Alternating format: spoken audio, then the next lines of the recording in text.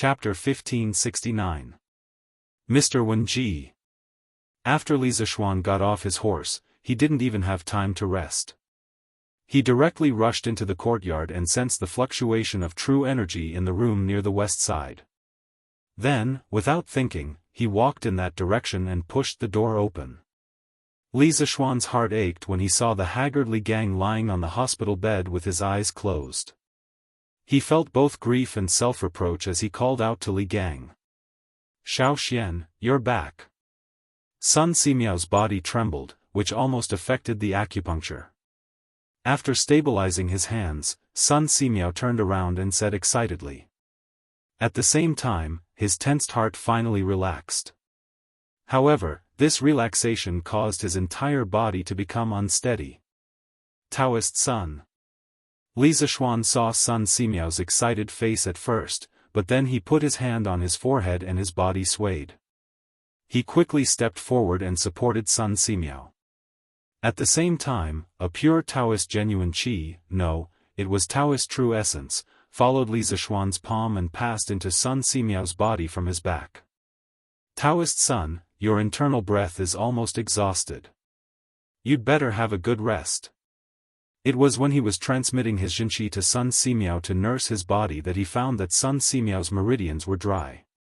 Thinking of the scene where Sun Simiao was injecting Jinqi into Li Gang's body before he came in, he instantly understood that old Sun's Jinqi was overused and his physical strength was exhausted.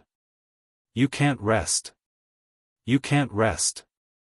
Brother Wenji's breath is weak, and his life is in danger. If he doesn't have genuine qi to sustain his life, I'm afraid he will die," Sun Simiao said tiredly. Suddenly, he felt that something was wrong and said in surprise, "Xiao Xian, your genuine qi. Did you make a breakthrough in your martial arts realm?" Sun Simiao found that the purity and quantity of genuine qi in Li Zishuan's body were completely different from before. He was shocked. "Let's talk about this later. Taoist Sun, you sit aside and adjust your qi circulation. I'll transfer qi into Mr. Wenji's body." In this short period of time, Li Zishuan had already used his true qi to help Sun Simiao recuperate his body. Finished speaking, he removed his hand from Sun Simiao's back and went directly to the front of the bed. He saw that Li Gang's chest still had 3 golden needles sticking out. Seeing this, Li Zishuan couldn't help but rejoice in his heart. "Fortunately, I've found the acupoints. I only need to control the genuine qi to enter Li Gang's body through the golden needles. Otherwise, I may not necessarily be able to do acupuncture." Although he had solved the cholera in Jianghu city before, it was just a coincidence. At that time, he happened to recover the memory of pathology and pharmacology of his predecessor. In addition, the old Chinese medicine doctor in his village in his previous life had told him about cholera, so he came up with the prescription to treat cholera. But when it came to feeling the pulse and applying acupuncture, he really didn't dare to rashly try. Although he was very familiar with hundreds of acupoints on the human body because of his martial arts practice, he not only had to know the position of the acupoints, but also had to control the strength. Sometimes, when the position was right, the strength was not suitable, which would affect the treatment effect. But now that Sun Simiao had helped him with the acupuncture, he didn't need to worry about this anymore. Old Sun's acupuncture skills were absolutely beyond doubt. Now he only needed to transfer the genuine qi to Li Gang through the golden needles, which was what he was good at. After all, he was a master at the late stage of the supreme power realm, so his control of the genuine qi was absolutely accurate. Li Zishuan's right thumb and middle finger pinched a golden needle on the Zhongding acupoint. The golden needle slowly rotated on his fingertips, and the Taoist genuine qi in his body quickly flowed like a trickle into Li Gang's heart meridian. At the same time, Li Zishuan suddenly felt an inexplicable familiar feeling in his heart. It felt like he had used this slender golden needle before. This made Li Zishuan very puzzled. "Xiao Xian, why did you come back alone? Where is Taoist Xianqing?" At this time, Sun Simiao, who was sitting aside and adjusting his qi circulation, asked. Li Zishuan came back from his meditation and replied, uncle is still behind. His horse is not as fast as my Whitey, so it will take a while for him to arrive at Yunshan. Sun Simiao nodded and said, I see. According to my original estimation, you should arrive at Yunshan at least at midnight. Now you have arrived nearly 4 hours earlier. It must be because of your Whitey. Speaking of Whitey, Li Zishuan couldn't help but exclaim, I only knew that Whitey was quite intelligent, but I didn't expect its endurance to be so outstanding. This time, Whitey really played a big part in rushing back to Yunshan from Jianghu province. Mr. Wenji's heart seems to be beating more vigorously. Sun Simiao was shocked when he heard this. He quickly got up and said, Really? Let me take a look. After that, he quickly walked to the bed, leaned over and pressed Li Gang's pulse, and began to feel Li Gang's pulse. After a while, Sun Simiao straightened up and said with joy, Indeed. Little Xian, it seems that your true qi is more effective than mine. I reckon that brother Wenji will wake up soon. Li Zishuan frowned and said, Although Mr. Wenji's heart is beating more vigorously now, it is still very weak compared to a normal person. Daoist son, what is the source of Mr. Wenji's weakness? This was a question that he urgently wanted to know. Before returning to Yunshan, he roughly heard about the situation that night from Meng Wenhao. Logically speaking, Li Gang only suffered some superficial wounds at most. His life shouldn't be in danger. Sun Simiao sighed and said, Little Xian, Wenji is already 82 years old this year. Once a person gets older, their limbs, bones, and internal organs become more fragile. Although brother Wenji only suffered some superficial wounds that night, for a person of his age, such injuries can be fatal. It's not his body that is injured, but his vitality. When his vitality dissipates, it will be the day his soul returns to the world. Li Zishuan thought for a moment and asked doubtfully, Since he has lost his vitality, why don't you give Mr. Wenji some medicine to consolidate his vitality? The effect should be better if the medicine is combined with the gold needles, right? Sun Simiao shook his head and said, When brother Wenji was first sent here, he could still take some medicine. But later, his body became weaker and weaker, to the point where he couldn't withstand the power of the medicine. After all, medicine is 30% poison. He doesn't have the ability to detoxify the poison in the medicine now. Giving him medicine is tantamount to feeding him poison. I see. After hearing this, Li Zishuan knew how weak Li Gang's body was at the moment. Sun Simiao was exhausted from transferring true qi to Li Gang. If he came back later, Li Gang would probably die. Sister Yushi. Is brother Little Xian back? In the main hall of Sun Simiao's courtyard, Han Yushi and Li Lian's family of 3 were all here. As soon as the two sides met, little Anren ran over quickly and looked up at Han Yushi. Compared to before, little Anren's face no longer had the innocent smile of the past. His eyes were also red. He must have cried many times this day. Looking at his pitiful appearance, Han Yushi bent down and stroked Li Anren's little face. She said affirmatively, Yes. Anren. Your brother Little Xian is indeed back. He's now inside treating your grandfather. Let's wait outside now. Don't disturb him. Speaking of which, she saw Big White outside the courtyard just now. Naturally, she was sure that Li Zishuan had returned to Yun Mountain. Yes, yes. Li Anren nodded heavily. Then, he looked up at Han Yushi with a hopeful expression and asked, Sister Yushi.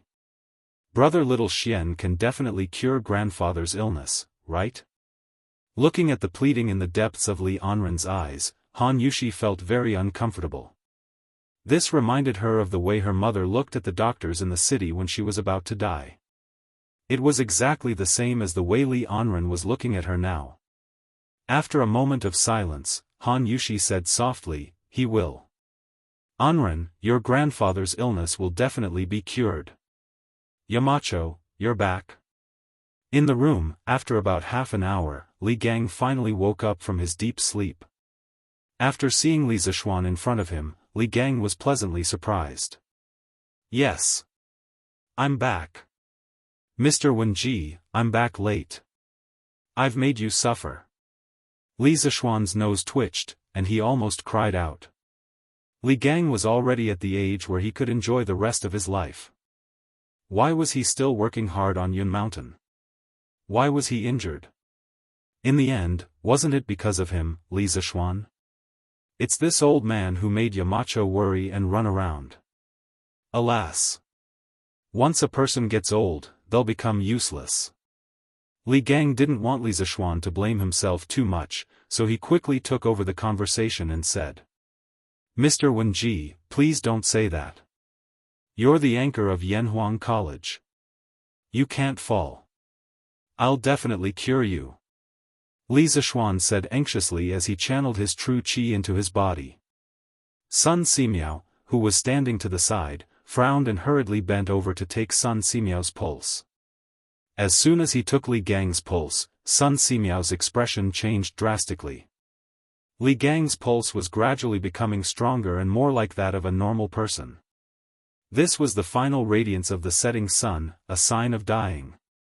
Master. Mr. Wenji's medicine is ready. Right at this moment, who actually walked in with a large porcelain bowl. Steam was rising from the top of the bowl, and the smell of Chinese medicine could be smelled from afar. Li Zishuan couldn't help but frown as he looked at Sun Simiao in confusion. He remembered that old Sun had said that Li Gang's body couldn't withstand the power of the medicine. What did he mean by bringing a bowl of medicine over? Put it down. Although he noticed Li Zishuan's puzzled look, Sun Simiao didn't explain anything. Instead, he said to Hu calmly. Yes. Master. Hu placed the porcelain bowl on the bedside table and then carefully retreated.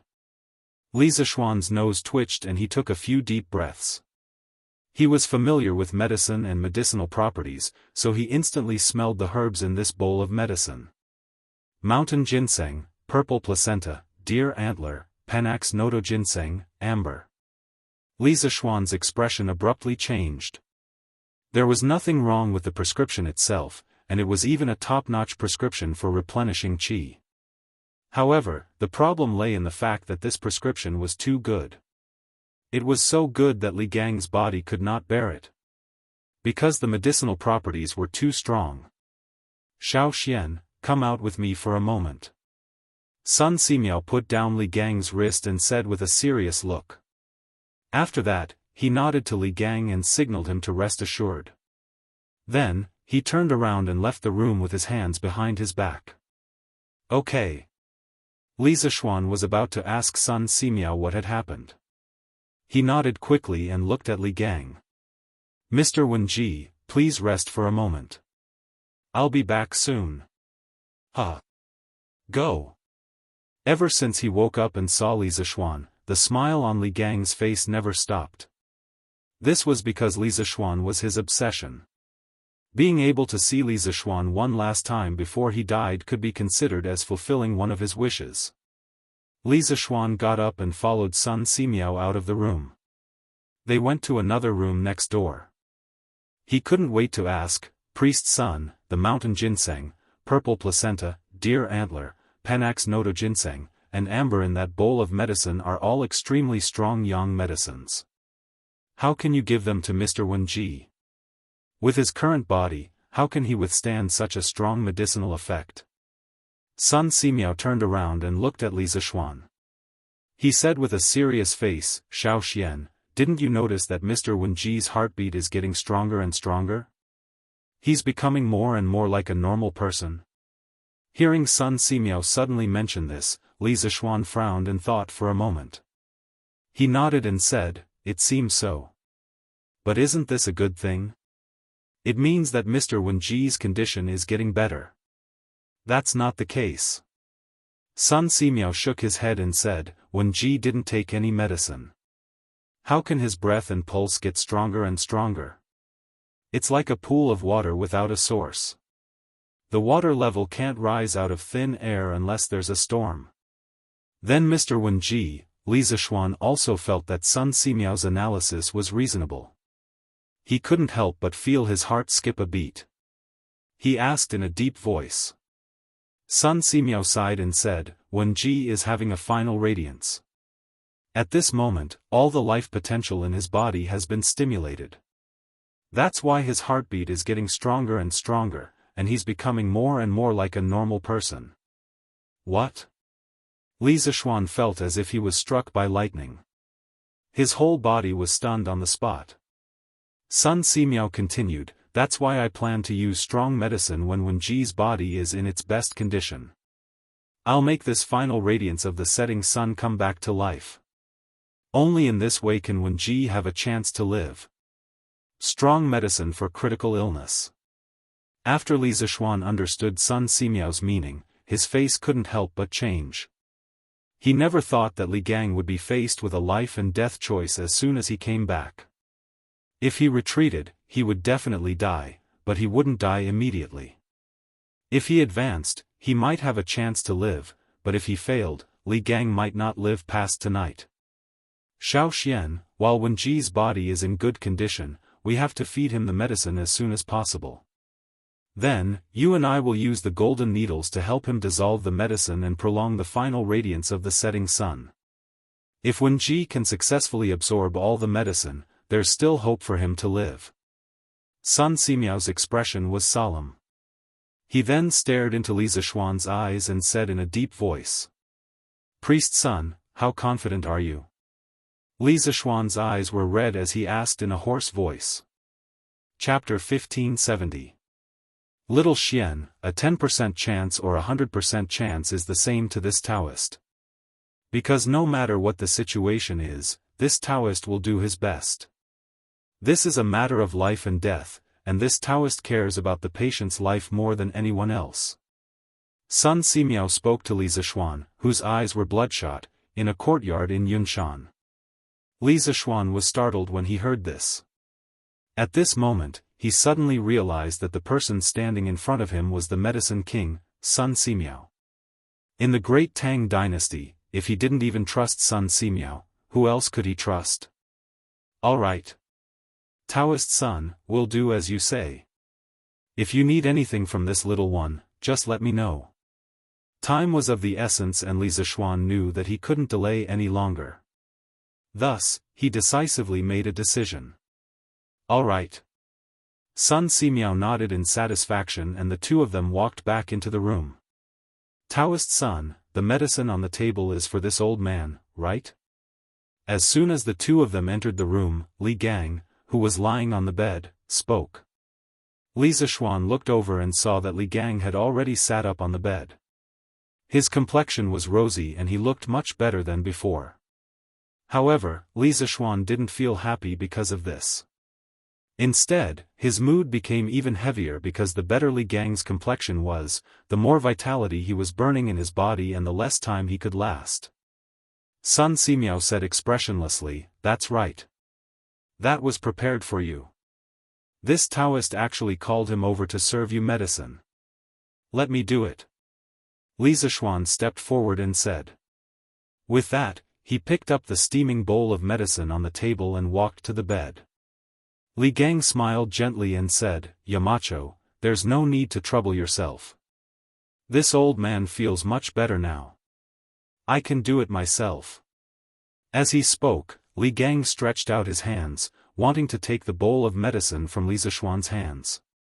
Li Zishuan's expression froze. Now that things had come to this, he hesitated.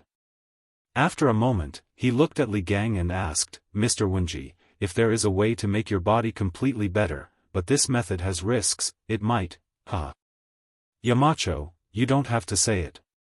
This old man is willing to try. Before Li Zishuan could finish his words, Li Gang impatiently interrupted, I know my own body well. Even if Dr. Sun's medical skills are superb and Yamacho's internal strength is profound, I can at most prolong my life for a few more days. However, the academy has just started to improve, and I don't want to die yet. If there is really a way for me to recover completely, I'm willing to give it a try no matter how big the risk is. Desire. From Li Gang's eyes, Li Zishuan could see the old man's desire for life. Reluctance. From the old man's eyes, Li Zishuan could also see his reluctance to part with this world, or rather, to part with Yunshan. At this moment, Li Zishuan's heart was filled with regret and bitterness. If he had not followed the Sky Rooster Brigade to the north to eliminate the locusts, even if Wu Jie had infiltrated the Tang Empire, he would not have dared to rashly attack Yunshan. Even if Wu Jie had infiltrated Yunshan, with him there, he would not have let Li Gang face Wu Jie alone and be seriously injured. If none of this had happened, Li Gang naturally would not be lying in bed at this moment, facing the choice of life and death. Xiao Xian, there's not much time left. Sun Simiao could not help but remind him. Oh. Okay. Li Zishuan came back to his senses and quickly sat by the bed. He said to Li Gang, "Come. Mr. Wenji, I'll feed you medicine." Li Gang nodded. Li Zishuan held the bowl of medicine and used a spoon to scoop up a spoonful of medicine. He gently blew on it and brought it to Li Gang's mouth. Li Gang opened his mouth, leaned forward slightly, and swallowed the medicine without hesitation. Although the medicine was bitter, Li Gang did not frown, because he knew that this medicine was life-saving. This was the first time Li Zishuan had fed medicine to someone in this life. He fed it very carefully, for fear of spilling a single drop. But at the same time, his heart was also very heavy, because he did not know what would happen to this old man after drinking this bowl of medicine. Would he come back from the dead, or would he fall into a deep sleep? Thinking of this, he felt that the bowl of medicine in his hand had become incomparably heavy, so heavy that he could not lift it. "Thank you for your trouble, Yamacho." After a while, the medicine in the bowl was finished. Li Gang took the handkerchief from Sun Simiao and smiled gently. Not to mention anything else, just being able to see Li Zishuan before his death was enough for Li Gang, and he had no regrets. "Mr. Wenji, after taking the medicine, you must lie down as soon as possible, close your eyes, and calm your mind. Do not be agitated and harm your body." Seeing that Li Gang had finished taking the medicine, Sun Simiao quickly went forward and reminded him. "Okay. Daoist son, do as you please, there is no need to hold back. Anyway, this old man is a dying man. If I can be saved, it will be my great luck. If I can't be saved, then it is my fate." Li Gang nodded and said with an indifferent expression. After that, he closed his eyes and lay flat on the bed. His breathing gradually became even. "Xiao Xian, let's begin." Sun Simiao saw this and said in a low voice. Li Zishuan's face was serious as he nodded and replied, "Okay." This guy agreed very straightforwardly, but Sun Simiao's next sentence made him dumbfounded. "Then you will do the acupuncture. This poor Taoist will tell you which acupuncture points to use." Son. Priest son, aren't you going to do the acupuncture?" Hearing this, Li Zishuan was dumbfounded. Sun Simiao said helplessly, "Mr. Wenji's heart pulse is weak. The person who performs the acupuncture must use qi to control the needle. In my current condition, I can't perform the acupuncture for a long time. Only you, Xiao Xian, can do it for me." Li Zishuan said with a bitter face, "But, priest son, I am not good at acupuncture." Sun Simiao heard this and said with a shocked face, "How is that possible? When Priest Spirit Void was alive, his acupuncture skills were unparalleled in the world. As his last disciple, how can you not be good at acupuncture? Xiao Xian, are you lying to this poor Taoist?" Li Zishuan touched his nose and said embarrassedly, "Priest son, last year when I was in the Zhongnan Mountains, I was accidentally beaten down a cliff by the mountain bandits. There are some things in the past that I can't remember clearly, including the acupuncture skills that my master taught me. This kind of strange thing happened?" Sun Simiao said with some disbelief. Li Zishuan was embarrassed, but he couldn't tell Sun Simiao that he was an outsider and that his memory was not completely integrated when his soul crossed over, right? If he really said that, Sun Simiao probably wouldn't believe him. "Priest son, how about this? Li Zishuan saw that the rise and fall of Li Gang's chest was gradually stabilizing. He guessed that Li Gang had fallen asleep. He knew that he couldn't delay any longer. Just at this moment, a thought flashed through his mind. He thought of an idea and said, "Daoist son, I will pass my true qi to you. You can perform acupuncture. This way, you won't have to worry about your true qi drying up." Sun Simiao's eyes lit up, but then he frowned and said, "Xiao Xian, this method is feasible, but for you, the consumption of your true qi will be very terrifying. It will be faster than you using your true qi to perform acupuncture. Have you thought about it?" Li Zishuan gritted his teeth and said, "I have thought about it. Don't worry, priest son, I can definitely hold on. In addition, my martial uncle is also rushing back to Cloud Mountain. With martial uncle around, teacher Wenji will definitely be fine." Sun Simiao thought about it and then nodded. "That's good. Let's begin." After saying that, he took a wooden box from the table next to him and took out 2 golden needles from the wooden box. Then, Sun Simiao took a deep breath and suddenly moved his hands at the same time. 1 upward and 2 downward, he stabbed Li Gang's Fengmen and Juyin acupoints. Li Zishuan, who was standing at the side, saw Sun Simiao's amazing acupuncture technique and couldn't help but be immersed in it for a moment. "Xiao Xian, quickly transfer your true qi to this poor priest." Just as Li Zishuan was immersed in Sun Simiao's extraordinary acupuncture technique, Sun Simiao's words woke him up from his contemplation. "Oh. Okay." Li Zishuan hurriedly responded. Then he put his palm on Sun Simiao's back and controlled his true qi to slowly enter Sun Simiao's body. He and Sun Simiao were both Daoists. Although they practiced different qi-nourishing skills, they were essentially of the same origin and there was no mutual rejection of true qi. However, Sun Simiao was right about one thing. That was, by transferring true qi to others and then letting others use qi to control the needles, the consumption of true qi would be even greater. Fortunately, Li Zishuan was now a martial arts master at the late stage of the supreme power realm. The amount of true qi he had was not the same as before. According to Xian Qing's words, Li Zishuan not only had true qi in his body, but also the true essence that only the masters of the supreme power realm had. This was what Li Zishuan was relying on now. With the support of Li Zishuan's true qi, Sun Simiao's movements became faster. In just a few breaths, Li Gang's body was covered with 12 golden needles. When Sun Simiao was inserting the needles were quickly and smoothly pushed in at the right time. Li Zishuan was amazed by Sun Simiao's performance. He thought to himself that Sun Simiao was indeed a miracle-working doctor. With just this acupuncture technique, he could dominate the world for hundreds of years. As time passed slowly, Sun Simiao's movements became faster and faster. Correspondingly, Li Zishuan felt that the consumption of true qi in his body was getting faster and faster. According to the consumption rate of true qi, Li Zishuan felt that the true qi in his body would be exhausted in 2 hours at most. Thinking of this, Li Zishuan could not help but frown. At this moment, he finally felt that it was tricky. Li Gang, who was lying on the bed, had more and more golden needles on his body.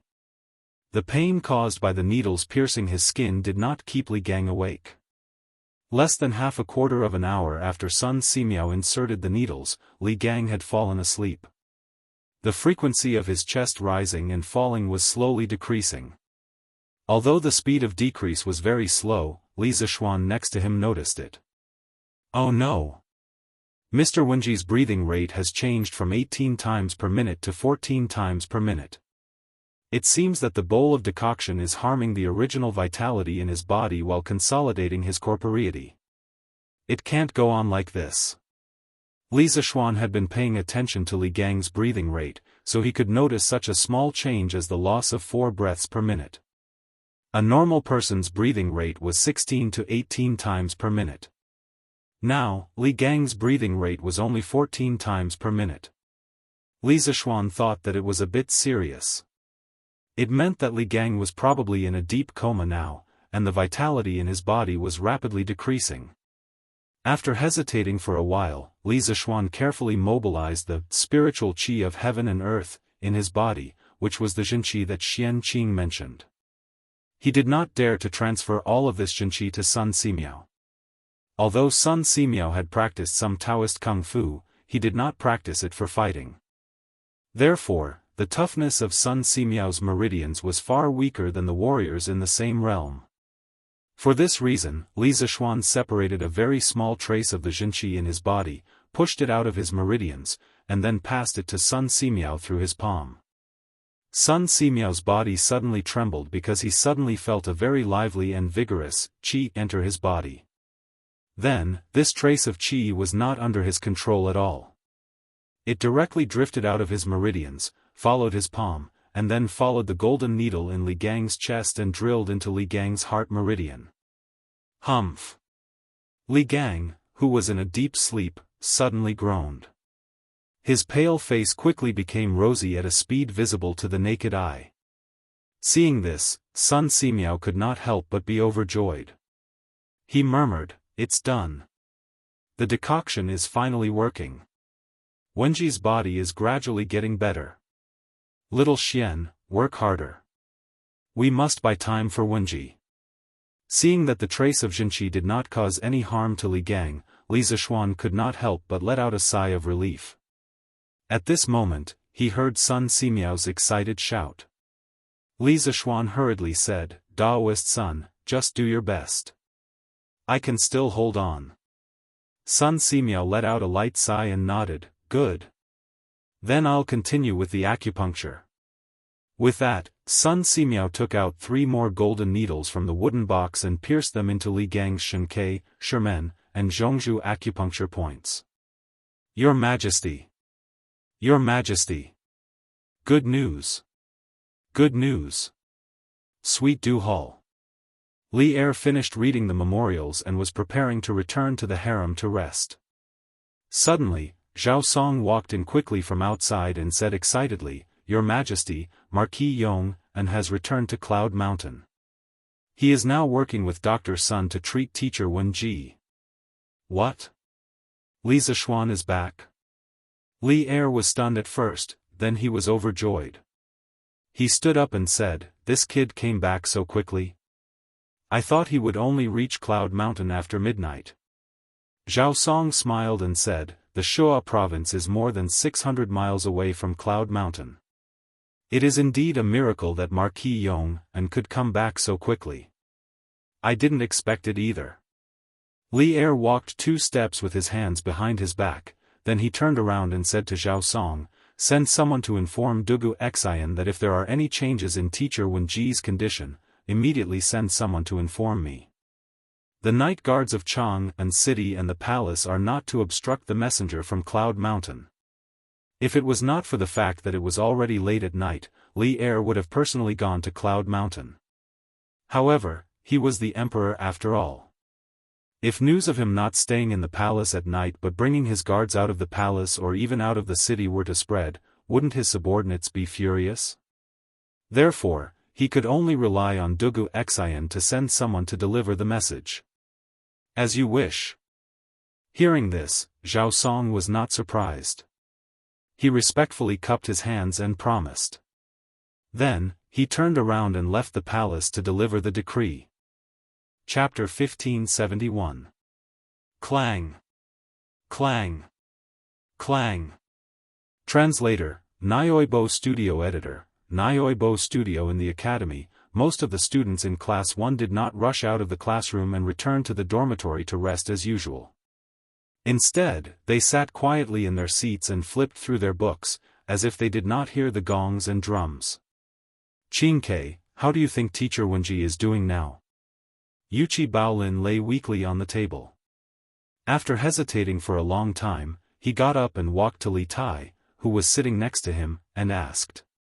Li Tai was still doing exercises. When he heard this, he immediately stopped writing.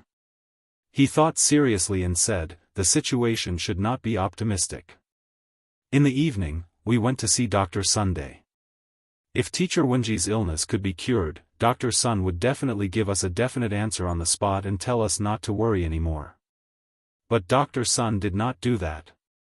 This means that Teacher Wenji's illness is difficult to treat even for Dr. Sun. When Yuchi Baolin heard Li Tai's words, he immediately panicked. Even Dr. Sun finds it difficult to treat? Then isn't Teacher Wenji hopeless? Baolin, what are you talking about? It was unknown when Sun Zifen had also come over. Hearing this, he hurriedly said, Teacher Wenji has a noble character. He is still teaching and educating people even when he is at the end of his life. If such a person of virtue and prestige can't live a long life, then God must be blind. Yes. Zifen is right. Someone as upright and noble as Teacher Wenji must live to 100 years old. Qin Huayu suddenly came over and said with a firm expression. Sigh. No one wants anything to happen to Teacher Wenji, but the reality is. Li Tai sighed worriedly. Then, his eyes suddenly lit up and he said, that's right. Yamacho set off from Jianghu this morning and rushed to Wang Yunshan's place. I don't know if Yamacho has reached Yunshan yet. With Yamacho around, Teacher Wenji's illness has a great chance of getting better. Sun Zifen was stunned, then he excitedly slapped his thigh and said, that's right. Yamacho had not only cured General Qin's old injuries, but also solved the cholera in Chang'an. Their medical skills were not inferior to Dr. Sun's. With Yamacho here, Mr. Bunji's illness will definitely be cured. Yuchi Baolin whispered, Qin-Kei, why don't I secretly climb over the east wall and go to the side yard to see if the mountain elder has returned? Hearing this, all of them widened their eyes and stared at Yuchi Baolin in shock. Sun Zifen opened his mouth and said in shock, Baolin, you can't be serious, right? By the way, why are you so concerned about Teacher Wenji's condition? Of course I'm telling the truth. Yuchi Baolin straightened his neck and said, Teacher Wenji is a good teacher. I respect him and don't want anything to happen to him. This simple and honest young man had always been straightforward and didn't like to talk to others in a roundabout manner. Although his words were simple, they were the truest portrayal of his heart. If he did not respect Li Gang from the bottom of his heart, he would not have risked his life to protect Li Gang when Wu Jia broke into the Cloud Mountain that night. Hearing this, Sun Zifen immediately stopped joking and his expression became serious. He thought for a moment, then looked Yuchi Baolin up and down and said, Baolin, I think that with your size, if you secretly climb over the wall, you will definitely be discovered by the Academy's guards. Do you think Teacher Kong Gue will hit your palms? Yuchi Baolin subconsciously hid his hands behind his back and argued, Zifen, don't look down on me. I'm more skilled than you. I definitely won't be discovered by the Academy's guards. Hey! You're more skilled than me. But you're bigger than me. Sun Zifen retorted. That's enough. You two don't need to argue. Li Tai rolled his eyes and said, Baolin, although we all want to know if Yamacho is back, we can't let you take the risk of climbing over the wall. How about this, I'll go to the Academy's gate and ask Mo Zhong and Mo Yun. If Yamacho is back, he will definitely pass by the Academy's gate. They will definitely know. That's right. How could I forget about this? Sun Zifen's eyes lit up and said excitedly, Qin-Kei, go ask them quickly. Yes. The constitution strengthening powder has already taken effect in Wenji's body. Wenji's qi and blood are becoming more vigorous, but the medicine has activated his internal organs. He needs to consume more vitality to maintain his body's normal operation. Little Xian, we can't let our guard down at this time. Otherwise, the poison in the medicine will backfire on Wenji's heart meridians. In the Yunshan courtyard, Li Gang's treatment had reached the most critical stage. Although Sun Simiao had the support of Li Zishuan's true qi, he was the one who applied the needles. In addition, Li Zishuan's true qi was circulating through his body, which also brought a lot of burden to him. Therefore, at this time, Sun Simiao was already tired and sweating profusely. Taking advantage of the time when the golden needles were inserted into the acupuncture points, Sun Simiao wiped his sweat and said with a serious face. Li Zishuan, who was instilling vital energy into Sun Simiao, gritted his teeth and said, "Don't worry, Daoist Sunday. I can still hold on for a long time." In fact, Sun Simiao's current situation was also very bad. Even though he was already a master at the late stage of the Supreme Power Realm, he had consumed more than 30% of his true qi in just half an hour. Especially later, when there were more and more golden needles on Li Gang's body, Sun Simiao had to consume more true qi to control the needles with his qi. At the rate of consumption, it was estimated that an ordinary martial artist at the Supreme Power Realm would have run out of true qi at this time. Half a month ago, there were 3 Zhongshe realm martial artists on Yunshan Mountain. It was reasonable to say that there was no shortage of people who could instill vital energy into Wenji's body. However, the problem was that the other 2 Zhongshe realm martial artists of the academy were seriously injured by Wu Jia that night. Dugu Duxing and Dugu Duxing were still injured. Li Zishuan naturally couldn't be so heartless as to call them over to help instill vital energy into Wenji's body. Good. Next, this poor Taoist will perform a series of needles to completely open up Wenji's heart and lungs. Xiao Xian, you have to be mentally prepared. The amount of vital energy required for the series of needles will be several times more than before. Sun Simiao nodded lightly. He took out 8 golden needles from Li Gang's abdomen and head while instructing Li Zishuan. Li Zishuan took a deep breath and said, "Don't worry, Taoist Sunday. This little one is ready." "Good." Sun Simiao responded. Then, he took out a golden needle and pierced it into the Huagai acupoint above the heart like lightning. Then, his fingers moved slightly, and the golden needle stood on Li Gang's body and began to vibrate spontaneously. Then, Sun Simiao didn't stop. He took out another golden needle and pierced it into the Yutang acupoint. A moment later, this golden needle also began to vibrate spontaneously. After that, Sun Simiao did the same thing and used the golden needles to pierce the Zhong Ting, Fan Wei, Tonggu, Yumen, and Shenfeng acupoints. Li Gang's Yuxiong acupoint suddenly showed a situation of 7 needles. Moreover, these 7 golden needles were all trembling involuntarily under the effect of Sun Simiao's true qi. If one was close enough, they could even hear the trembling of the golden needles. Xiao Xian. Speed up the infusion of vital energy. Only the most crucial step is left. Sun Simiao held the 8th golden needle and took a deep breath as he spoke to Li Zishuan. "Okay." Li Zishuan gritted his teeth and replied. Then, he controlled more vital energy and channeled it into Sun Simiao's body through his palm. Humph. Sun Simiao had only practiced some qi-nurturing techniques. The toughness of his meridians was far from Li Zishuan's, and even worse than Yuqi Baolin's. Suddenly receiving such a powerful amount of vital energy, his face quickly began to redden. Suppressing the pain from his meridians, Sun Simiao held the 8th golden needle in his hand and quickly pierced it into Li Gang's Lingshu acupoint. Clang! Li Zishuan, who was in the middle of instilling vital energy into Sun Simiao, suddenly heard an extremely clear metallic sound. After the 8th golden needle pierced in, the remaining 7 golden needles on Li Gang's Yuxiong acupoint actually began to vibrate at the same frequency and amplitude as the last golden needle. Chapter 1572. Uncle Master. In the courtyard of Yunshan, Li Zishuan looked at the big hand that was grabbing his wrist and saw Xian Qing standing behind him. Li Zishuan felt a lump in his throat and shouted excitedly as if he had finally found someone to rely on. Xian Qing's hair was still a little messy, and there were many wrinkles on his clothes. He must have ridden too fast on the horse, causing his clothes and hair to become messy.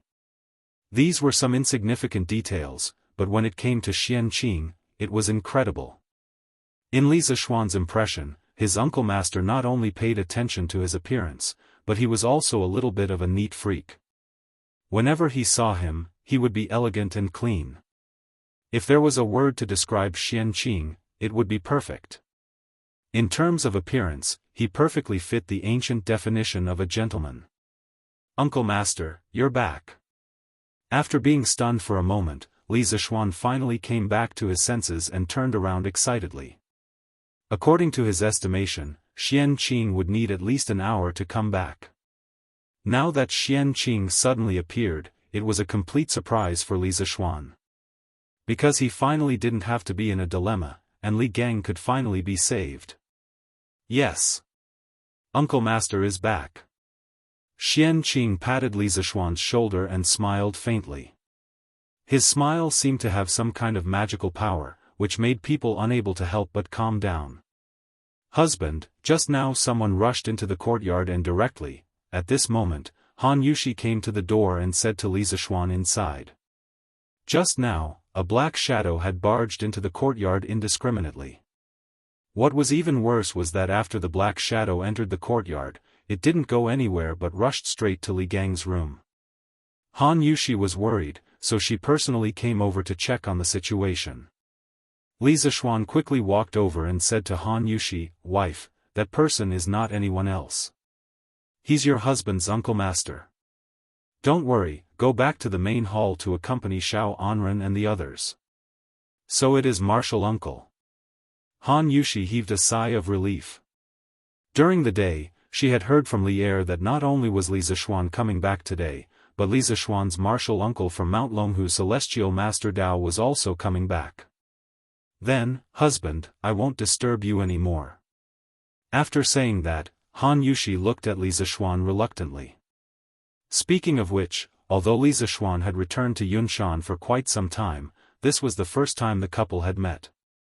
In addition, Li Zishuan had gone to the north for disaster relief for more than 10 days. How could Han Yushi not miss him? However, this was the critical moment to save people.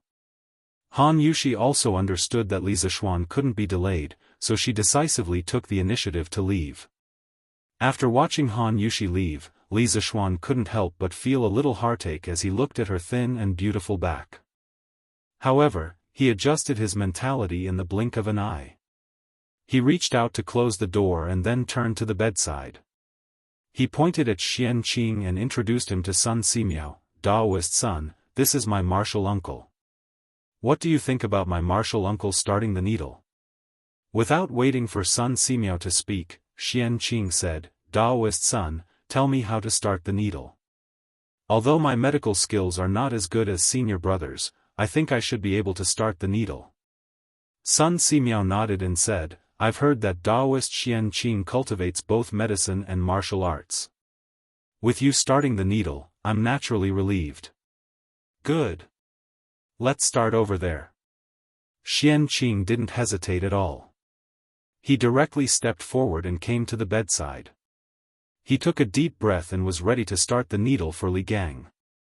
Sun Simiao slowly opened his mouth and said, "Concentrate and calm your qi. Let the qi go to the dantian.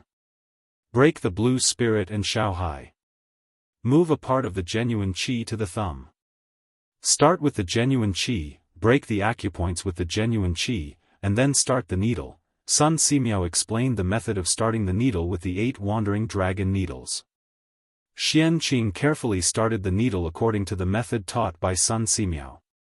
As the golden needles were removed from the 8 acupoints on Li Gang's upper body one by one, Xian Qing's expression didn't become relaxed.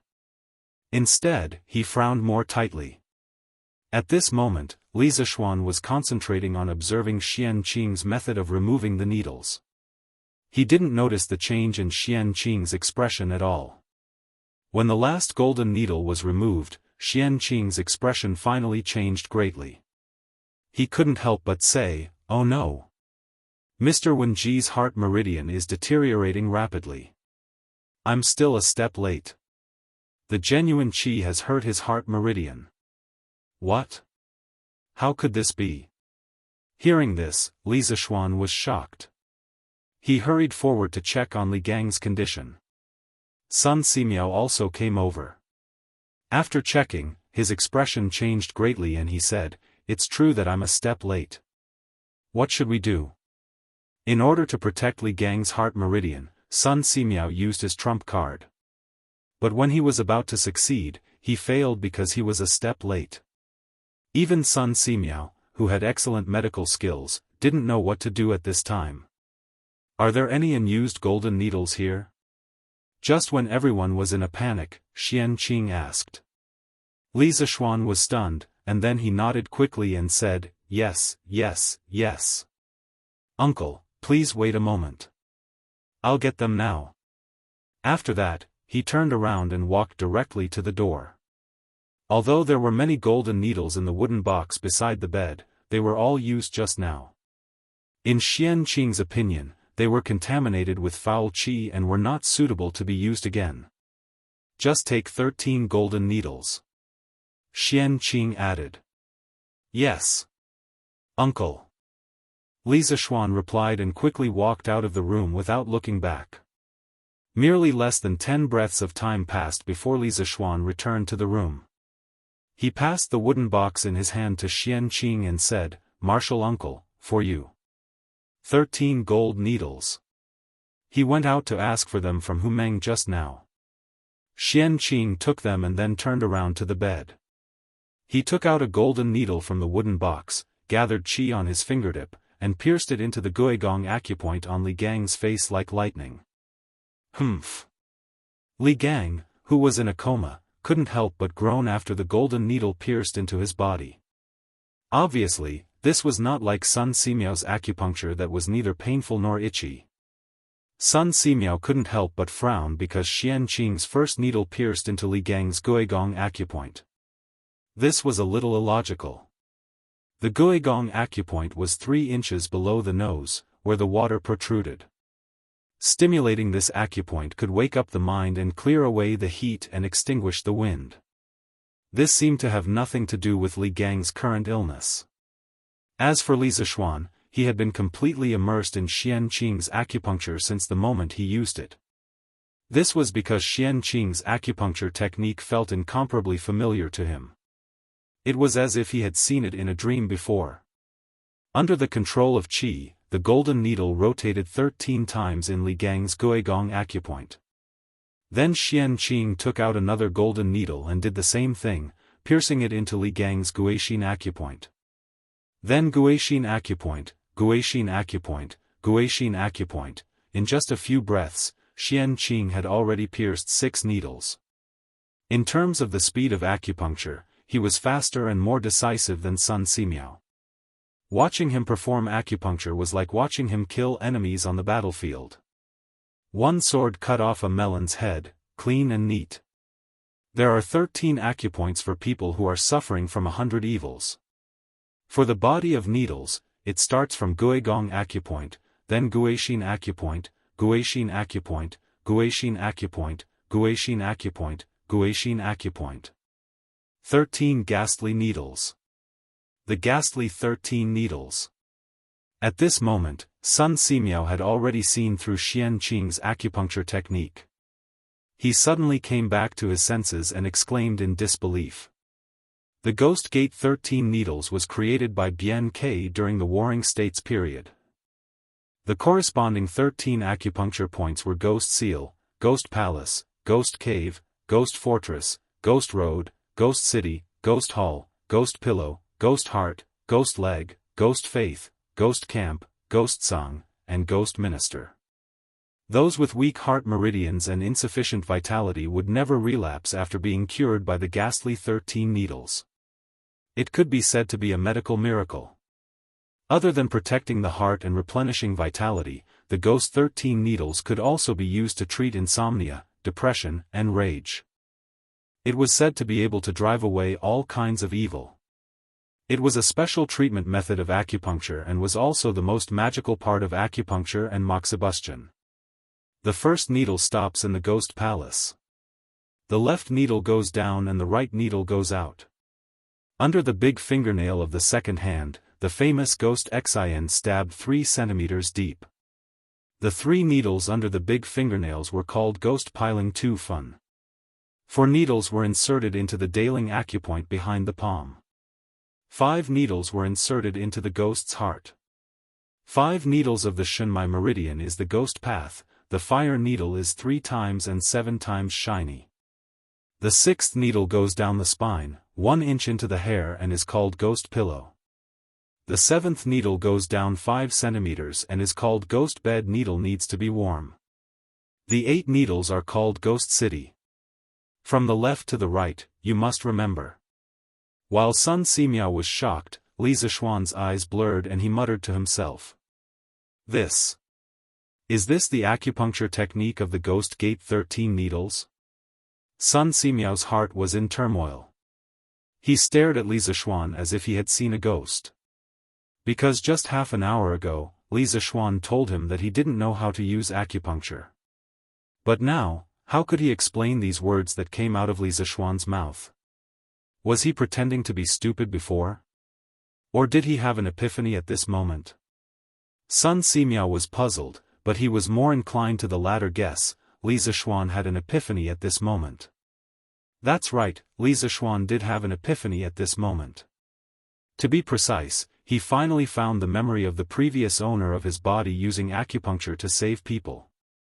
In his memory, spiritual master Lingshu's best acupuncture technique was the ghost gate 13 needles.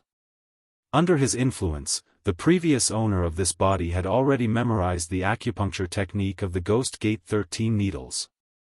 He also had a lot of acupuncture experience.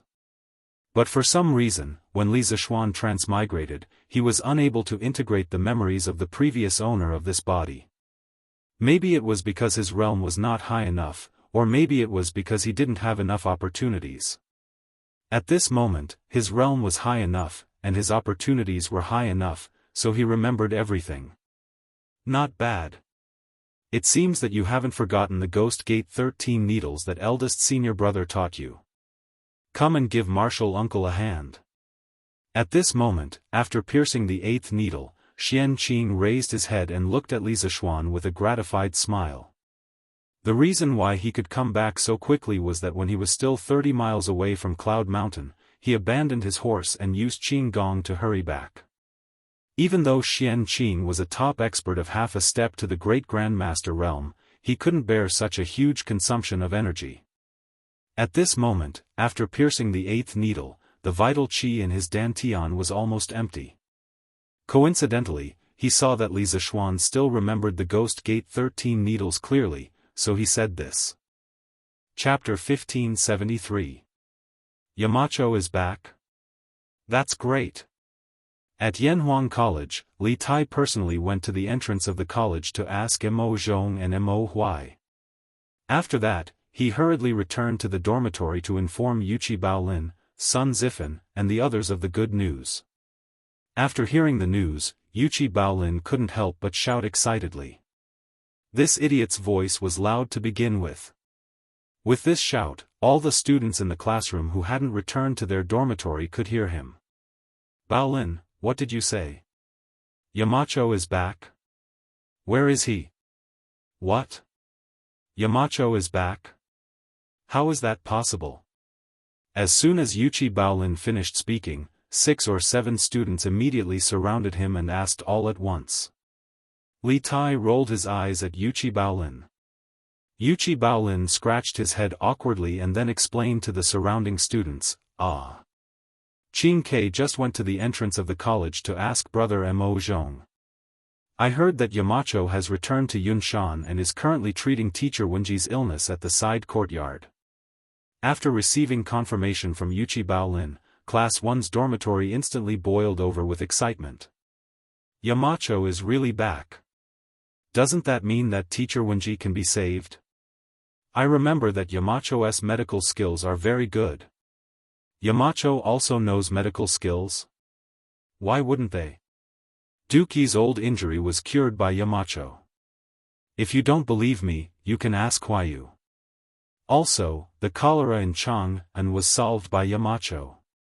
In that case, Yamacho can really cure teacher Wenji? That's great. There's finally hope for teacher Wenji's recovery. Many students hugged each other excitedly.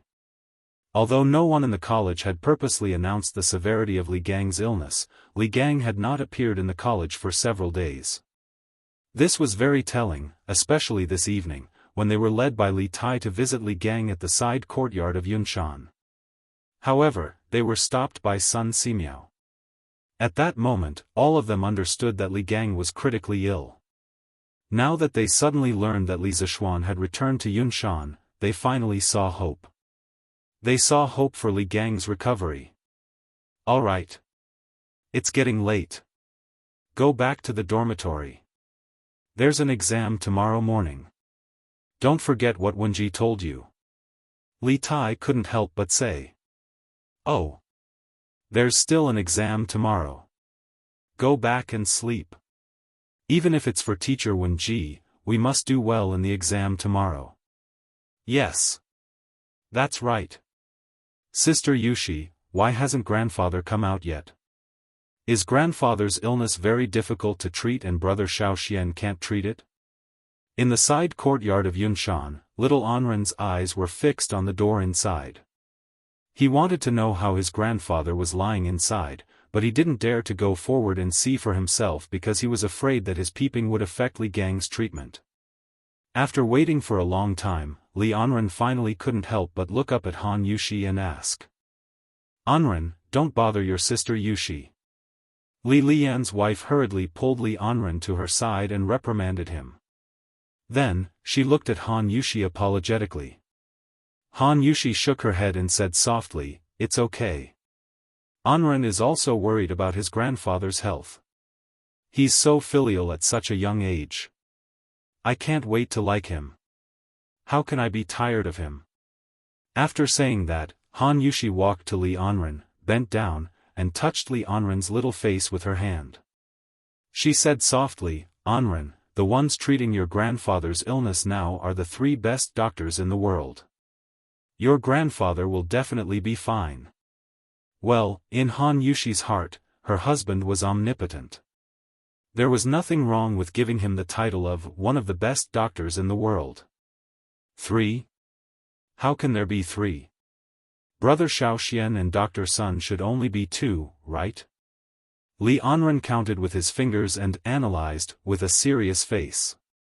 Han Yushi couldn't help rubbing Li Anren's little head and said, "There was another person who entered that room just now. Did Anren forget? That person is your brother Xiaoshuan's martial uncle. His medical skills are also very good." "Oh. Then my grandfather will definitely be fine." Li Anren thought for a while and nodded heavily. Creak. As soon as Li Anren's voice fell, the door of the inner room was pushed open from the inside. Li Lian and his wife, Han Yushi, and Li Anren, 4 people, 8 eyes suddenly looked at the door in unison. They saw Li Zishuan walking out first with a relieved smile on his face. Behind him was the arrogant and cold Xian Qing, as well as the kind-looking Sun Simiao. "Brother Xiaoxian. How is my grandfather?" Li Anren was the first to react. Then he strode his little legs and ran quickly towards Li Zishuan. "Huh.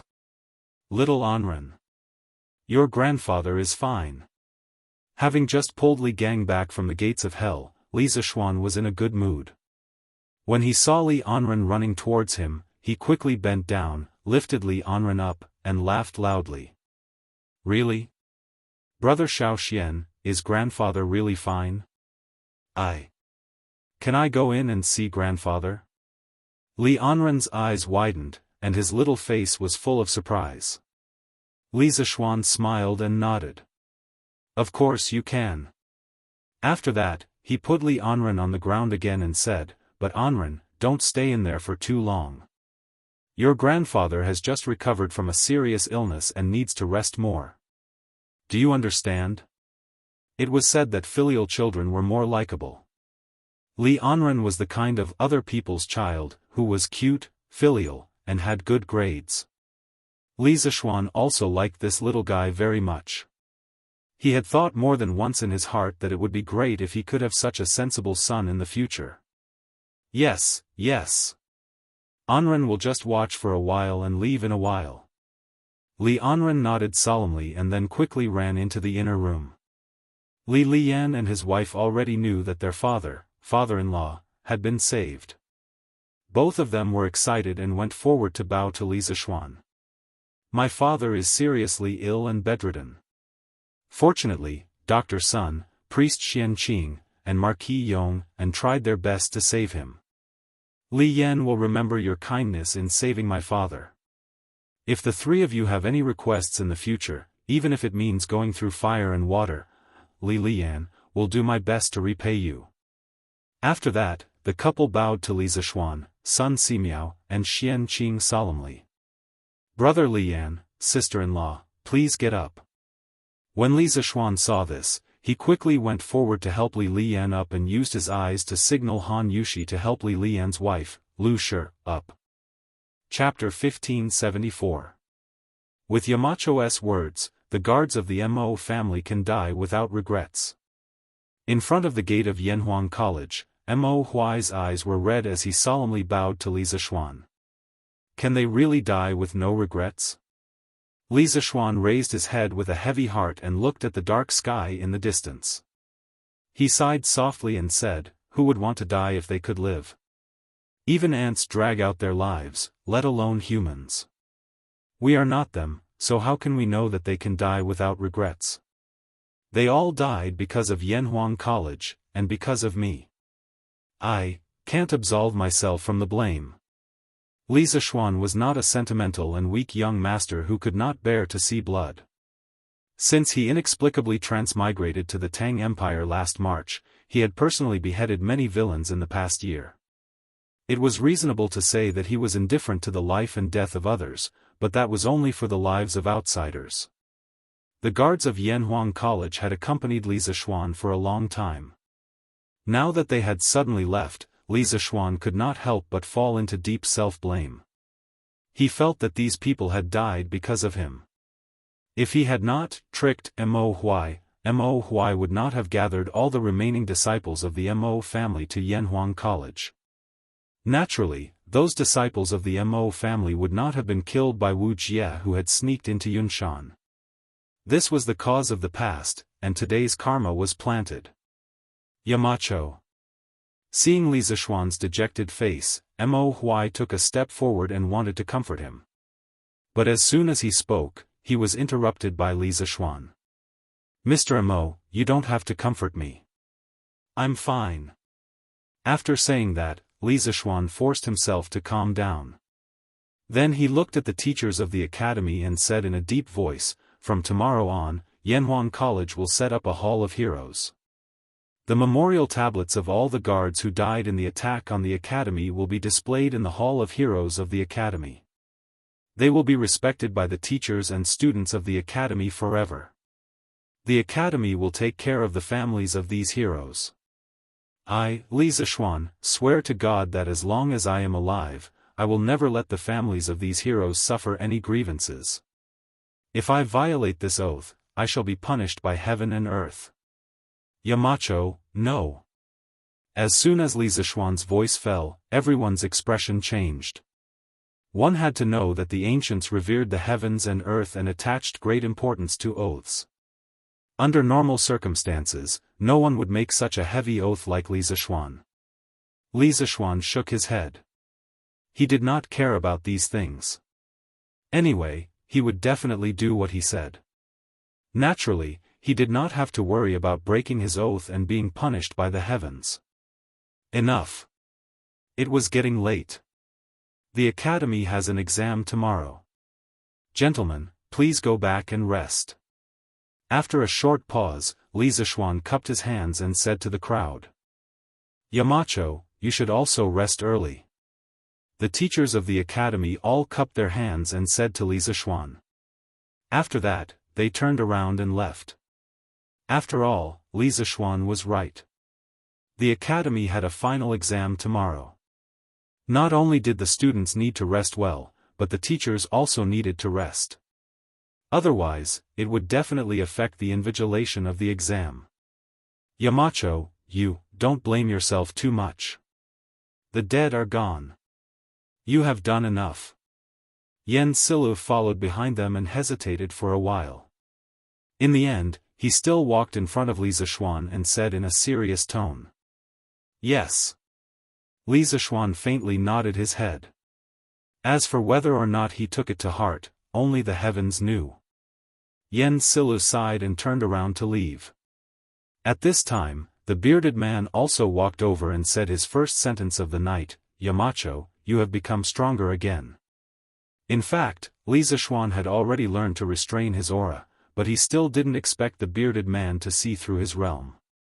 He was slightly surprised at first, but then he smiled bitterly and said, "So what if I become stronger? I still can't save the Academy's guards." The bearded man frowned.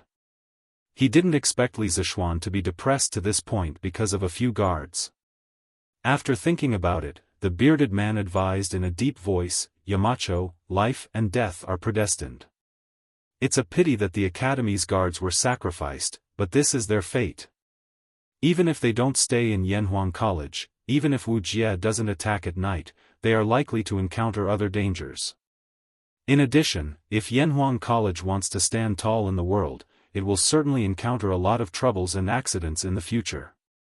Yamacho, you are a person who does great things. Don't be depressed because of a few lives." "Yes. I got it." Li Zishuan narrowed his eyes and replied. The bearded man knew that Li Zishuan wasn't someone who could be persuaded with just a few words. Thus, he gave up and said indifferently, "2 days later, after my injuries have healed, I will be going out to sea. This time, I will really leave. Yamacho, take care."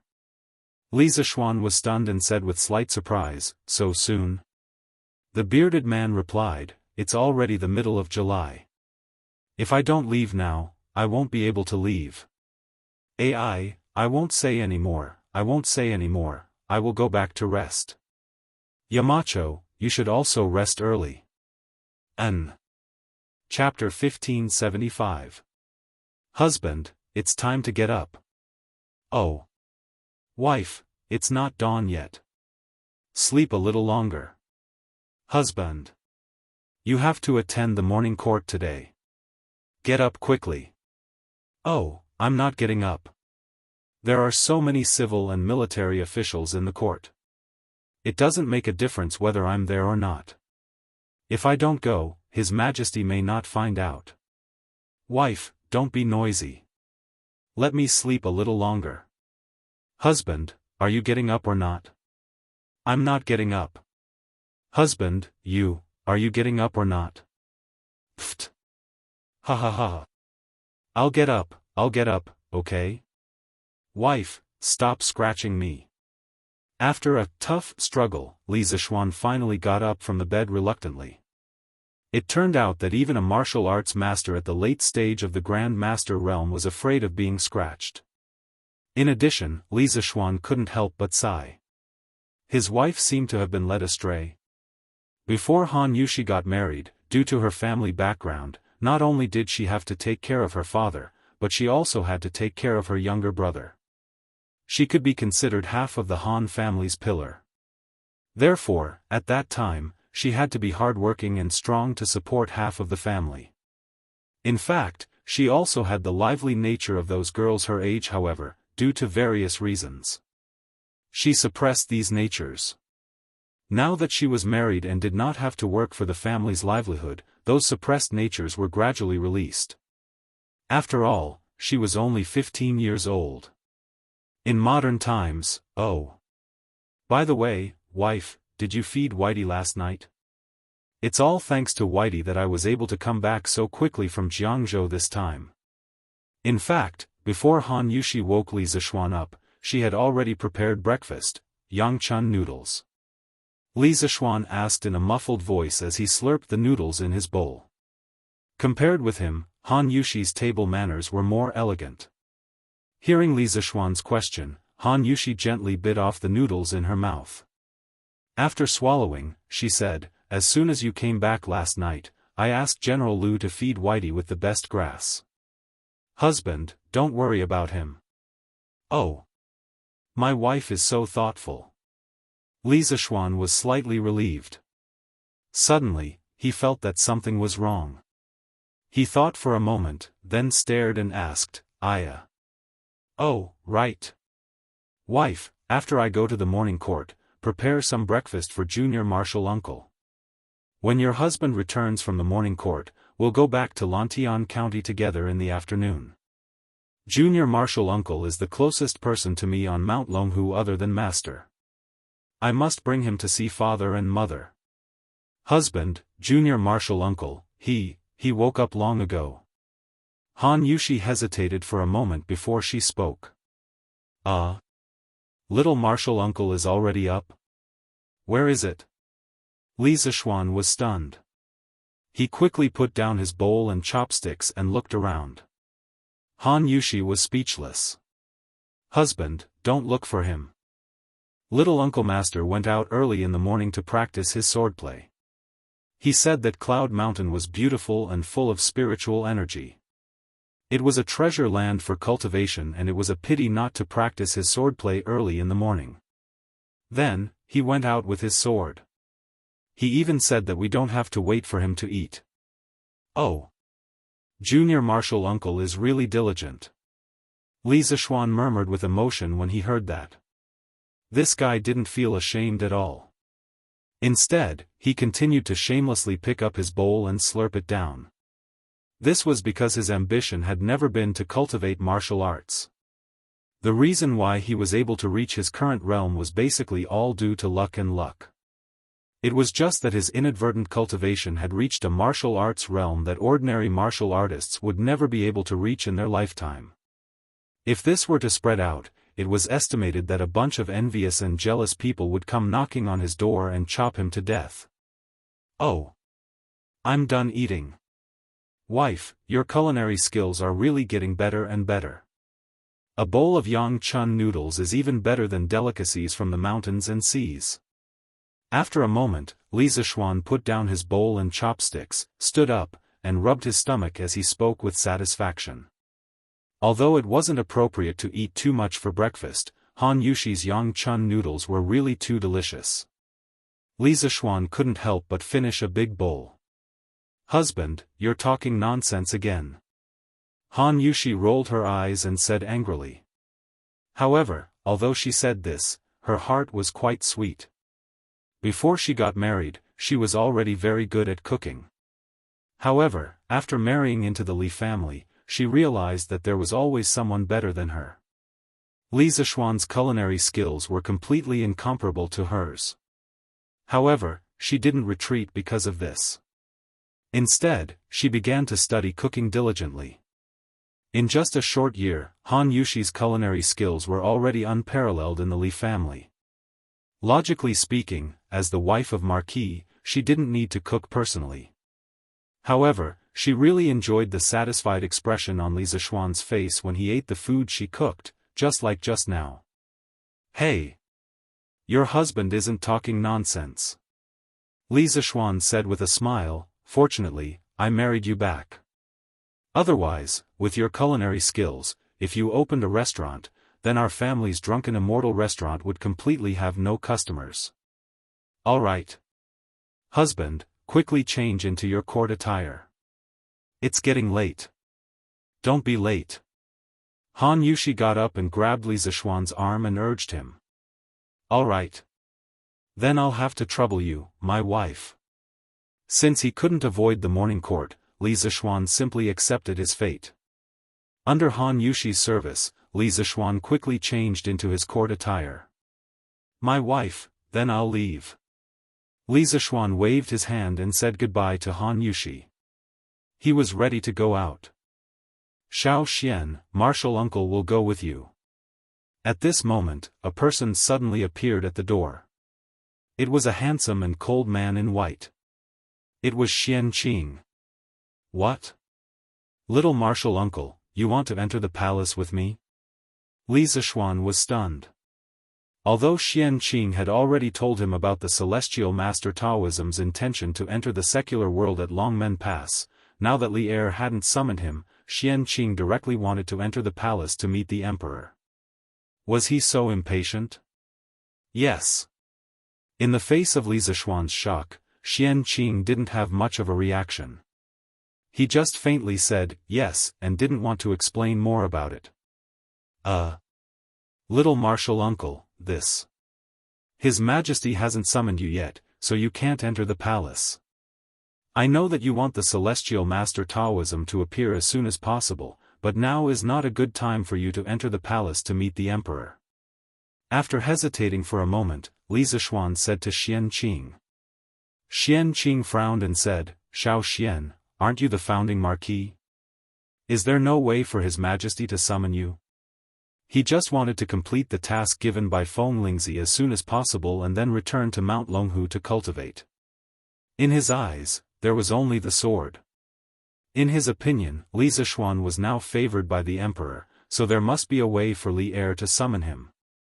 "Martial uncle, do you really want to see His Majesty today?"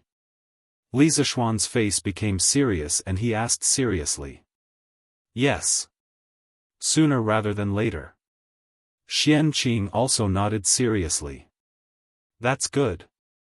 Martial uncle, come with me to Chang'an. You can wait outside the palace for a moment. After I enter the palace, I'll find a chance to ask His Majesty to summon you." Li Zishuan thought for a moment and decided. "Okay. Wait for a moment, I'll go and get something." Xian Qing nodded and then his face became a little unnatural. After he finished speaking, he walked to the guest room on the first floor where he slept last night. The 4 people and 4 horses, plus the guards Lu Feng and Lu Yun, went down the cloud mountain before dawn. Then, they followed the cement road and rushed toward Chang'an city. After more than half an hour, the 4 of them finally arrived at the imperial city. Li Zishuan dismounted and handed Whitey to Lu Feng. He turned to Xian Qing and said, "Little martial uncle, wait here for a moment. After I enter the palace, I'll find a chance to ask His Majesty to summon you." "Okay. Go." Xian Qing waved his hand indifferently and said. Li Zishuan then entered the palace. In front of the Taiji Palace, there were already many ministers waiting for the morning assembly. When they saw Li Zishuan, many of them could not help but be shocked. "Little Xian, you're back? When did you come back?" Niu Jinda, Li Jing, Duan Jishuan, and the other generals were the first to welcome him. Old Niu asked in surprise. "Uncle Niu, I returned to the Cloud Mountain last night and then received His Majesty's imperial order to attend today's assembly. Didn't I rush over?" Li Zishuan cupped his hands and explained. Chapter 1576. Greetings, Your Majesty. Rise, all my beloved subjects. In Taiji Palace, after a round of greetings, the morning court session officially began. Before the morning court session, I have a piece of good news for all my beloved subjects.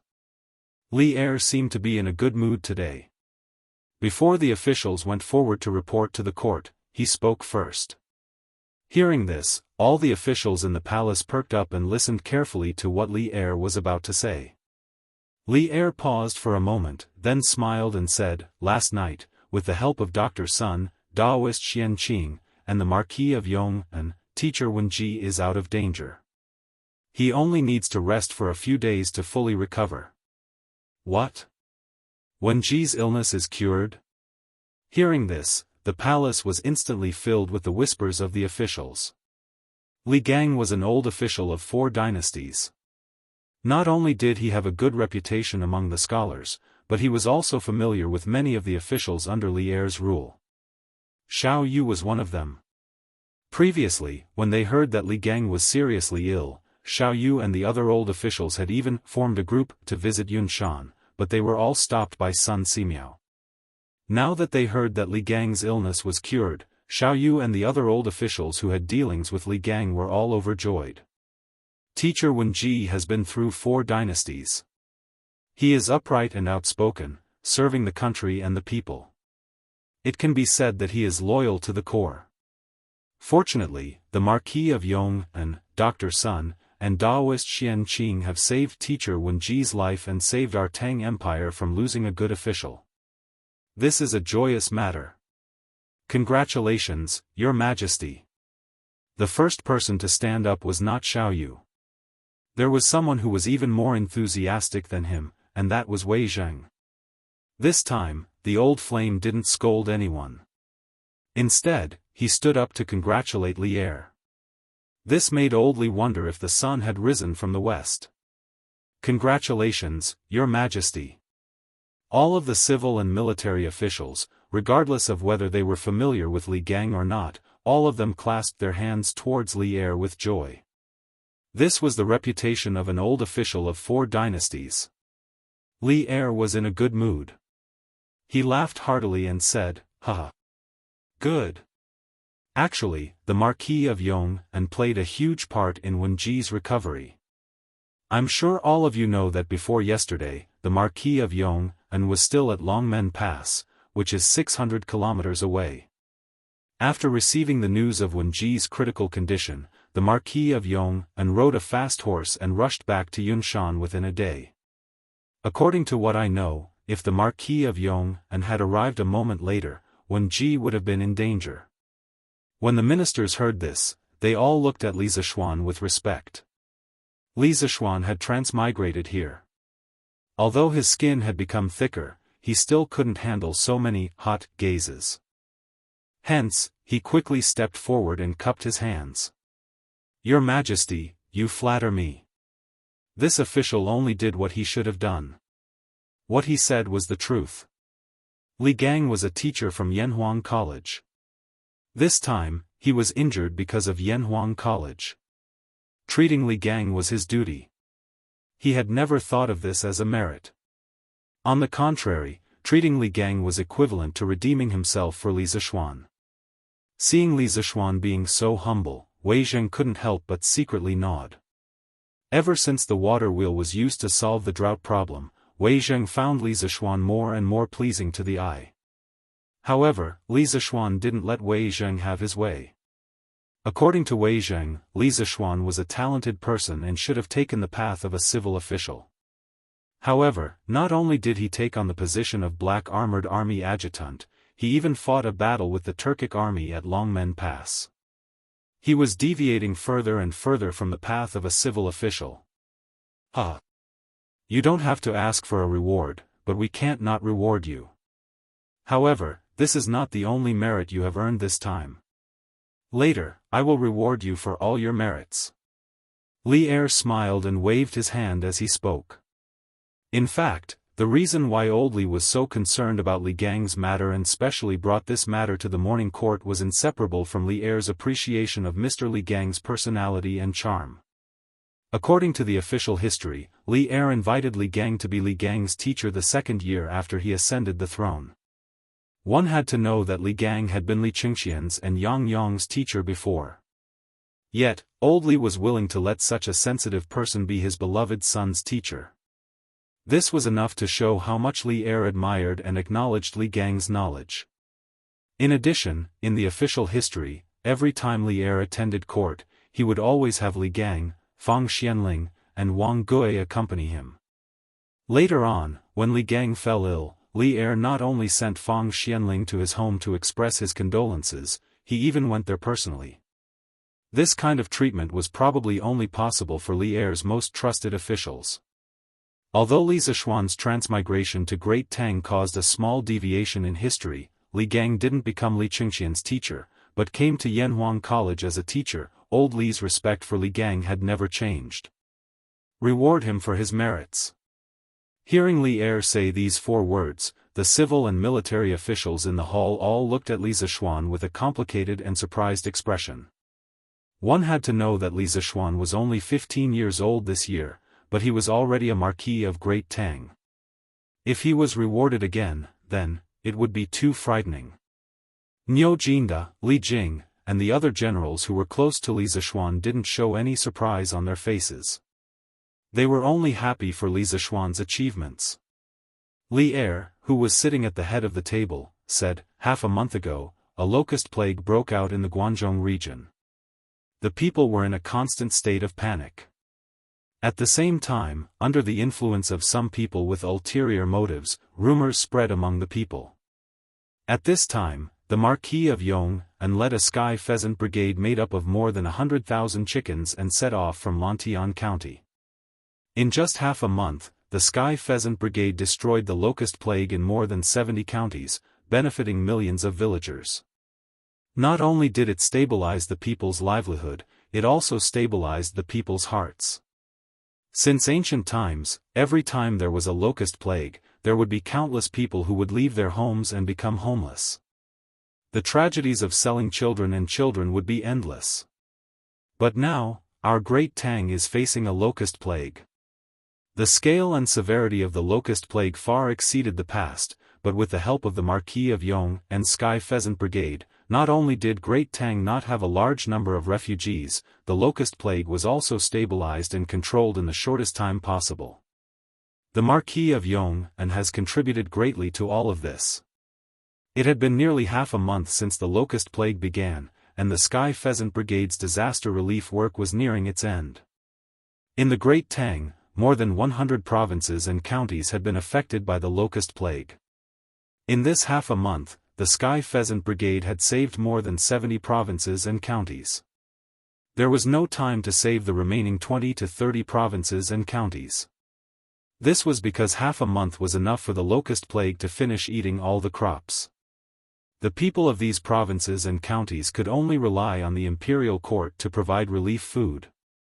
But speaking of which, it was much easier for the imperial court to provide food for 30-some provinces and counties than for 100-some provinces and counties. Given the Great Tang's current grain reserves, there was no problem in providing relief food to 30-some provinces and counties at the same time. Thus, Li Zishuan's Sky Pheasant Brigade had done Li Er a great favor this time. Otherwise, the Great Tang would have suffered a great loss. At the very least, once the disaster relief was over, the imperial court would not have the energy to organize an army to attack the steppe. Li Zishuan's Sky Pheasant Brigade had greatly reduced the losses caused by the locust plague. It was precisely because of this that Old Li had the confidence to issue a war mobilization order to the officials of the 6 bureaus.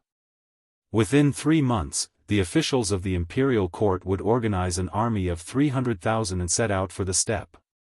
Your Majesty, the Marquis of Yong and first built the water wheel to alleviate the drought and feed the people. Now, he is using the Sky Pheasant Brigade to eradicate locusts and stabilize the people. This old subject believes that the Marquis of Yong and has rendered great service to the country and should be rewarded. As soon as Li Er finished speaking, Wei Zheng stepped forward and said. Although Wei Zheng was unwilling to see Li Zishuan promoted too quickly, Old Wei was wholeheartedly convinced by Li Zishuan's great contribution in eliminating the locust plague. In the words of the modern people, Li Zishuan did not deserve to be slandered this time. Fang Xianling frowned and wanted to object. However, after thinking about it carefully, he felt that it would be unreasonable if he did not reward the Marquis of Yong and's great contribution. This was a contribution that would make people wholeheartedly convinced and unable to have any thoughts of objecting.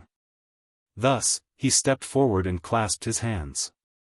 Your Majesty, the Marquis of Yong and has put an end to the locust plague and prevented the Great Tang from starving. He has rendered great service to the country and the people. He should be rewarded. Zhang Sun Wuji's eyes flashed and stepped forward. Your Majesty, Prime Minister Fang is right. This old official agrees. The old cunning fox's thoughts were actually quite complicated. Li Zishuan became the Marquis of the Great Tang Empire at such a young age. To be honest, even he was shocked by the speed of his promotion. Now that Li Zishuan had made another great contribution, Zhang Sun Wuji was no longer as fearless as his name suggested. To be honest, he was starting to feel some fear towards Li Zishuan. He was afraid that in a few years, Li Zishuan would directly replace the positions of these old fellows. As for these old fellows, they could only retire early. However, even though he had fear in his heart, Zhang Sun Wuji could not directly object at this moment. This was because Li Zishuan was also a staunch official of the Crown Prince's faction. If he were to object at this moment, wouldn't he be leading an internal strife? The influence would be very bad. Your Majesty agrees. Fang Xianling and Zhang Sun Wuji expressed their opinions one after another. Very quickly, the position of the civil officials appeared to be one-sided. Your Majesty agrees. The military camp led by Niu Jinda and Li Jing also bowed and seconded at this moment. This was Li Zishuan. If it was someone else, they might not be able to get the support of both the civil and military camps at the same time. As the person involved, Li Zishuan could be said to be extremely conflicted at this moment. Firstly, he really did not want to be promoted. This was definitely not a lie. He really did not want to be promoted. His current official position was enough for him to live a carefree life for the rest of his life. The higher the official position, the greater the responsibility. If old Li were to arrange another important position for him, wouldn't he be busy to death every day?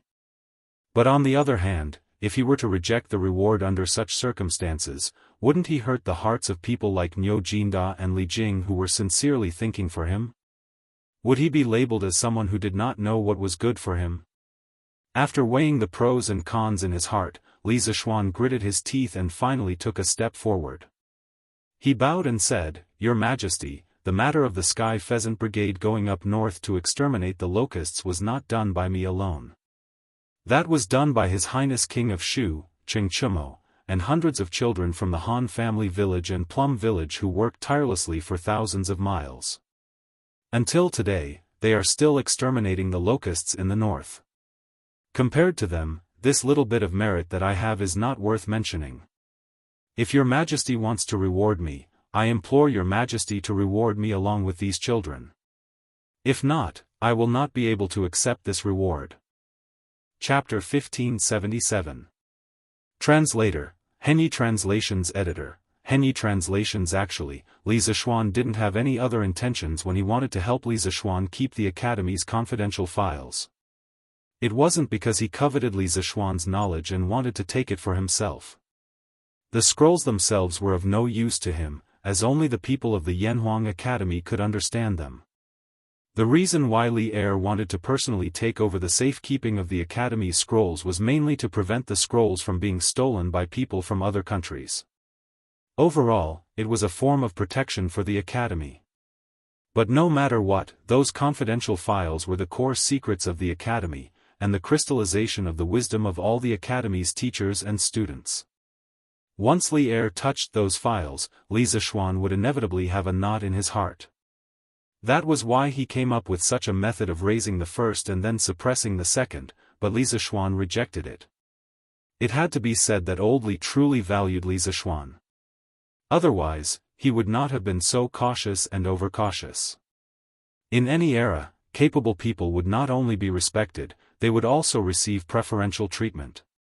In the entire Great Tang, the only people who could receive such treatment from Li Zishuan were probably Fang Xianling, Zhang Sun Wuji, Qin Xiong, and the other founding ministers who had accompanied Li Er in his campaigns. Xiao Xian. You. Hearing Li Zishuan reject Li Zishuan's reward again, Niu Jinda couldn't help but feel anxious. He wanted to persuade him, but Li Jing stopped him. Jinda, don't be rash. Xiao Xian should have his own considerations.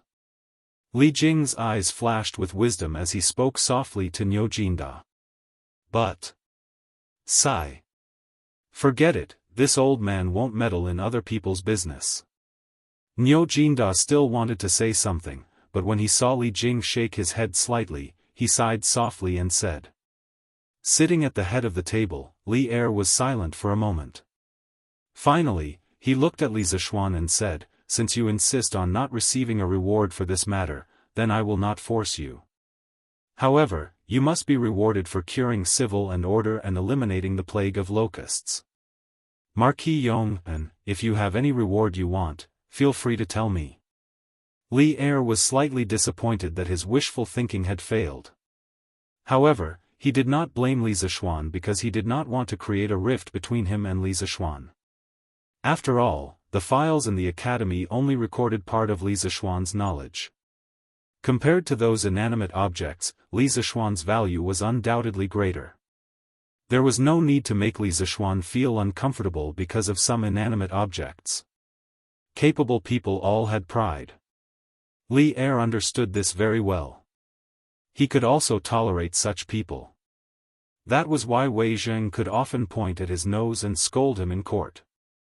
If Li Er could tolerate Wei Zheng, then naturally, he could tolerate Li Zishuan.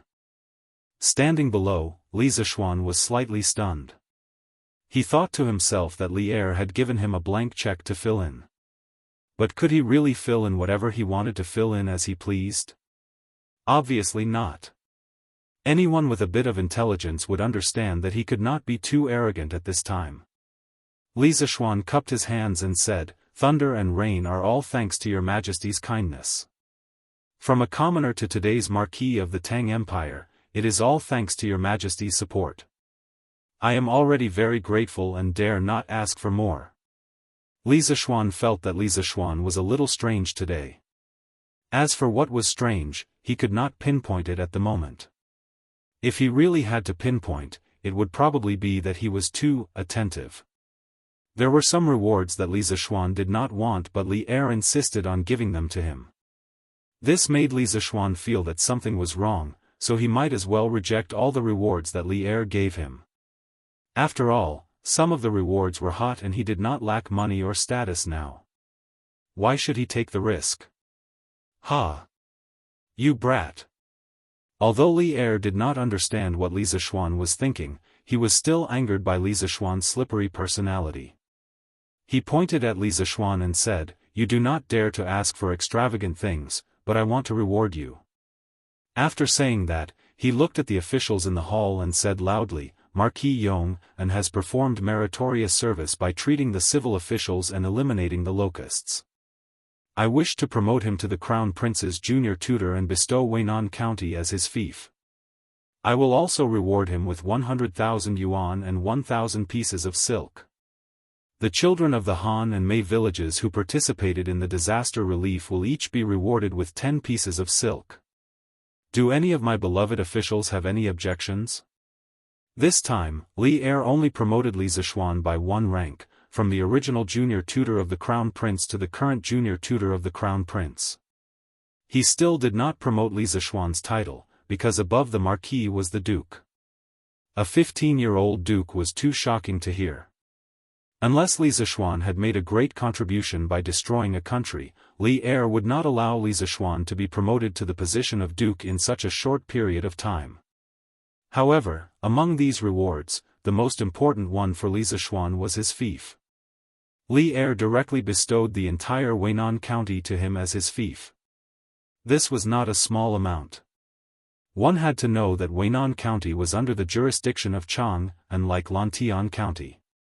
Every inch of land in the capital was worth an inch of gold. This was not only the case in modern times, but also in ancient times. Usually, the counties near Chang were not directly bestowed to officials. However, Li Zishuan was different. His fief actually covered 2 counties near Chang. No one in the current imperial court could compare to this kind of favor. Right now, there was not a single marquis or duke who could surpass Li Zishuan in both quantity and quality of fief. At this moment, the officials in the imperial court couldn't help but look at each other after hearing Li Er's reward for Li Zishuan. This reward was indeed not excessive based on Li Zishuan's contribution in eliminating the locust plague. However, Li Zishuan already had Lantian County as his fief. Wasn't giving him Weinan County a little too much for a marquis? Your Majesty, Marquis Yong and Sky Rooster Brigade has saved countless lives. This subject has no objections to this reward. Xiao Yu stepped forward and cupped his hands. Li Zishuan cured Li Gang. This made Xiao Yu have a good impression of Li Zishuan. Furthermore, Li Zishuan's contribution in eliminating the locust plague was completely worthy of Li Er's reward. What reason did Xiao Yu have to not support this? This subject also has no objections. Wei Zheng also stepped forward. This subject has no objections. Finally, all the civil and military officials expressed their support. Li Er smiled and said, "Good. Then the reward for Marquis Yong is decided." Since both the emperor and his subjects had agreed to this reward, what reason did Li Zishuan have to object? He could only bow and say, "This subject Li Zishuan thanks your Majesty for the reward." Li Er nodded and then looked at the officials and said, "Everyone, if you have something to report, please report. If not, the court is dismissed." This meant that today's morning court had officially begun. After a moment of silence, Wei Zheng stepped forward and said, "Your Majesty, this subject has a report." Seeing that it was Wei Zheng, Li Er couldn't help but rub his eyebrows and said, "Dear subject Wei, please speak." Wei Zheng didn't hesitate and said in a deep voice, "Your Majesty, this time, Yanhuang College's secret files were stolen. Although Marquis Yong and eventually took them back from Wuxia, everyone knows how dangerous it was. If this happened again, who can guarantee that those secret files would be recovered? And if those files that recorded the key technologies of Yanhuang College fell into the hands of outsiders, it would be a huge threat to our great Tang. Thus, this old subject pleads Your Majesty to allow the imperial court to safeguard these secret files for Yanhuang College." The moment the old troll said this, the officials immediately broke out into discussion. This was because they had also thought of this problem before. Li Er raised his eyebrows. Although he had this idea from the beginning, he definitely did not collude with Wei Zheng beforehand. Wei Zheng, who had always opposed him in the past, was secretly helping him today for the first time. This made Li Er feel a little uncomfortable for a moment. "Your Majesty, Left Minister Wei's words are reasonable." Unexpectedly, the one who stood out to support Wei Zheng wasn't from the civil officials' camp, but from the military camp, Qiu Xingong. Under Niu Jinda's furious gaze, Qiu Xingong clasped his fist and said, "Your Majesty, Marquis Yong's engineering has indeed created many advanced tools and weapons, which have greatly improved our great Tang's civil and military affairs.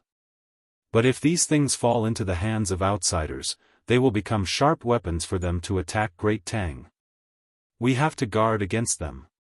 Thus, this subject agrees with Left Minister Wei's words. "Qiu Xingong, you." Niu Jinda couldn't hold it in anymore and was about to step forward to reprimand Qiu Xingong. Fortunately, Li Jing's eyes were sharp and his hands were fast enough to pull him back. At this moment, a few more officials in the Taiji Palace bowed in agreement. Chapter 1578. In historical records, people in the Central Plains often fought with people in the Northern Steppe. Wars between countries were always at the crucial juncture of each dynasty. The once powerful Han dynasty was able to establish a great dynasty through war.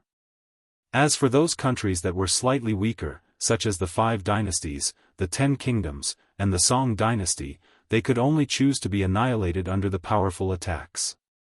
However, the Tang dynasty recorded in history books was different. It did not go through a difficult struggle, nor did it pay a bloody price. Instead, it easily defeated the other side. Was it because the Turks were too weak? Obviously not. According to historical records, the Turkic Empire was very powerful. As early as the period of the 16 kingdoms of the 5 barbarians, the Turkic Empire had interfered with the political power of the Central Plains many times and destroyed several powerful countries. North D has never been so prosperous. Looking down on Yin Mountain and belittling Xia. The Turkic Empire at the end of the Sui dynasty and the beginning of the Tang dynasty was not weaker than the Xiongnu before the Han dynasty. In fact, it was much stronger. The Tang dynasty's victory over the Eastern Turks was attributed to Li Er's great talent and the Tang dynasty's military strength. That was why it was so easy to defeat the Eastern Turks. Moreover, the Tang dynasty's military genius, Li Jing, was even deified. It was said that he only had 3,000 men to defeat the Eastern Turks. It was possible that Li Jing was able to defeat the Eastern Turks with 3,000 men. However, it was not because of Li Jing's military talent or the Tang dynasty's military strength. Think about it, there were not many records of this unprecedented war in the history books, and there were no records of any large-scale battles between the two sides. The Eastern Turks seemed to have surrendered easily without a fight. This phenomenon was very abnormal. Emperor Wu of the Han dynasty had spent a lot of manpower and money to attack the Xiongnu. The Turks were very likely to be stronger than the Xiongnu. No matter how strong the Tang dynasty was, it could not have defeated the Turks so quickly. But why was the Turks destroyed by the Tang dynasty, which was slightly weaker? Other than the Tang dynasty's commander Li Jing's outstanding military talent, the more important thing was that the Tang dynasty was blessed by the heavens. Heaven's protection sounded very mysterious, but it really did exist. Firstly, the Sui dynasty, with the help of Zhang Sunsheng, had split the Turks into two parts, the Eastern Turks and the Western Turks. Although the Turkic Empire's strength was still there, its internal divisions had already taken shape and were very difficult to resolve. In this context, although the Tang Empire had been beaten into a sorry state by the Turkic Empire in the early days of its founding, the Turkic Empire had not been truly unified. The two sides had either engaged in internal friction or were unable to focus on attacking the Tang dynasty. In addition, in history, when the Tang Empire was preparing to go to war with the Turks suddenly suffered from ice and snow disasters for 2 consecutive years. The history books recorded that in the first year of Zhengguan, heavy snow fell in the country, several feet of flat land, sheep and horses died, people starved. In the second year of Zhengguan, snow fell in midsummer in the country of Jieli. How serious was this disaster? In truth, this was not a disaster limited to the Mongolian grasslands, but a disaster that affected the entire northern hemisphere.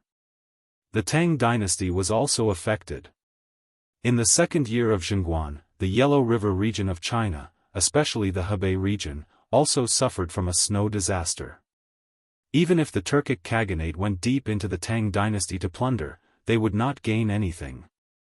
The temperature in the northern hemisphere plummeted, and the severe snow and frost caused a large number of livestock to freeze to death, causing an unprecedented famine. In order to maintain his military strength, Shili Khan had no choice but to forcefully collect military supplies from the various tribes of the grasslands. However, this action caused the resistance of many tribes in the Turkic Empire. After all, the Turkic Empire was no longer united. Thus, it was under this background that Li Er had launched a war against the Turks.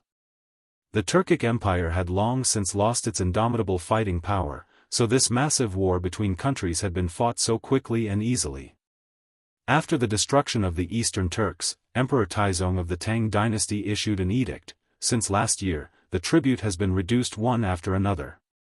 There is no need to trouble the generals of Wei and Hua, no need to wait for Jia and Chao. The Chanyu bows his head and passes his arm across the street. From this edict, one could see that after the Tang dynasty sent out its soldiers, it encountered almost no resistance. Many Turkic tribes, in order to survive, surrendered one after another. Li Er could only sigh. There was no need for generals to work, no need for stratagems, and the Eastern Turks had been destroyed. But now, Li Er was planning to start the country war with the Turks 1 year ahead of schedule, making it very difficult to determine the outcome. This was because the Turks at this time were still extremely powerful. At the very least, no one dared to disobey Xieli's orders on the steppe. Thus, Li Zishuan was resolutely opposed to sending troops to attack the Turks in 3 months. Your Majesty, this subject believes that attacking the Turks at this time is extremely inappropriate. Within Taiji Palace, Li Zishuan struggled internally for a moment before clasping his hands and solemnly speaking. These words caused an uproar among the officials. All the officials knew that Li Zishuan was a warmonger. Back when the prime minister of the Jianri dynasty had come to the Great Tang to propose marriage, Li Zishuan had directly rebuked him, and Li Zishuan had even threatened to fight. And when the diplomatic mission had visited the Great Tang, not only had Li Zishuan been on guard at every turn, he had even targeted them at every turn. It was clear that he was not afraid of stirring up trouble. This sort of warmonger, who was tough on foreign affairs, upon hearing that the Great Tang was about to attack the Turks, his first reaction was not to raise both hands in approval, but to oppose? All the officials felt that the sun had risen from the west today. Seated at the head of the table, Li Er frowned and sternly asked, "What's inappropriate about it?" Xieli disregarded the Great Tang, disregarded us, and dared to send soldiers to Yanmen Pass. As the ruler of the Great Tang, why can't we return the favor? Those familiar with Li Er knew that Li Er was somewhat angry at this time. This was because Li Zishuan had always been a junior that Li Er valued greatly. But today, Li Zishuan's stance on the war between the Great Tang and the Turks had greatly disappointed Li Er.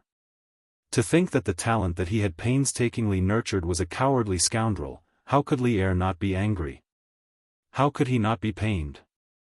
Your Majesty. Since the Sui dynasty, when the Turks were divided into the Eastern and Western Turks, the Turks had already been in chaos internally. In addition, there was a snowstorm last year, causing the Turks to lose a lot of food. These are all signs that the Turks' national strength is gradually declining. Meeting Li Er's disappointed gaze, Li Zishuan calmly cupped his hands and said. Li Er indifferently said, since that is the case, shouldn't we send troops to destroy Xieli now? Li Zishuan quickly shook his head and said, that is not the case. Your Majesty, although the Turks have encountered internal strife and natural disasters, Xieli's strength has been preserved well, and the national strength is still stronger than our Great Tang. In this official's opinion, since the Eastern Turks' national strength is already declining, why shouldn't our Great Tang wait a little longer? Ha! Wait? Then how long do you think we should wait? Li Er coldly laughed and said in an unfriendly tone. At this moment, the officials in the hall also looked at Li Zishuan. Li Zishuan almost cursed in his heart. Wait until when? Of course, wait until next year. But once he said that, Li Er would definitely get to the bottom of it and ask him why he should wait until next year. Then, would he have to tell old Li that at the end of this month, there would be seasonal abnormalities on the grasslands and snow in midsummer? No one would believe him even if he said that. Your Majesty, this official thinks that it would be best to wait until next year. Under the pressure of everyone's eyes, Li Zishuan finally opened his mouth and replied. At the same time, Li Zishuan's mind was spinning, and he began to think about how to answer Li Er's next question. Next year? Why wait until next year? As expected, after hearing Li Zishuan's answer, Li Er directly asked. Li Zishuan straightened his clothes and cupped his hands with a solemn expression. Your Majesty, the Turks met with a snowstorm last winter, and many cows and sheep froze to death. If another snowstorm occurs on the grasslands this year, the Turks will definitely suffer another heavy blow. At that time, if Xieli wants to maintain his current military strength, he will have to ask for food from the other tribes of the grasslands. This will increase the dissatisfaction of the tribes of the grasslands towards Xieli, and the internal friction of the Eastern Turks will definitely worsen. At that time, when your Majesty sends troops to attack the grasslands, you will easily defeat Xieli. After Li Zishuan finished speaking, the officials all opened their mouths in shock. They did not expect that Li Zishuan's reason to persuade Li Er to stop fighting would be so childish. Yes, childish. Below the hall, Qiu Xingong coldly laughed and said, "Humph. Marquis Yong, the premise of all your assumptions is that there will be another snowstorm in the grasslands this year, but who can guarantee that it will snow this year? War is not a game, how can you make the emperor postpone the country war plan based on your guess? What a joke." Qiu Xingong did not take Li Zishuan's words seriously, but Li Er, Zhang Sun Wuji, and Fang Xuanling's expressions all changed at this moment. Others might not know, but they knew that Li Zishuan had predicted a locust plague last year, and in the 6th month of this year, the locust plague came as scheduled, completely proving how accurate Li Zishuan's prediction was. Now that Li Zishuan said, if another snowstorm occurs on the grasslands this year, it instantly alarmed the sensitive nerves of Li Er, Fang Xianling, and Zhang Sun Wuji. Was this a casual remark, or a prediction of the situation of the grasslands this winter? Li Er, Zhang Sun Wuji, and Fang Xianling all had this question in their hearts at the same time. After Qiu Xingong finished speaking, he thought that Li Er would quickly praise his point of view, but he stood there and waited for a long time, and did not hear Li Er's voice, which made his heart sink gradually. The civil and military officials in the imperial court also felt that the atmosphere in the hall was not right, so they all lowered their heads and did not say a word. After keeping silent for a long time, Li Er finally opened his mouth and said, "This matter can be discussed later, I am not feeling well and am a little tired, today's morning court will end for now." Court dismissed. Li Zishuan, stay behind." After saying that, Li Er did not give the officials a chance to greet him, and directly stood up and walked towards the back of the hall. "Xiao Xian, you must be careful, in front of His Majesty, you must think thrice before you speak." Seeing that Li Er had left, the officials all left the court. Before Li Jing left, he looked at Li Zishuan and reminded him softly. "Yes. Uncle Li." Feeling Li Jing's goodwill, Li Zishuan nodded slightly and responded, then he walked towards the direction of the Sweet Dew Hall alone. Chapter 1579. Your Majesty, it is an indisputable fact that the Turks are at their peak. There is no need for the Great Tang to choose to knock against the hard rock that is the Turks. Only by preserving its strength and eliminating the Turks with minimal losses can the Great Tang become truly invincible. In Ganlu Palace, Li Er was frowning in thought. Li Zishuan had been waiting for a long time, but seeing no response from Li Er, he finally couldn't help but break the silence. Li Er finally raised his head, his unfocused eyes focused. He stared at Li Zishuan and slowly said, "We understand the strength of the Turks better than anyone else. Ever since we ascended the throne, the spies we sent into the steppe have never stopped. We admit that the current strength of the Turkic army is truly 30% greater than that of my Great Tang, but yesterday, we issued a decree for the 6 bureaus of the imperial court to prepare for war. 3 months later, an army of 300,000 soldiers will be dispatched from Chang'an to the steppe. We are the sovereign of a country, so how can we go back on our word? You said that at the end of the 7th month, the Turks would have a frost in midsummer. Although this matter is absurd, we believe you. But even so, what can we do? Since ancient times, a sovereign has never joked. Do you want us to go back on our word and lose all our prestige? When that time comes, the Great Tang will definitely fall into chaos." Li Zishuan frowned and fell silent. Li Er's words were completely sincere. The problem now was not that Li Zishuan didn't believe him, but that the imperial decree to mobilize the Turks had already been issued. No matter how reasonable Li Zishuan's words were, Li Er couldn't possibly change his mind, right?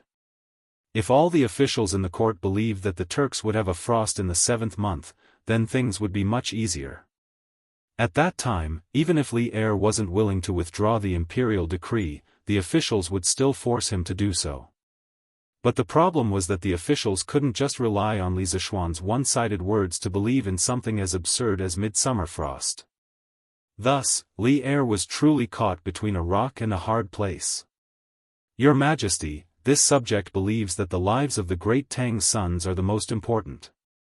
If we can delay the attack on the Turks for a year, not only will our chances of victory be greater, our casualties will also be much lower. In comparison, this subject believes that the sovereign's words can also be taken lightly. After a long while, Li Zishuan once more spoke. Humph. At this stage, do you still think that we are a tyrannical and fatuous sovereign who would rather push countless Great Tang into the abyss of death for the sake of face? Li Zishuan understood the hidden meaning in Li Zishuan's words. He slammed the table and stood up, his face full of anger. There is no turning back for an arrow that has been shot. The sacred decree of war has already been issued, and the 6 branches of the imperial court are making intensive preparations for this war. If we were to suddenly issue a decree at this time ordering the officials to stop preparing for war, the officials of the imperial court would definitely think that we are afraid of the Turks. There is no wall in this world that does not have a crack. If the officials were to spread this news to the common people of the world would definitely panic. Even if the Turks were to encounter a great snowstorm this year, even if Xiali's strength would be greatly damaged as a result, would the Great Tang at that time be able to organize another attack against the Turks? As the saying goes, the first drum builds the spirit, the second will weaken, and the third will be exhausted. Rather than the morale of the army falling apart in the future, it would be better to gather the army now and attack the steppe in one go. Although the Turks are strong, our Great Tang does not necessarily have no chance of victory. We have wise and resourceful civil officials, valiant and brave generals, as well as the celestial lamp, telegraph, telescope, gunpowder, peerless divine weapons, and invincible armor. Why can't we fight the Turks fair and square? Only by defeating the Turks when they are at their strongest will the Great Tang have the capital to be unrivaled in the world, and only then will the surrounding small countries not dare to provoke the Great Tang. Back then, you were still full of mettle, declaring that you would make the Great Tang unrivaled in the world. Now that you have gone to the north, why have you become so fearful? Could it be that your backbone and courage have been beaten up by the Turk state preceptor? Li Er's voice was like thunder, and his words were like a storm, hitting Li Zishuan's face. The entire Sweet Dew Hall reverberated with his angry roar. Zhao Song, who was standing in the corner of the hall, could not help but feel anxious. This was the first time he had seen Li Er so furious in front of an official. Although Li Er had often been angered by his officials in the past, old Li would not directly vent his anger in front of his officials. He would only smash his cup after the officials had left. Thus, Zhao Song was somewhat worried about Li Zishuan's current situation. This official did not. Li Zishuan was not frightened by Li Er's thunderous anger. He looked straight at Li Er, his eyes red, and his voice hoarse as he retorted, "This official does not fear the Turks. This official's blood is still hot, and my heart is still red. This official loves the land beneath my feet, and even more so, I love the simple and brave people of the Great Tang. If the Great Tang were to send troops to the Turks now, this official would be willing to immediately join the army and be the vanguard, charging and breaking through enemy lines, killing the enemy and serving the country. But this subject does not wish to see countless good men of the Great Tang die under the iron hooves of the Turks. This subject does not wish to experience the pain of separation between life and death, where one could be talking and laughing with his fellow soldiers one moment, and then be buried in the ground the next. Each of them represented a warm family behind them. They could be sons, husbands, or even fathers. When they were buried on the battlefield, their parents would lose their sons, their wives would lose their husbands, and their children would lose their fathers. Their warm family would instantly be shattered. In the Battle of Yonghe Pass, our Great Tang lost tens of thousands of soldiers. This means that tens of thousands of families were shattered because of this battle. This official was the one who brought them out of Bing province, but this official did not bring them back. This official has let down their families. Their bones are already on the dry sand, and their families are still in cold clothes. Based on Jun Mo's words, a general success is built on the bones of 10,000. This official does not wish to stand on these piles of bones to make a great contribution. Such a contribution is stained with blood, and this official will feel uneasy. If there is a battle, this official is willing to fight. However, this official does not wish to see more meaningless sacrifices. Your Majesty, please reconsider. Li Zishuan's eyes couldn't help but turn moist. He thought back to Su Tingda and the other Bing province soldiers who had accompanied him out of Bing province. Just how high-spirited had they been when they had first left Bing province? They had believed that they could seize the advantage by anticipating the enemy's moves, but who could have expected the Turks to invest so much capital, dispatching 50,000 elite wolf cavalry? The defense lines at Yanmen Pass, Yonghe Pass, and Medu Pass had all been destroyed. Meanwhile, of the 30,000 soldiers that Li Zishuan had brought out of Bing province, only several thousand were left. Every time Li Zishuan thought about this gruesome battle, he felt like a knife was being twisted in his heart. Based on Jun Mo's words, a general success is built on the bones of 10,000. From the late Tang poet Chao Song's 6 years of life, Li Zishuan was taken aback by this poem. After a few moments of silence, he stood up, a complicated expression on his face, and walked up to Li Zishuan. Patting him on the shoulder, he sternly said, "Brat, since ancient times, people have died in war. If not for those soldiers who risked their lives on the battlefield, how could my Great Tang have enjoyed its current peace? When we first stepped onto the battlefield, we were just like you. We also experienced the heart-wrenching pain of seeing one of our fellow soldiers leave us one by one. But we will not run away, nor will we be unable to recover from this setback. This is because we know that only by bringing peace to this country can we prevent even more people from bleeding on the battlefield. However, we can think of a way to reduce the number of deaths. Li Zishuan earnestly said. Think of a way? The way you speak of is to have us order the officials of the 6 bureaus to stop preparing for the expedition? Is it to have the people of the Great Tang know that their sovereign is a cowardly sovereign who fears the Turks? Or is it that you have a way to have the people of the Great Tang believe that the Turks will suffer another snowstorm this year? Li Er coldly snorted and continued, at this point, the best method is to make ample preparations for the expedition in the next 3 months. The soldiers of the Great Tang are not any weaker than the Turks. Moreover, the imperial treasury is abundant, and your workshop has advanced technology. It can provide the soldiers with even more provisions and even better weapons and armor. This way, we can reduce the number of casualties. Brat, you were high-spirited and fearless back then. Don't tell me that you don't even have the confidence to defeat the Turks now. Li Zishuan was rendered speechless by Li Er's lecture. Old Li's words were reasonable, and he had no way to refute them. Given the current situation of the Great Tang, changing the imperial edict would be too risky and costly. It was better to properly prepare for the expedition. More importantly, although the Turks were stronger in this period, the Great Tang was also stronger than it had been in history. Its treasury was abundant, and its national strength was flourishing. The Great Tang's current industrial level was also more advanced than it had been in history.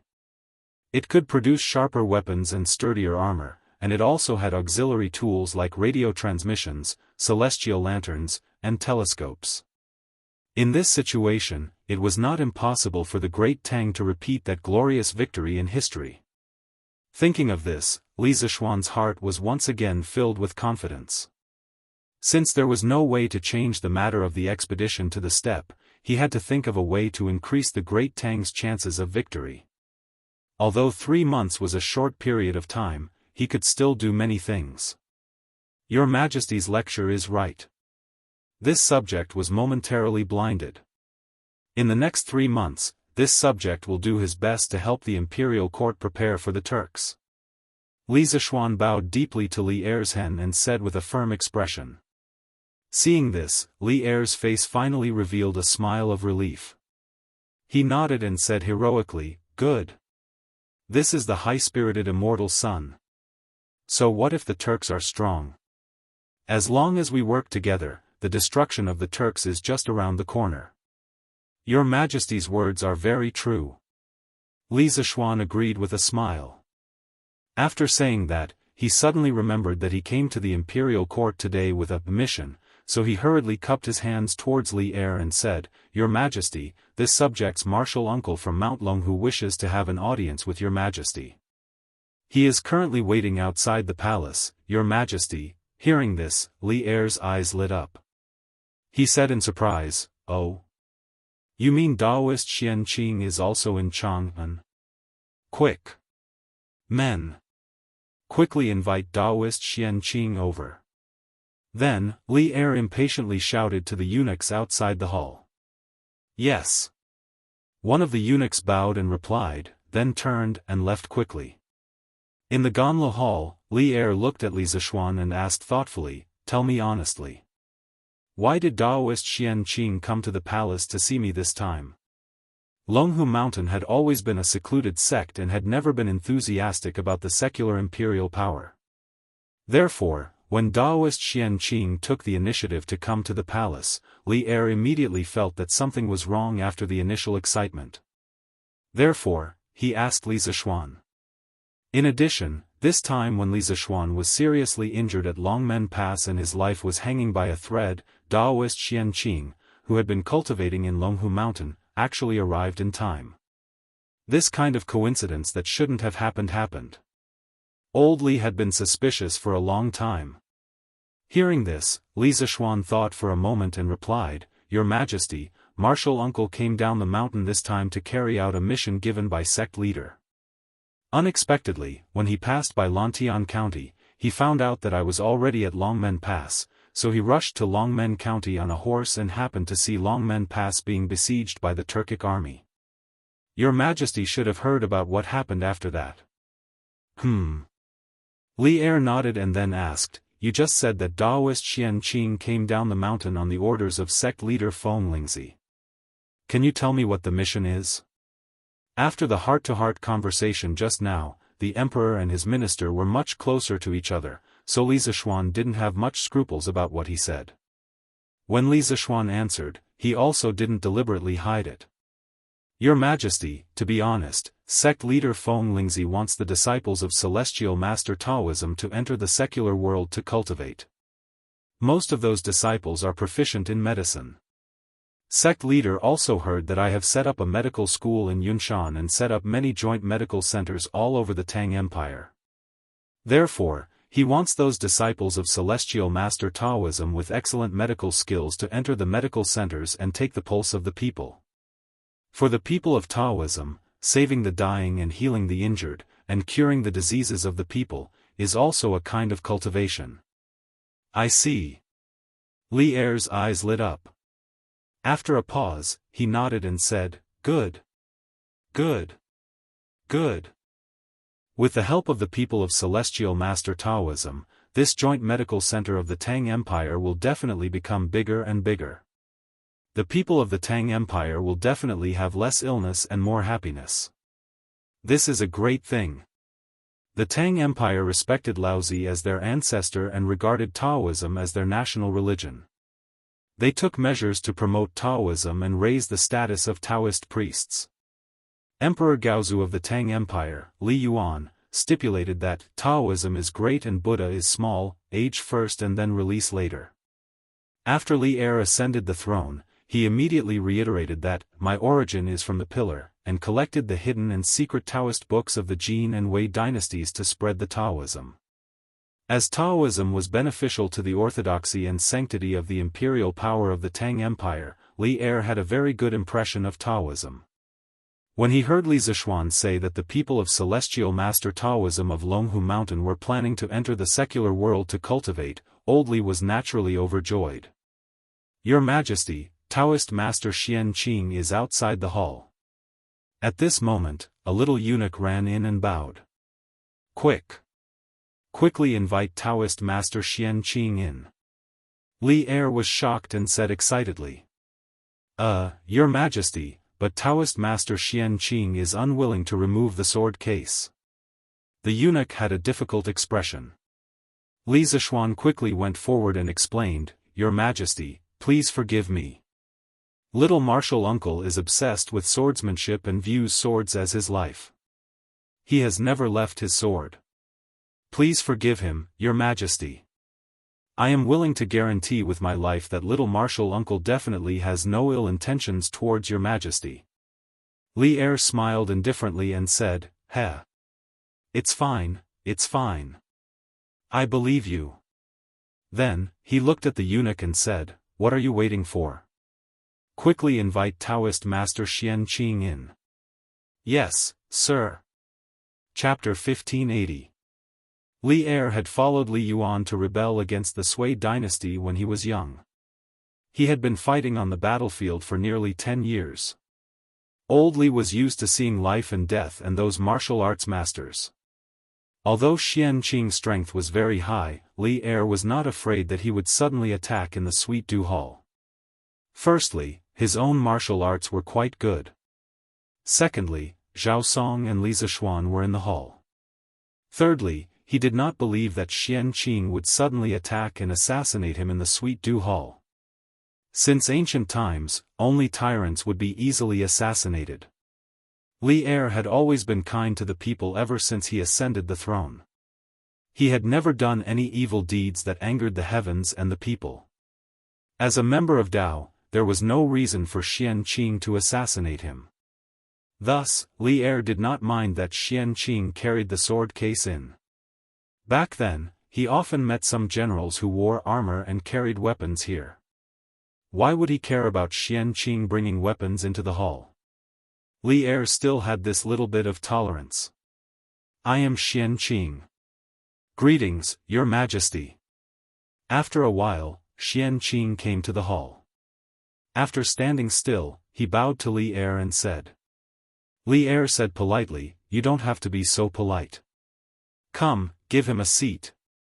No matter what, Xianqing entered the palace, this time representing the celestial master Taoism of Longhu Mountain. Li Er should give him the corresponding respect. Not long after, a chamberlain brought over a chair. It was an old-fashioned wooden armchair. With one look, one could tell that it was a pirated version that old Li ordered people to copy from Li Zishuan. Xianqing had seen this kind of chair in Li Zishuan's house last night, so he didn't show much surprise. He cupped his hands towards Li Er and said, "Thank you, Your Majesty." Then, he sat down leisurely. Li Zishuan secretly curled his lips. He was also from the celestial master Taoism of Longhu Mountain. Why did he never enjoy this kind of treatment in the Sweet Dew Hall? Old Li was trying to discriminate between the two. After Xianqing sat down, Li Er smiled and said, "The celestial master Taoism has been the leader of Taoism in the world for hundreds of years. I have always wanted to go to Mount Longhu to visit the leader of your sect, Daoist Fenglingzi, and discuss the great Tao of heaven and earth together. I did not expect Daoist Xianqing to come to Chang'an. I am very happy." Under Li Zishuan's persuasion, old Li had given up the fantasy and pursuit of immortals. However, it was hard for Li Er not to pay attention to the arrival of such an important figure of Taoism like Xianqing. Besides, it was inevitable that Li Er had some improper thoughts in his heart. After all, the celestial master Taoism was the oldest Taoist sect in the Central Plains. It could also be regarded as the sect closest to immortals. Its founder, Zhang Daoling, was respectfully called Celestial Master Zhang by the world. In the history books, Zhang Daoling was a real immortal who had achieved immortality. This also covered the celestial master Taoism with a layer of mystery. Li Er was still somewhat in awe of the celestial master Taoism. In the face of Li Er's enthusiasm, Xianqing was unmoved. He sat on the armchair, cold and arrogant, and said, "Your Majesty is too kind. Since Your Majesty ascended the throne, the world has been peaceful and the people have been prosperous. The Tang dynasty has been thriving in Your Majesty's hands. The head of the sect has admired Your Majesty for a long time and has always wanted to come to Chang and to pay respects to Your Majesty in person. However, due to the busy affairs in the sect, he could only send me to Chang and to pay respects to Your Majesty." Although Xianqing's face was cold and arrogant, the meaning expressed in his words was the goodwill of the celestial master Taoism to Li Er. There was no other way. This was the task given to him by Fenglingzi. Even if he was unwilling, he had to complete it. Hearing this, Li Er was really happy. He said with a smile, "Ah."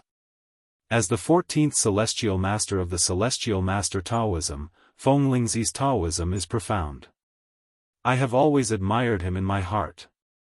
According to the historical records, the first 4 heads of the celestial master Taoism in Longhu Mountain, including Zhang Daoling, had all received the Taoism of the Taishang Laojun and became immortals.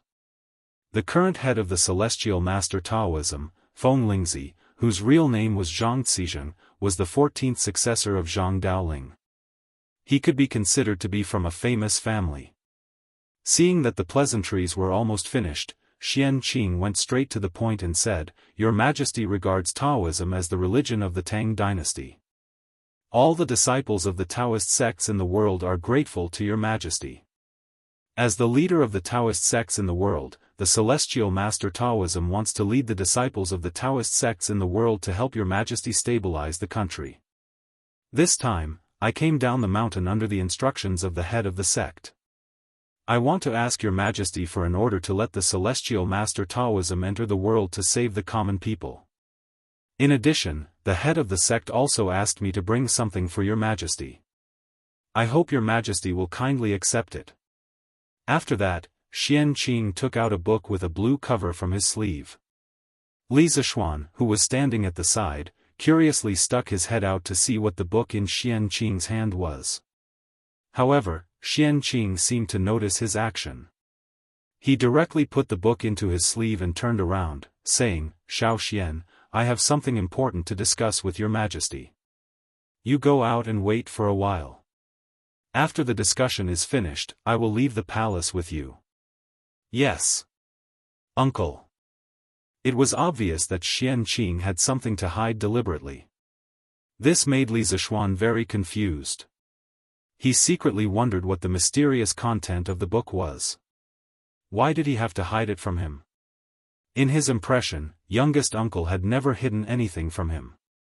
Li Zishuan, who was puzzled and a little uncomfortable in his heart, responded and cupped his hands to Li Er, saying, Your Majesty, if there is nothing else, I will take my leave first. Although Li Er did not understand why Xianqing had to do this, he was more curious than Li Zishuan about the content of the book in Xianqing's hand. Hearing this, he couldn't wait to wave his hand and said, Yes. Then Marquis Yong, you can leave first. Damn it.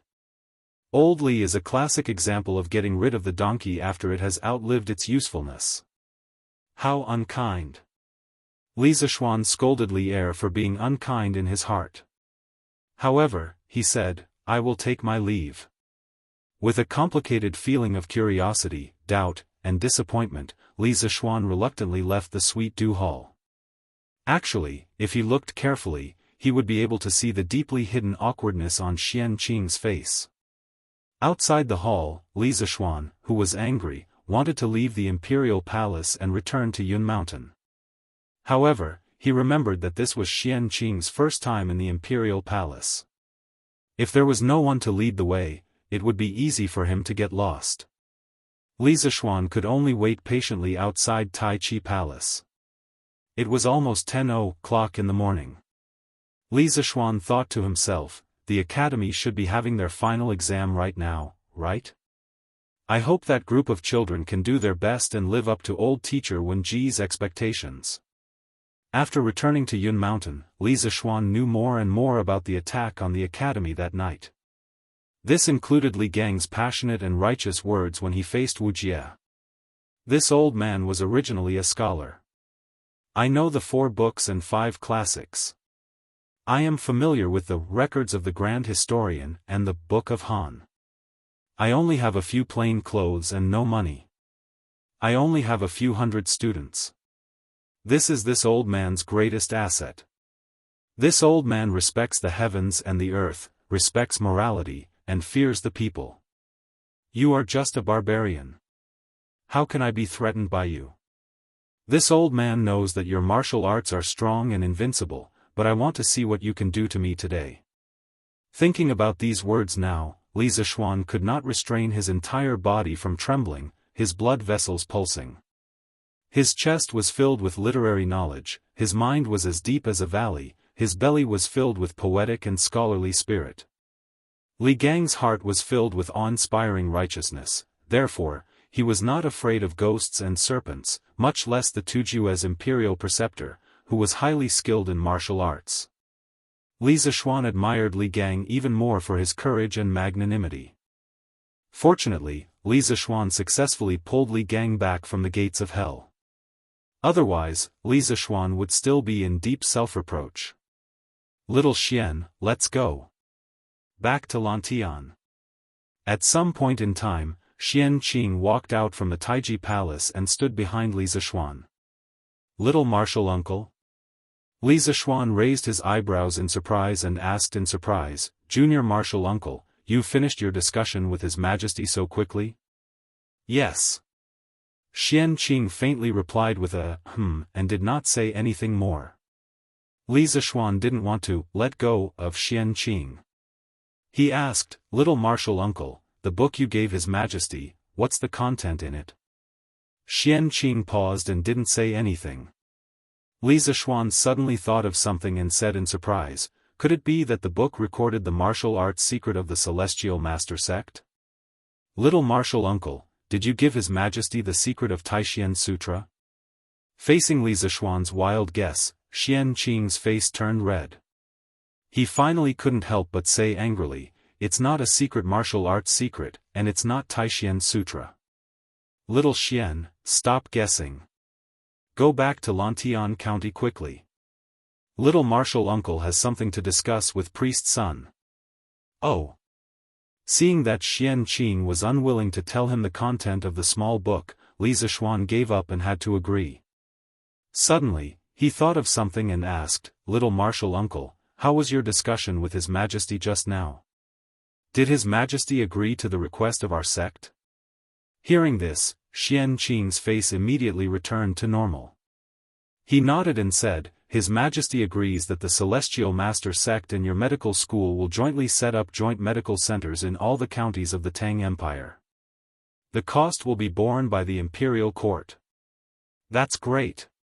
Hearing this, Li Zishuan immediately forgot some of the previous unpleasantness and said happily, "With the help of our sect, the joint medical centers of the Tang Empire can be set up in all the counties of the Tang Empire in the shortest time. By then, the people will have no disease that is difficult to treat." The biggest obstacle to the implementation of the joint medical centers of the Tang Empire was not the problem of money, but the lack of talent. The Tang Empire had a vast territory, with a total of more than 360 counties. If the joint medical centers of the Tang Empire wanted to cover the whole Tang Empire, how many medical talents would they need? Now that Old Li had specially allowed the people of the Celestial Master sect of Longhu Mountain to join the joint medical centers, this was undoubtedly good news. Because the people of the Celestial Master sect had taken the lead to set an example, in the future, there would be more and more Taoist priests from other Taoist sects who wanted to join the joint medical centers of the Tang Empire. This was a snowball effect. Taoism had developed for nearly 1,000 years, and there were more than tens of thousands of disciples. Most of the people in Taoism were good at medical skills. If more than 30% of these people could join the joint medical centers, the problem of the medical centers being short of people in the early stage would be solved easily. Chapter 1581. Brother Crown Prince. Are you saying that Brother Xiaoxian has returned from the north? Chang'an City, West City. A gorgeous carriage slowly moved forward with the flow of people. In the carriage, a young lady with bright eyes and white teeth raised her head to look at the young man in embroidered clothes. There was no need to guess. This young lady and young man were Chang'e and Li Qingqian. After the morning court session, Chang'e sent someone to invite Li Qingqian. Yesterday, the two siblings had agreed to leave the palace together today. Yes. That's right. Xiaoxian even attended the morning court session today. I heard that he returned to Cloud Mountain last night. Li Qingqian lightly nodded as he replied. Brother Crown Prince, why didn't you say so earlier? If I had known earlier, I would have waited for Brother Xiaoxian in the palace to come out together. Chang'e wrinkled her nose and said regretfully. Li Qingqian's eyes flashed as he asked with deep meaning, Chang'e, father kept Xiaoxian alone after the morning court session. Could it be that you want to continue waiting in the palace? Of course, not. We left the palace today for mother to go to the drunken Immortal Inn to make a meteoric rise. In any case, Brother Xiaoxian is already back. If we want to see him, we can see him at any time. Don't you think so, Brother Crown Prince? Chang'e hesitated for a moment before hurriedly changing her words. After saying that, she couldn't help but pat her collar and heave a sigh of relief. She secretly praised herself for being quick-witted. Otherwise, she would have fallen into Li Qingqian's trap. Li Qingqian helplessly shook his head. Just now, he indeed wanted to test Chang'e's reaction, but now it seemed that there was no need to test anymore. His younger sister's thoughts were so complicated. Venerable one, it's that carriage. Under a tea shed 100 feet in front of the carriage, a large man whispered to a bamboo hat man sitting beside him. Are you sure that the one sitting inside is the current crown prince? Soon, a middle-aged man's voice sounded from under the bamboo hat. I'm sure. I saw this carriage coming out of the palace. Moreover, I recognize the soldiers behind the carriage. They all came from the Eastern Palace. The one sitting inside the carriage is undoubtedly the Crown Prince. The gray-robed man hurriedly whispered. Good. The middle-aged man wearing the bamboo hat nodded and then whispered excitedly, "TSK TSK. What a pleasant surprise." Initially, he had already completed the Dragon Head mission and was about to return. However, he didn't expect to encounter such a heaven-sent opportunity. If this poor monk can capture the Great Tang's crown prince and bring him back, Li Shimin will definitely be wary. He. Venerable One, are you really going to fight here? The burly man's face tightened slightly, and then he moved closer to the bamboo hat man and asked anxiously. Humph. What happened here? The more people there are, the safer we will be. In a while, follow the plan this poor monk gave you. The bamboo hat man said coldly. Yes. The burly man responded, then turned around and left. On the street, the carriage that Li Qingqian and Chang'e were in was still moving forward slowly. The pedestrians outside the carriage were bustling with activity, talking and laughing. It was very lively in contrast to the peddlers' shouts. This was the busiest market in this era. Bang, bang, bang. Ah! Help! Get out of my way! Get out of my way! Suddenly, a series of loud bangs came from the depths of the western market. Soon after, the crowd fell into chaos. A large black yak was madly charging through the streets, knocking away the pedestrians who couldn't get out of the way in time. Some of the pedestrians who were caught by the yak's horns had their bodies pierced, splattering blood on the spot. However, the black yak did not slow down in the slightest. Screams and howls merged together, and in a short while, the main street of the western market was in chaos. Even worse was that the black yak was like a fugitive, not slowing down in the slightest as it charged toward Li Qingqian's carriage. Protect the crown prince. As the crown prince of the Great Tang, Li Qingqian could not leave the palace alone. The eastern palace guards following Li Qingqian out of the palace quickly noticed the commotion in the western market. Seeing that the black yak was about to reach them, the leader of the guards, Wu San, hurriedly pulled out his saber and shouted. Yes, sir. 10 some eastern palace guards answered in unison, and then they rushed to the carriage and stood in a row with sabers in their hands. Big brother Crown Prince. What's going on outside? As the carriage came to a sudden stop, screams and howls came from outside. Chang'e's face paled in fright as she grabbed Li Qingqian's arm and asked. Assassination. There was a high chance that this was an assassination. Li Qingqian's face was as cold as water.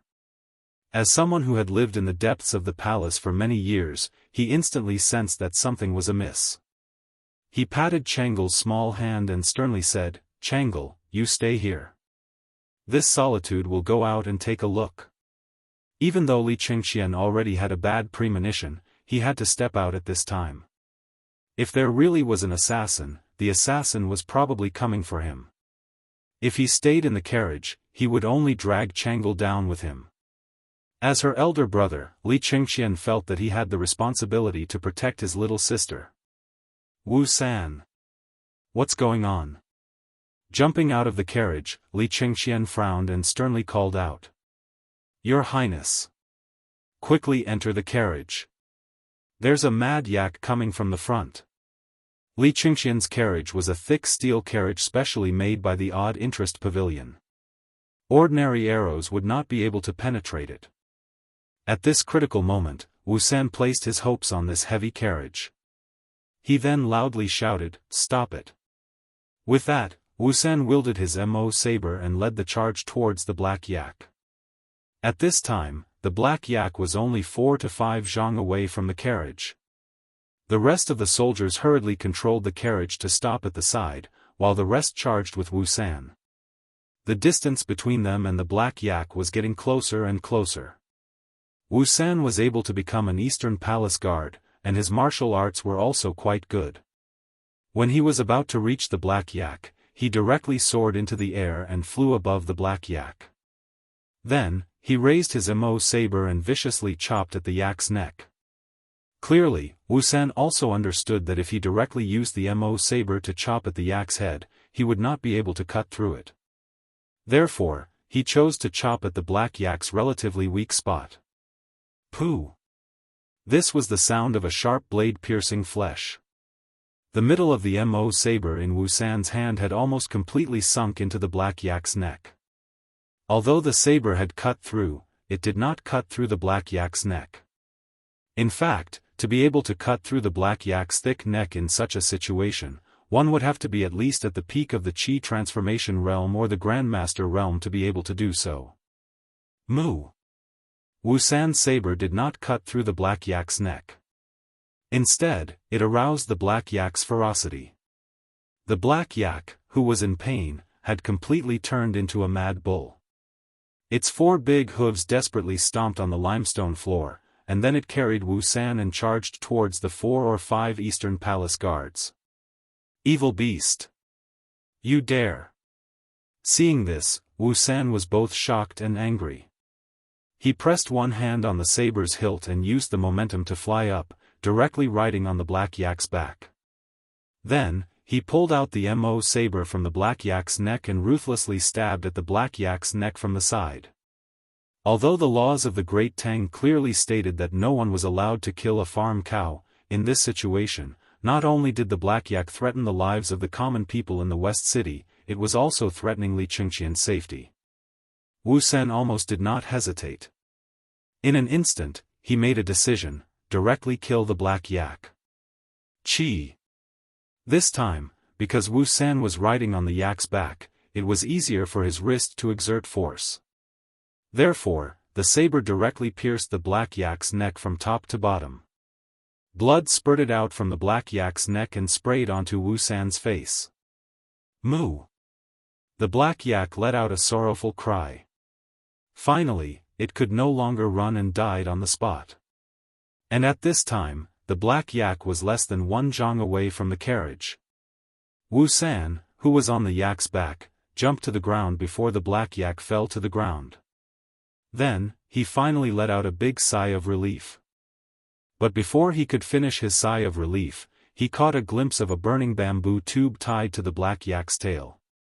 Wusan's heart instantly rose to his throat because he knew that the black yak on the ground had not gone crazy. Instead, someone was using the black yak to create a disturbance. Quick! Quickly protect His Highness and the princess. Wusan, who had reacted, quickly pulled out the Mo saber from the black yak's neck and shouted loudly. But his warning was too late. Just as Wusan's voice fell, a tall and sturdy man wearing a bamboo hat was flying in Li Qingqian's direction. His speed was so fast that Wusan had no time to react. He could only stare blankly as the man put his hand on Li Qingqian's shoulder. Impudent! What kind of thief dares to commit murder in Chang'an City? Li Qingqian's heart was slightly alarmed when his shoulder was clamped, but his expression was still calm. He looked at the tall and sturdy man beside him and coldly reprimanded. Humph! Chang'an City? This place will soon become our world. Ha ha ha! The man in the bamboo hat snorted coldly and laughed arrogantly. Then, seeing that Wusan and the others were rushing over with all their might, the man in the bamboo hat waved his sleeve at a nearby stall. The wooden shelves, sheds, baskets, and other things were brought to the group of Eastern Palace guards by his powerful true Qi.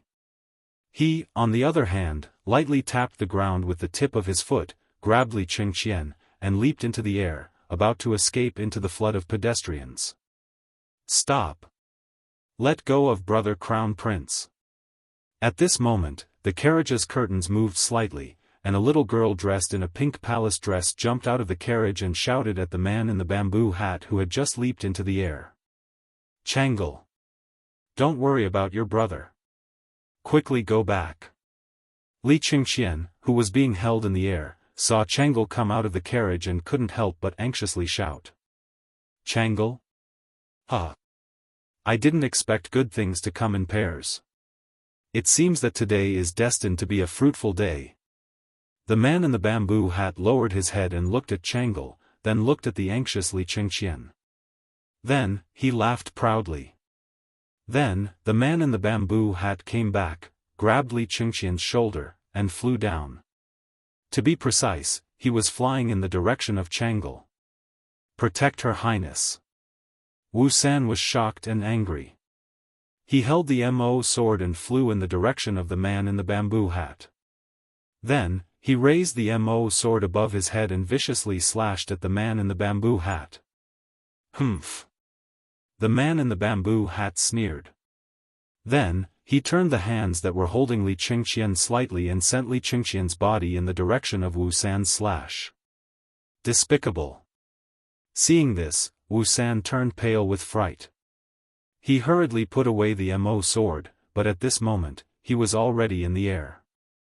He wanted to change direction, but there was no point for him to use. He could only continue flying in the direction of the man in the bamboo hat.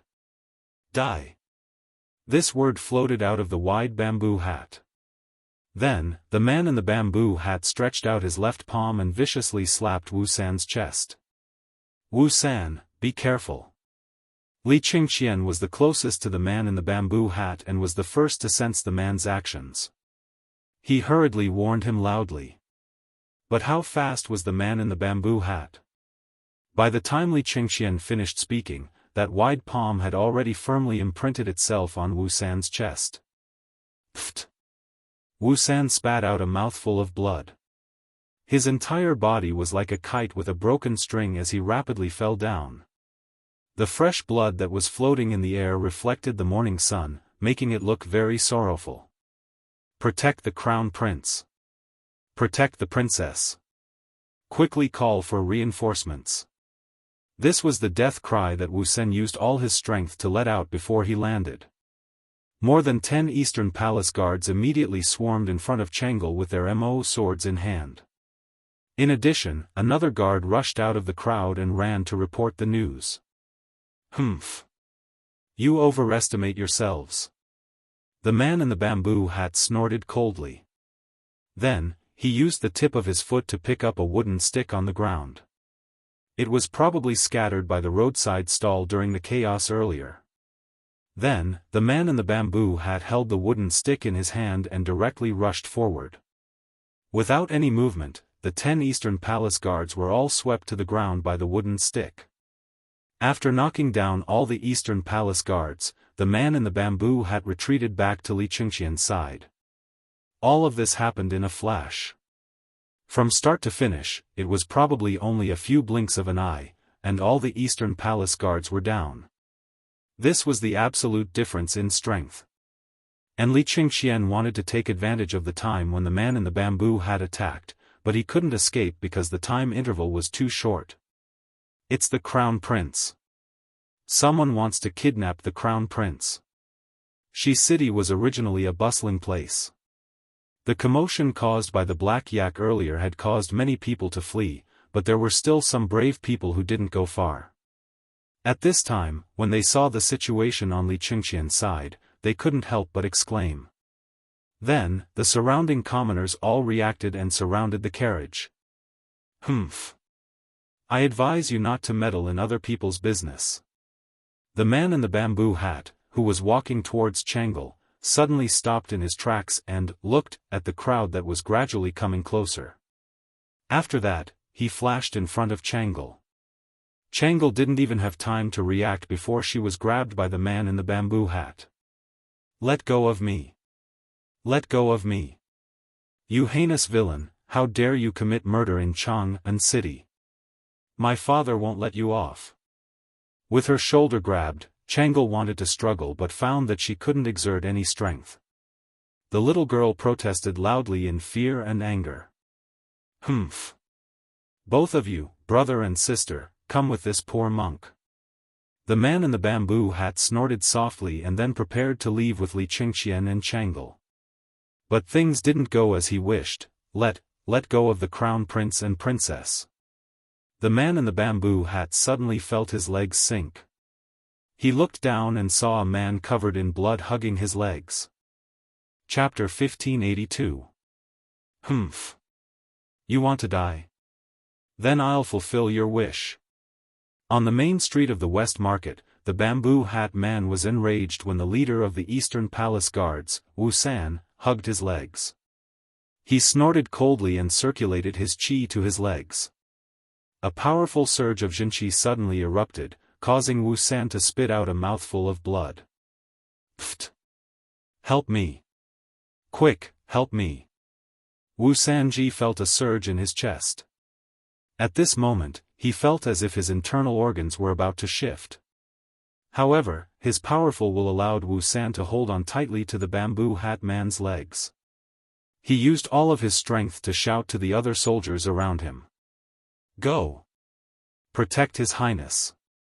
The dozen or so Eastern Palace guards who had fallen to the ground stood up again and ran toward the man in the bamboo hat with all their might. Seeing this, the man in the bamboo hat panicked. He channeled true qi into his legs again and released it, trying to shake Wu San off completely. Pfft! Pfft! This time, Wu San spat out 2 mouthfuls of blood. The joints in his arms were completely broken, and he was sent flying far away. It was not that he did not want to continue holding on to the man in the bamboo hat, but his arms were completely powerless now. Wu San! Commander Wu! Li Qingqian and the group of Eastern Palace guards were all shocked. Wu San was clearly heavily injured and looked like he was about to die. Who knew that the man in the bamboo hat would not give up? He took 2 steps forward like lightning and kicked Wu San in the abdomen. Wu San was instantly kicked into the air and smashed into the Eastern Palace guards who were rushing over. Humph! You overestimate yourself. After breaking free of Wu San's restraints, the man in the bamboo hat snorted coldly. Then, like an eagle catching chicks, he picked up Li Qingqian and Chang'e and prepared to leave. But, bam! Protect His Highness!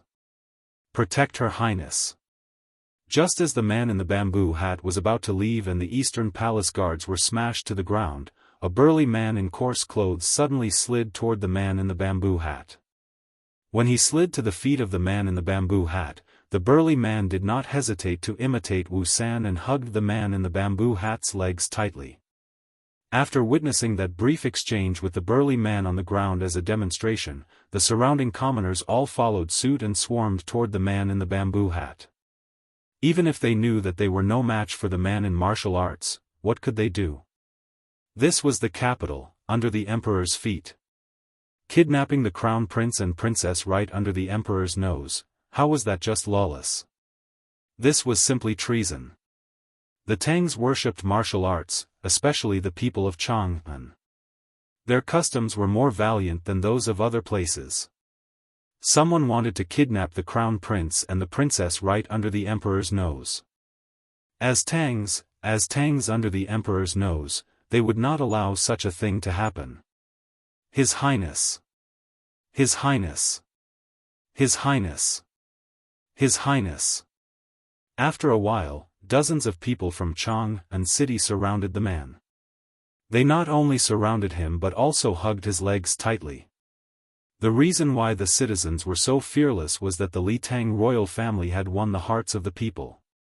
Li Qingqian had also done a lot of good deeds before, so the citizens had a very good impression of Li Qingqian. But now that the man in the bamboo hat wanted to capture their crown prince, these citizens would definitely not agree. You're all courting death. The man in the bamboo hat was furious, especially when he felt the ground tremble slightly and knew that it was very likely that the patrolling Marquis of Chang'an was about to rush over. His heart was filled with rage and panic. With an angry snort, many of the people around him were sent flying or vomited blood from the shock. The crown prince and princess are under attack in Shi City. Soldiers in the city, go to support them. The crown prince and princess are under attack in Shi City. Soldiers in the city, go to support them. On the Vermilion Bird Avenue, Li Zishuan and Xian Qing were chatting as they walked. Suddenly, a soldier appeared in their field of vision, and that soldier was running while panting. What? Qingqian and Chang'e were under attack? Hearing that, Li Zishuan and Xian Qing looked at each other and were shocked. He hurriedly urged Big White to come in front of the soldier and asked anxiously, "You said the crown prince and princess were under attack. Who attacked them? How are the crown prince and princess now?" Marquis Yong-an. The soldier looked up and saw that the person who asked was Li Zishuan. He immediately became excited and grabbed Li Zishuan's arm, saying excitedly, "Marquis! Quickly go to Shi City and save the crown prince and princess. There is a thief wearing a bamboo hat and is extremely skilled in martial arts who wants to do something bad." Li Zishuan took back the academy's information from Wuxia at the Longmen Pass and became famous in the world. Now, who did not know that Li Zishuan could fight a great grandmaster master alone? Therefore, after seeing Li Zishuan, the soldier who sent the message felt like he had seen his savior. Shi City. Extremely skilled in martial arts. Li Zishuan's eyes narrowed. Without any hesitation, he turned his horse around and said to Xianqing, "Young uncle master, I will go save the crown prince and princess. You go back to Yunshan first." Then, without waiting for Xianqing's reply, he kicked Big White's stomach and rushed to the west side of the city with his horse. "Little Xian. Uncle master will go with you." Xianqing quickly made a decision and chased after Li Zishuan's back. He was not interested in fighting and killing at all. However, since the Celestial Master sect of Longhu Mountain had chosen to enter the world, now that he knew something had happened to Li Chengqian, he had to help. Seeing that, the soldier who sent the message could not help but breathe a sigh of relief. He knew that with the help of the two masters, Li Zishuan and Xianqing, it was basically settled. Even if the man in the bamboo hat was skilled in martial arts, he would definitely not be a match for Li Zishuan and Xianqing. Chapter 1583. Clang! Just as the man in the bamboo hat was about to hit Changle's head with his right palm, a loud and clear sound of a sword suddenly came from the street of Shi Market. The man in the bamboo hat instantly felt a sense of extreme danger. If this palm hit, Changle would undoubtedly die, but he would also be seriously injured by this sword. Humph! Of course, the man in the bamboo hat didn't want to die like this. He snorted coldly and directly turned his palm into a claw. He directly grabbed Changle's right shoulder and pulled her in front of him. He wanted to use Changle to block this sudden and peerless sword. "You're courting death." This sword was the fifth move of the 9 Taishian swords, leaving dust, which was used by Li Zishuan. Li Zishuan rode all the way to the entrance of Shi Market. As soon as he arrived, he saw that the man in the bamboo hat was about to hit Changle's head with his palm. Li Zishuan was so shocked and angry that he directly used the fastest move of the 9 Taishian swords to save Changle. However, the man in the bamboo hat's reaction was both unexpected and reasonable. In order to avoid hurting Changle, Li Zishuan could only forcibly change the direction of the sword to avoid the man in the bamboo hat and Changle. However, the man in the bamboo hat's action had also thoroughly angered Li Zishuan. Today's matter was destined to be irreconcilable. Grand Master late stage. The man in the bamboo hat, who had dodged a bullet, couldn't help but feel a little surprised when he felt the momentum from Li Zishuan. He had never expected to meet a master at the Grand Master late stage here, let alone a teenager of 15 or 16 years old. Suddenly, he seemed to think of something and couldn't help but say in a low voice, "You're Li Zishuan." In the whole world, Li Zishuan was probably the only person who could reach such a high level of martial arts at such a young age. Changle, who had thought that she was doomed, closed her eyes and waited for her death. However, after waiting for a long time, the bamboo hat man's palm did not land. Instead, she heard the words, "Li Zishuan." She hurriedly opened her eyes and saw Li Zishuan brushing past her with the wind-chasing sword in hand. At this moment, Changle couldn't help but feel a little dazed. When she was at her most dangerous and desperate moment, the man she respected and admired the most finally appeared. Was this fate, or was it a coincidence? Humph! How could a grandmaster commit such a despicable act? He really deserves to die. Just when the man in the bamboo hat was shocked by Li Zishuan's arrival, a cold snort came from his left. Then he felt a sharp light locking on to him. The fifth sword of the 9 Taishian swords, leaving dust, a sword leaving dust and desolation. A handsome man in a Daoist robe, holding a long sword, was stabbing towards him at an even faster speed. Powerful. In the face of such a powerful swordsman, the man in the bamboo hat couldn't even think of resisting. He knew that he couldn't hide or resist, so he could only run. As for using the same trick again and pulling Changle to his left as a shield, there was no time at all. Because this swordsman's speed was more than 30% faster than Li Zishuan's. When did so many demons appear in Chang'an City? And each one was more powerful than the other? This was the most depressing thing for the man in the bamboo hat at this moment. Venerable. Be careful. The burly man who had been standing beside the bamboo hat man flew over at this critical moment. With a "cheet" sound, the long sword pierced his body in the next moment. The bamboo hat man took the opportunity to retreat quickly, and directly retreated more than 5 feet away. Venerable, leave quickly. The big man spat out blood, but before he died, he still worriedly said these 4 words. The man in the bamboo hat didn't stop. He directly jumped up and flew away over the heads of the onlookers. There were 2 guru masters, and one of them was a super sword master who was about to break through the great grandmaster realm. In the face of such a lineup, he didn't even have the courage to stay for a moment, let alone care about the 2 hostages, Li Qingqian and Changle. Xiao Xian. You stay here, I'll chase after him. The last sword master who was wearing a Daoist robe was Xian Qing.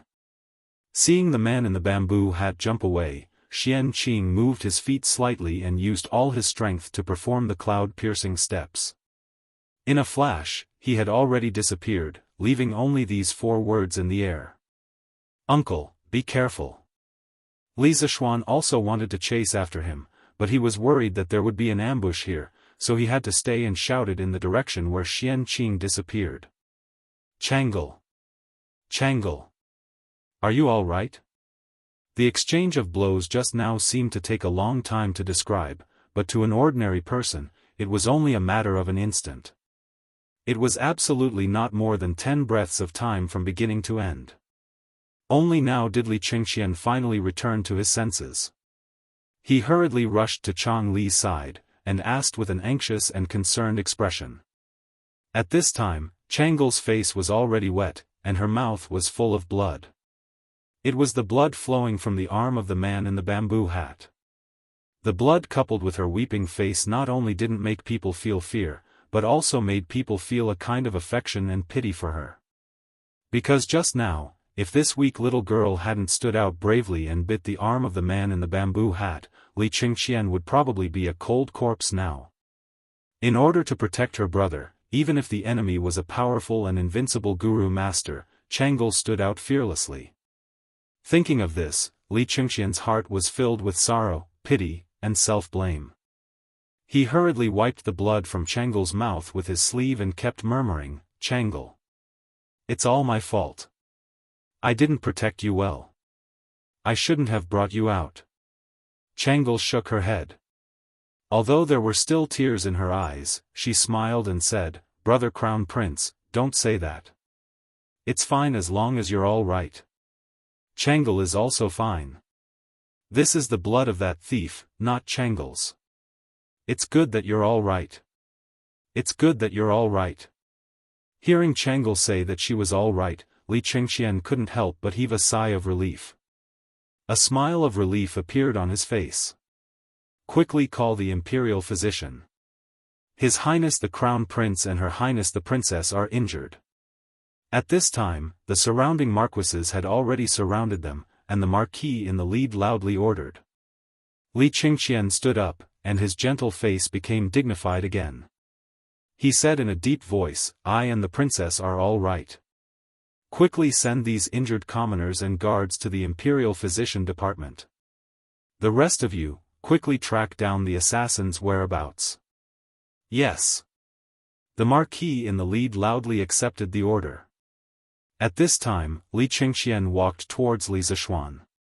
He very solemnly cupped his hands towards Li Zishuan and said, "Little Xian, thank goodness you arrived in time. Otherwise, I'm afraid that the 2 of us would have met with misfortune." Li Qingqian was very clear in his heart that the bamboo hat man's goal was nothing more than to hold the two of them hostage to achieve an unspeakable goal. However, in order to escape the encirclement, the bamboo hat man could only choose to kill one of the two of them as a deterrent. The person who should have died was him, but because of Changle's excessive actions, the bamboo hat man changed his target. If Li Zishuan had arrived a moment later, Changle would have died, and he, Li Qingqian, would have become the bamboo hat man's hostage. In order to prevent Li Er from being threatened by the bamboo hat man, he could only sacrifice himself. Finished speaking, Li Qingqian sincerely bowed towards Li Zishuan. Li Zishuan jumped in fright. He quickly moved to the side and helped Li Qingqian up, saying, "Qingqian, what are you doing? Aren't you torturing me like this? You said before that we are all good brothers. When a brother is in trouble, I, Li Zishuan, should come to help. Isn't that what I should do? If you continue to be like this, next time I won't save you." In the end, Li Zishuan couldn't help but crack a joke. Hearing this, Li Qingqian couldn't help but smile, saying, "That's good. I won't say any polite words. This friendship, I will always remember it in my heart. The friendship between men was like this. Perhaps I'm not good with words, but as long as you need help, I will appear. I won't ask too much, and I won't be embarrassed." Some seemingly careless details and small matters are all moments of true feelings between men. As long as you can understand it, there's no need to say anything more. Chapter 1584. Bastard. In the land of Jianghu, at the foot of the imperial city, there are assassins who dare harm our crown prince and princess. In the future, will there be people who will break into the imperial palace and chop at our head? In the sweet dew hall of the imperial palace, Li Er's furious roar resounded through the entire hall. The palace maids and eunuchs outside the hall could hear the roar from far away.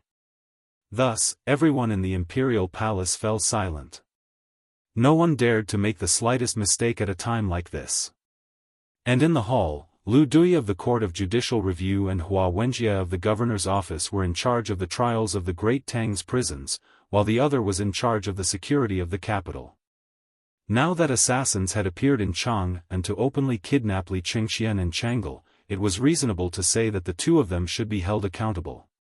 Thus, when they learned of what had happened in Shi City, Lu Dui and Hua Wenjie sent people to deal with it while personally coming to the imperial palace to ask for forgiveness. This old subject is terrified.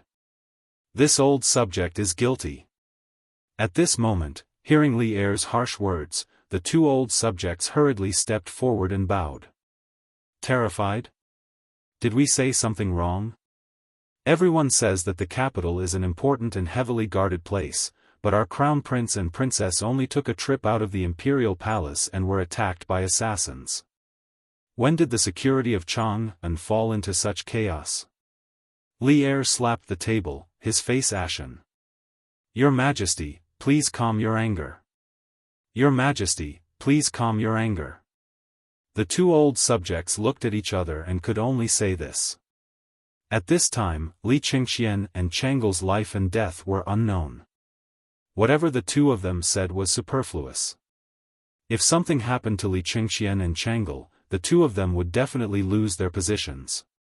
Only if Li Qingqian and Changle were lucky enough to be safe would they be able to make up for their mistakes. Your Majesty. Good news. The Marquis of Yong'an and Daoist Master Xian Qing came to the rescue in time. His Highness the Crown Prince and Her Highness the Princess are both safe. At this moment, a young eunuch ran in from outside the hall and happily bowed to Li Er. Hearing this, Li Er, Lu Dui, and Hua Wenjie's gazes all gathered on the little eunuch. What? Qingqian and Changle are both fine? What about the assassin? Did Li Zishuan catch the assassin? Li Er leaned forward, unable to conceal the excitement in his voice.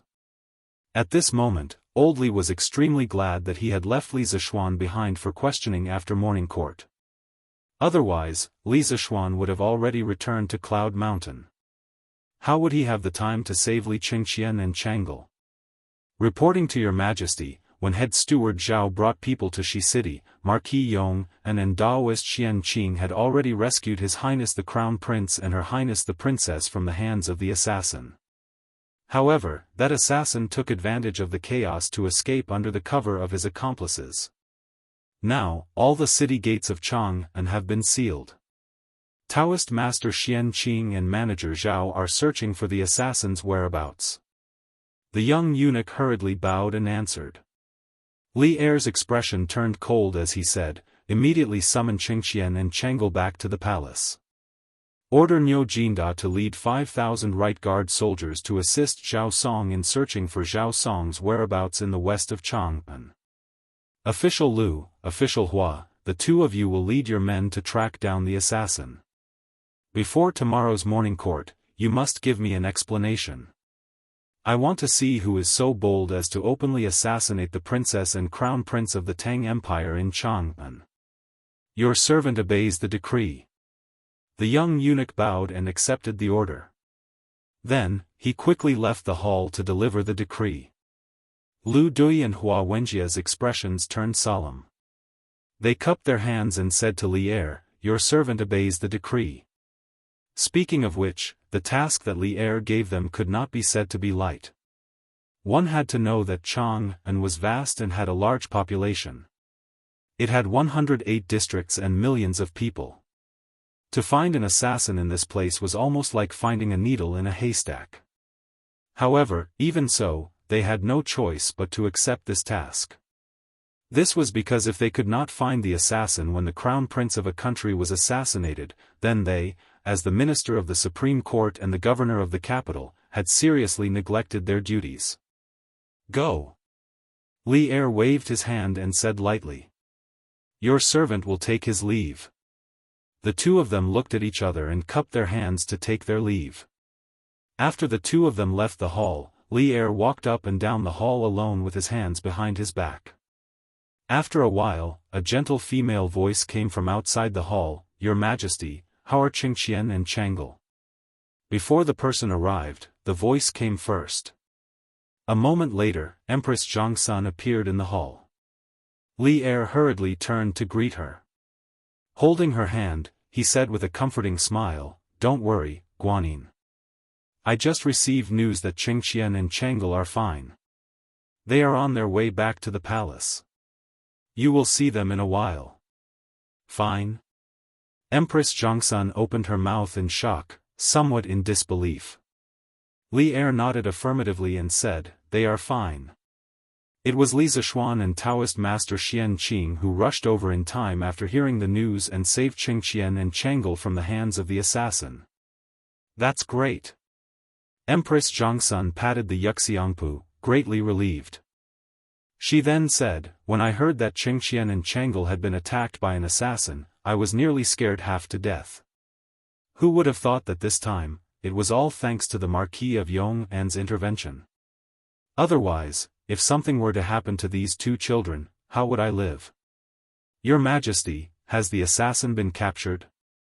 Otherwise, if he continues to hide in the city, once Qingqian and Chang'e leave the palace, they will still be in danger."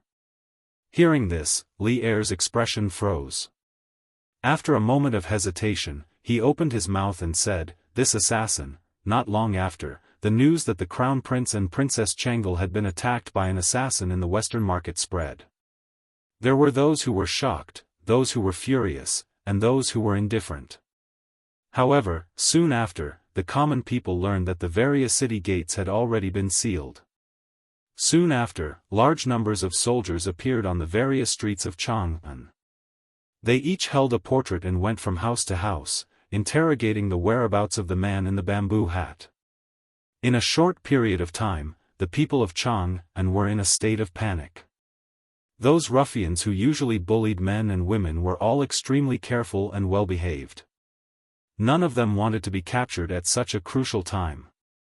This was because this was a major case involving the assassination of the Crown Prince and Princess. If they were caught at such a critical juncture, even if they didn't die, they would lose a layer of skin. Therefore, regardless of whether this large-scale manhunt in the city could catch the assassin or not, the public security in Jianghu city had improved by several levels because of this large-scale manhunt. Many hooligans were arrested and sent to the Supreme Court's prison. Li Zishuan rode Big White, quickly galloping in the direction of the imperial palace. Suddenly, a delicate and pretty young girl wearing a shabby white dress appeared in the middle of the road. Li Zishuan promptly reined in Big White. "Stop!" Big White finally stopped the horse's hooves when it was a foot away from the young girl. However, there was no fear on the young girl's face. It was as if she was completely confident that Li Zishuan could control the horse. "Hey! Young girl, you!" Li Zishuan was just about to ask the young girl why she was standing alone in the middle of the road. Unexpectedly, before he could finish speaking, the young girl opposite him interrupted, "You must be the Marquis of Yong'an?" Li Zishuan was instantly puzzled. "Young girl, how do you know my identity?" Although Li Zishuan often appeared in Jianghu city and there were many citizens who knew him, the young girl in front of him didn't sound like a local from Jianghu. Yes, that's right. Not only did dialects exist in modern society, they also existed in ancient times. This young girl's accent was a bit like that of the Jiangnan region. Therefore, how could Li Zishuan not be surprised that such an outsider actually knew his identity? The young girl smiled slightly, a glint flashing across her eyes. She said, "Just now, when the Marquis of Yong'an rescued the Crown Prince and Her Royal Highness in Shi City, I was also present. Naturally, I knew of Marquis' identity." Li Zishuan was slightly taken aback. Realization dawned on him. "I see. Then what's your name? Why are you blocking my path?" Hearing this, the little girl hurriedly and carefully took out a folded piece of paper from her waist pouch and said, "Marquis, this little girl's name is not worth mentioning. Someone asked me to pass something to you." "Oh? What is it?" Li Zishuan's gaze froze. He hurriedly jumped down from Big White's back. In 3 steps, he arrived in front of the young girl and took the folded piece of paper from her hands.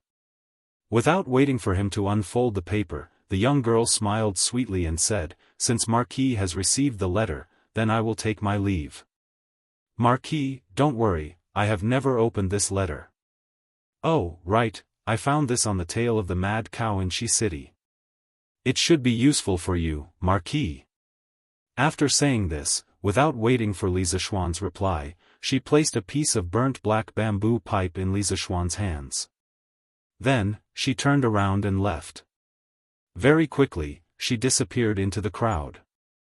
Chapter 1585. Li Qingqian and Chang'e, who had almost been kidnapped by the assassin, quickly returned to the palace under the escort of a group of imperial guards. Empress Zhangsun, who had been worried for a long time, looked up and down at her son and daughter to see if they were missing any parts. After seeing the bruise on Li Qingqian's neck, Empress Zhangsun was naturally very distressed. She, who had always been gentle, couldn't help but be angry.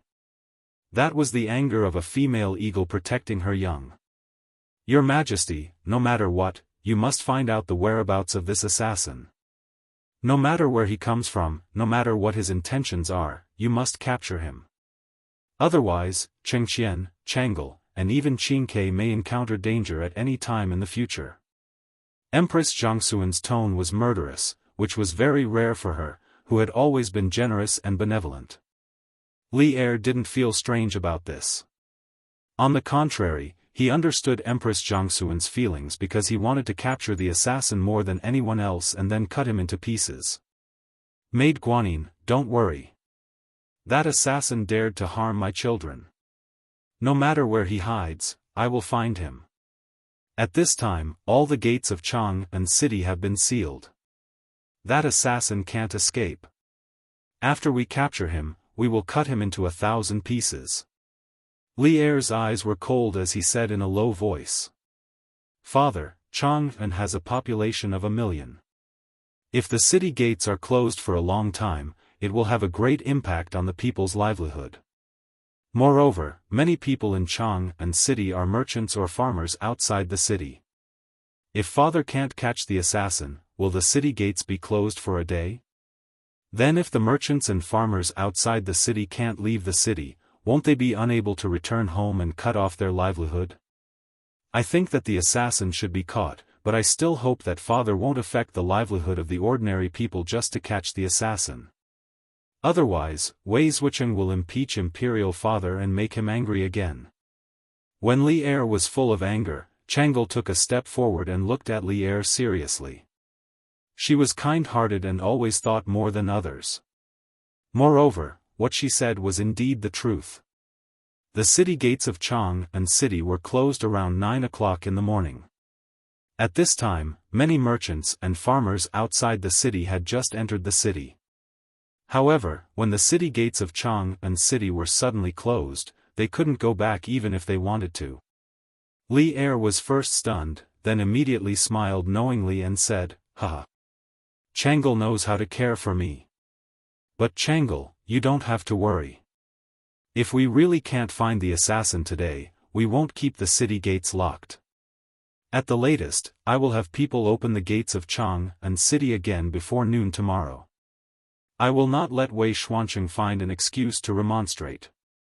As for that assassin, even if we can't find him today, we don't believe that we can't find him in a month, or even a year. Father is wise." Changle nodded happily. "Your Majesty, the Marquis of Yong'an requests an audience." Just as old Li's family was enjoying themselves, a young eunuch quickly walked in and bowed to Li Er. Li Er's expression turned solemn and he said in a solemn voice, "Let him come in." "Here." The eunuch accepted the order and left. At this moment, Empress Zhongsun stood up and said, "Your Majesty, the Marquis of Yong'an must have something important to discuss with you.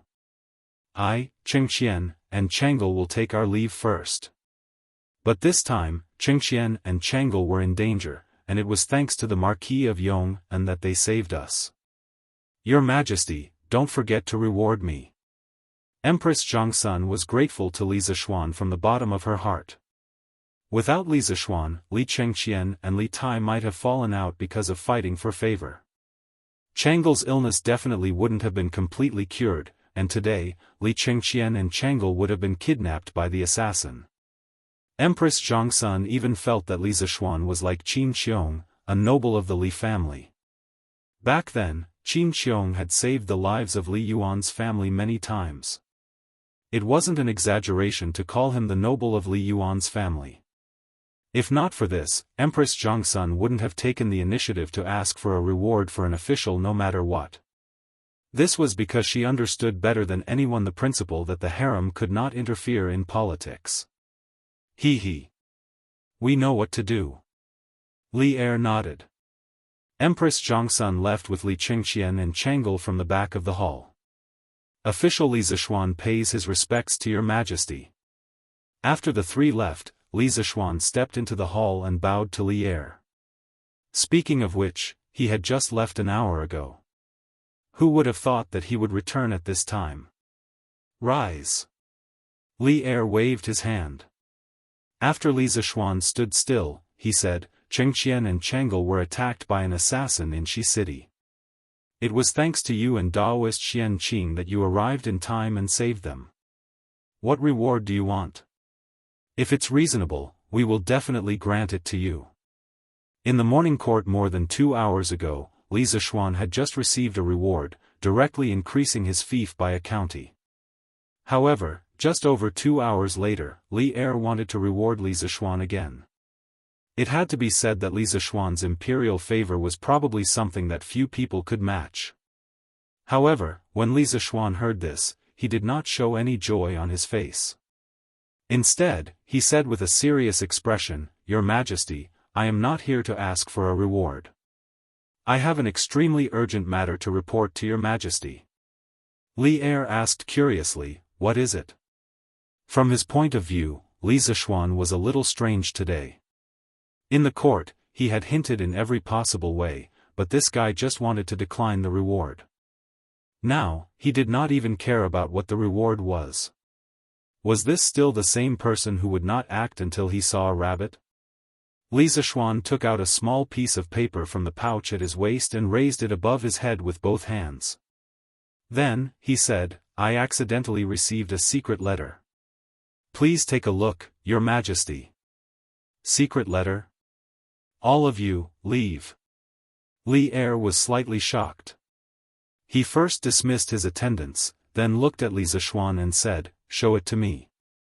As Zhao Song was currently outside the palace with the imperial guards, looking for the assassin's whereabouts, he naturally could not be in the main hall. Li Zishuan had also dismissed the rest of the people in the main hall, so the task of presenting the secret letter naturally fell on Li Zishuan's shoulders. Guards! Quickly summon Zhangsun Wuji, Fang Xianling, and Li Jing into the palace for a discussion. Li Er expressionlessly took the secret letter from Li Zishuan's hands. When he opened it, his expression changed with a schwa. After a moment, Li Er first shouted out of the hall, then looked at Li Zishuan and said with a pale face, where did you get this secret letter? Yes, Your Majesty. A series of replies came from outside the hall, and then someone went to deliver the decree. When Li Zishuan heard Li Er's question, he clasped his hands and asked, Your Majesty, is the handwriting on this letter from General Li Junxian? Li Er lowered his head to take another look before nodding. It is indeed Junxian's handwriting. Li Zishuan asked again, Your Majesty, may I ask where General Li is now? Li Er replied, several days ago, in order to investigate the origins of the Dragon King sect, Junxian specially infiltrated the Dragon King sect. Right now, wherever the Dragon King sect is, he should be there as well. Li Zishuan's heart trembled. He had guessed correctly. Li Junxian had really infiltrated the enemy camp, or else he would not have so much information on the Dragon King sect. If that's the case, the matter is very clear. Li Zishuan stepped forward and clasped his hands. The people of the Dragon King sect are currently hiding in the Serpent Spirit Mountain. They are preparing to attack Chang'an tomorrow. The words attack Chang'an immediately caused the atmosphere in the hall to turn somber. Li Er's face was grim. After a long silence, he couldn't help but sneer. Humph. A mere Dragon King sect dares to dream of attacking Chang'an. They came at the right time. We wanted to find them, but they delivered themselves to our doorstep. Your Majesty, you must not underestimate the enemy. Li Zishuan hurriedly clasped his hands. Your Majesty, the enemy is in the dark while we are in the light. If they want to know how many soldiers Chang'an has and how many provisions we have, they will definitely be able to find out. On the other hand, the imperial court knows nothing about their situation. Since the Dragon King sect dares to attack Chang'an, their leader must be very confident.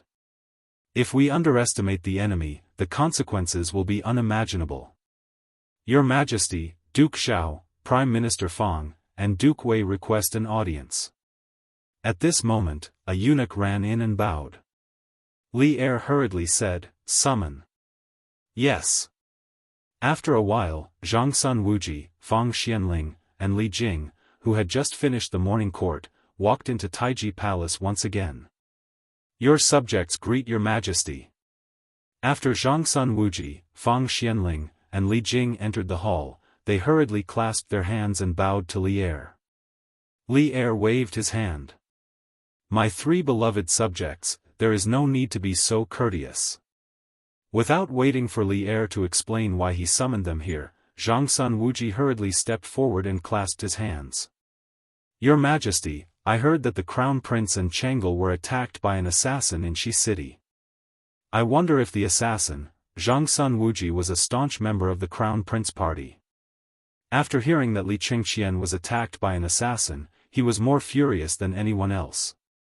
At this moment, he had already sent out all of the Zhangsun family's guards to assist Wu Hou in finding the assassin. Li Er waved his hand. Assistant, we have already sealed off all the city gates and sent the Imperial Army and Wu Hou to find the assassin. However, we have not summoned you here for this matter. Marquis Yong'an, show this secret letter to the three beloved subjects. Yes, Your Majesty. Li Zishuan clasped his hands and bowed. Then, he stepped forward and took the secret letter from Li Er before passing it to Zhang Sun Wuji. After the three of them read the letter, their faces turned grim. As you can see, Junxian mentioned in the secret letter that the dragon sect plans to attack Chang'an City tomorrow. The Marquis of Yong'an's opinion that the imperial court cannot underestimate the enemy under the cover of the enemy. I agree with him. At this time, Li Er spoke up, but he immediately changed the topic. But now that we know where the dragon sect is hiding, why not take the initiative to send troops to Snake Spirit Mountain before they descend the mountain to cause trouble and catch them off guard? What do my beloved subjects think? Zhang Sun Wuji, Fang Xianling, and Li Jing frowned. Li Zishuan pondered for a moment before stepping forward and clasping his hands. Your Majesty, I think it is inappropriate. Why? Li Er was puzzled. Li Zishuan clasped his hands and said, firstly, Snake Spirit Mountain's terrain is steep. It is easy to defend and difficult to attack. When the imperial court sent an army to encircle the 7 cultivators sect, they suffered heavy losses on Snake Spirit Mountain. Now that the dragon sect has the guts to attack Chang'an City, they must have at least 30 to 50,000 soldiers. Just based on this point, their strength is 100 times stronger than the 7 cultivators sect. If we attack Snake Spirit Mountain rashly, the imperial court will suffer heavy losses. The gains will not make up for the losses. Chapter 1586. Plot. What kind of plot does the Heavenly Dragon sect have in Chang'an?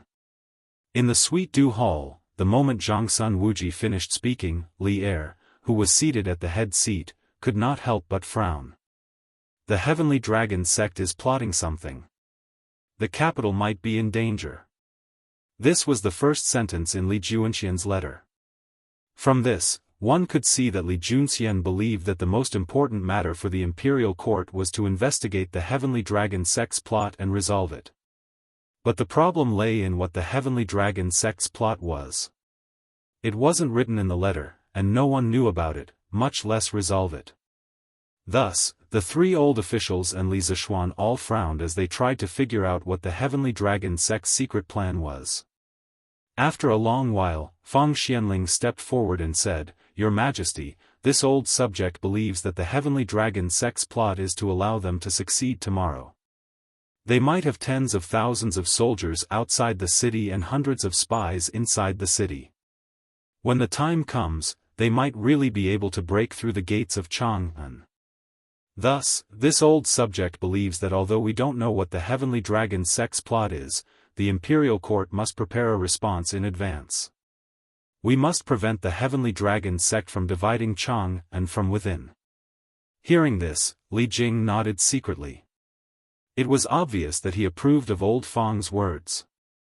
Li Er thought for a few moments before turning to Li Zishuan and asking, Marquis Yong'an, what do you think? It's here again. Di Renjia's classic line is here again. Even though this was an extremely solemn occasion, Li Zishuan couldn't help but grumble in his mind when he heard Li Er ask, What do you think? But grumbling was grumbling, the problem still had to be solved. Your Majesty, this subject agrees with Fang Xuanling's words. Li Zishuan, who was well versed in emotional quotient, first affirmed old Fang's analysis. Then, in order to avoid disappointing Li Er, he began to speak of his own opinion.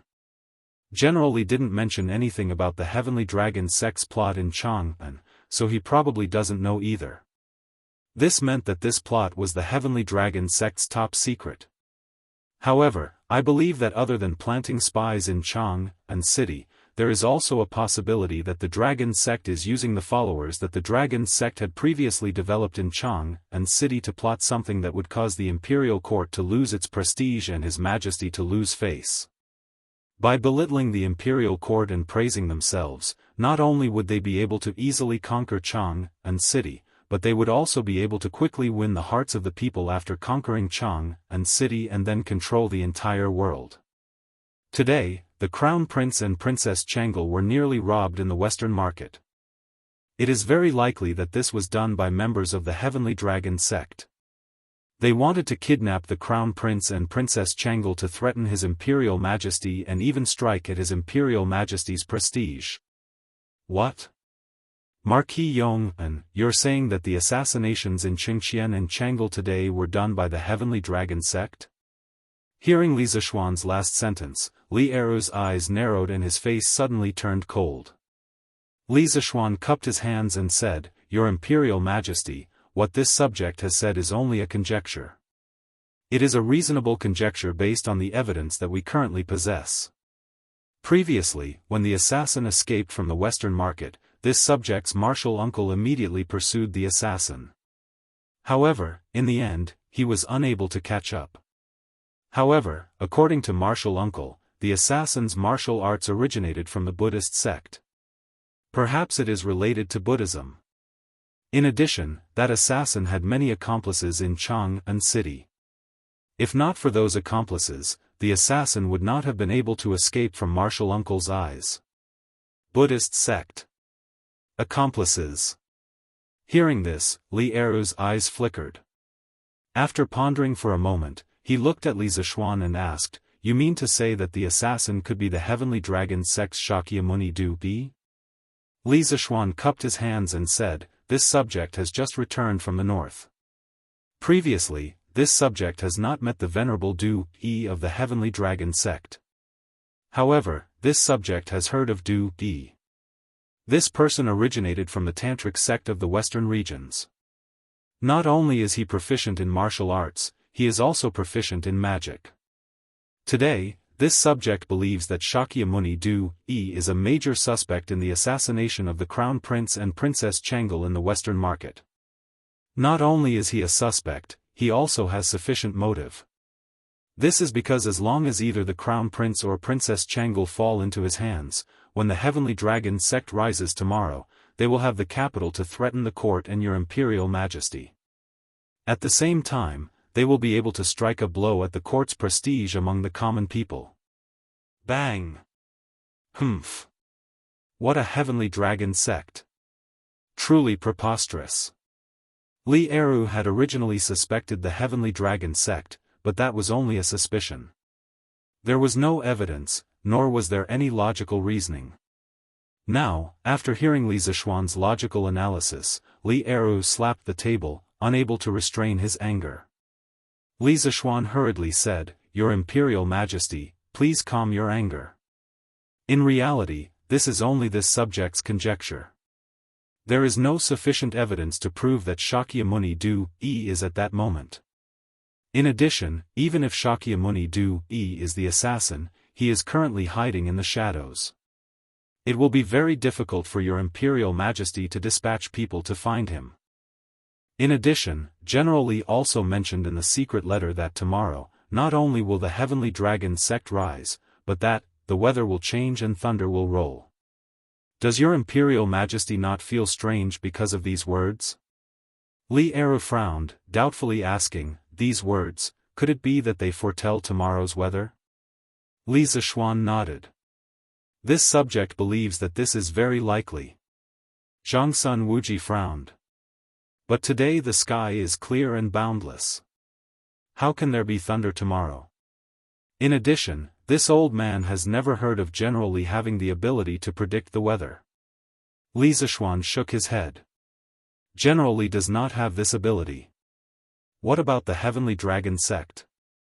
I have heard that the Heavenly Dragon sect has not only recruited many disciples in Chang'an, but has also operated in Qingzhou for many years, with tens of thousands of disciples. In this way, there are definitely some capable people among the Heavenly Dragon sect. Being able to predict the weather is not surprising. Hearing this, Fang Xianling was puzzled. The weather changes unpredictably. How can mortals accurately predict it? Li Zishuan explained, everything in the world is fated. Even the weather has its own rules to follow. In fact, if you want to know if tomorrow's weather will change and thunder will roll as the secret letter said, it is very simple. You only need to ask one person.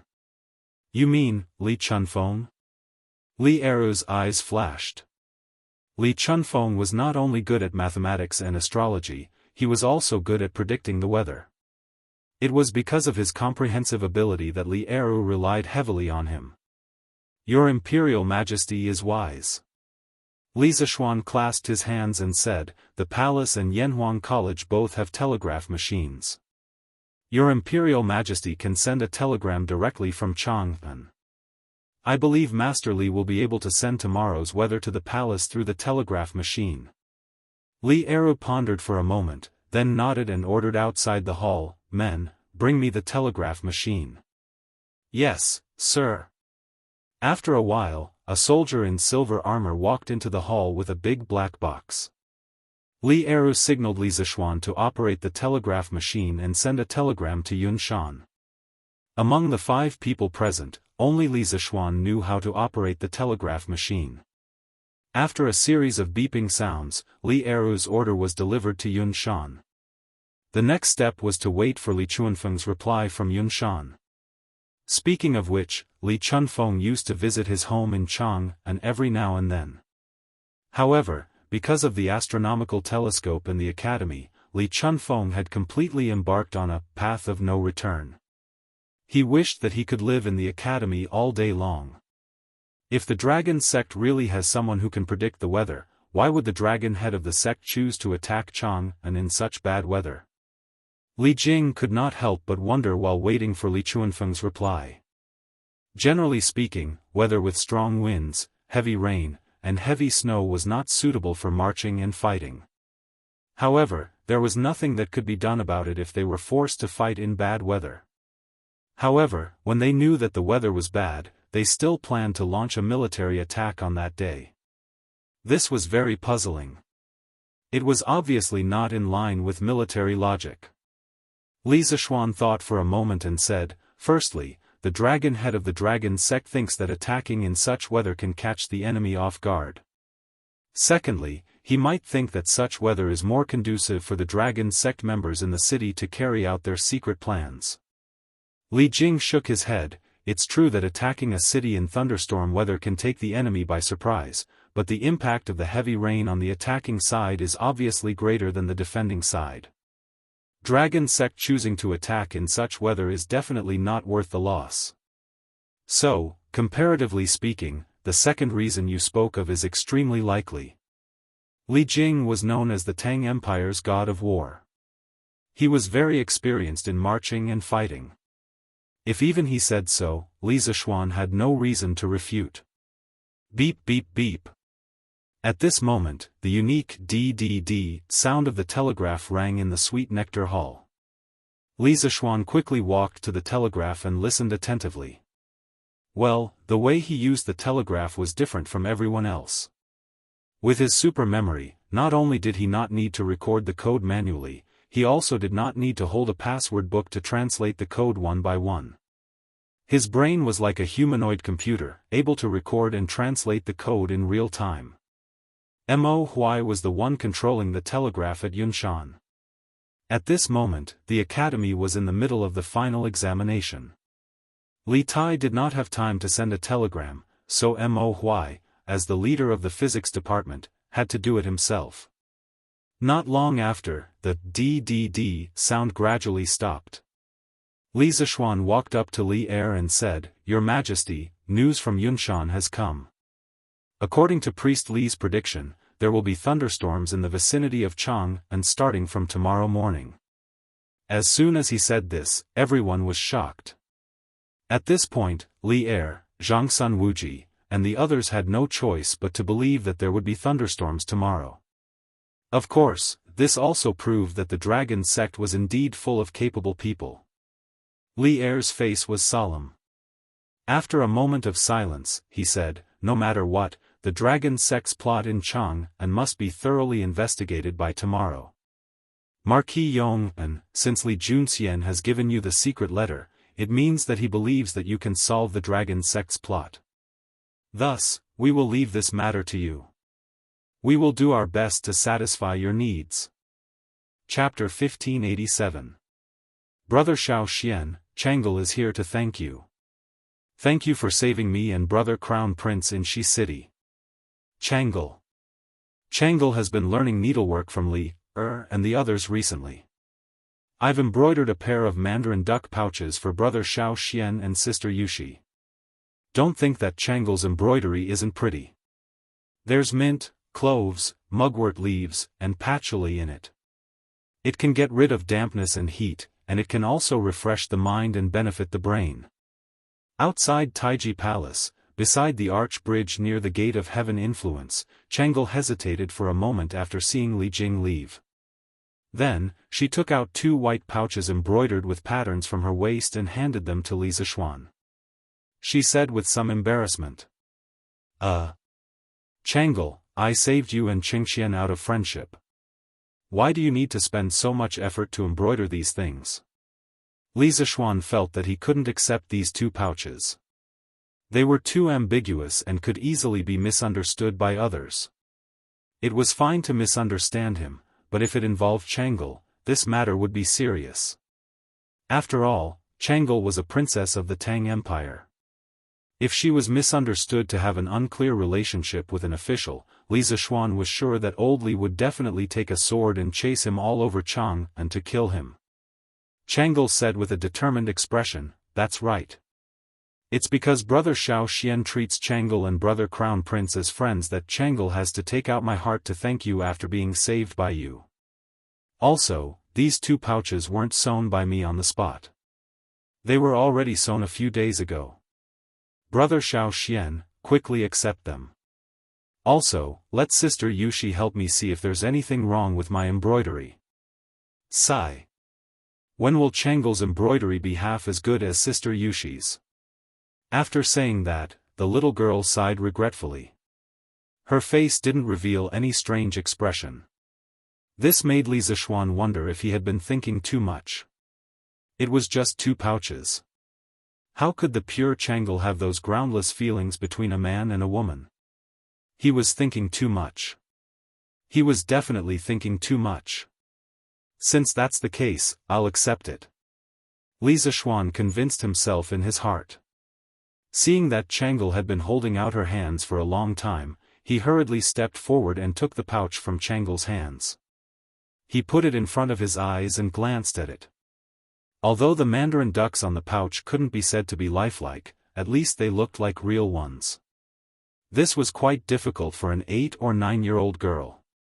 Therefore, he couldn't help but say, "Haha. Changle, you are still young.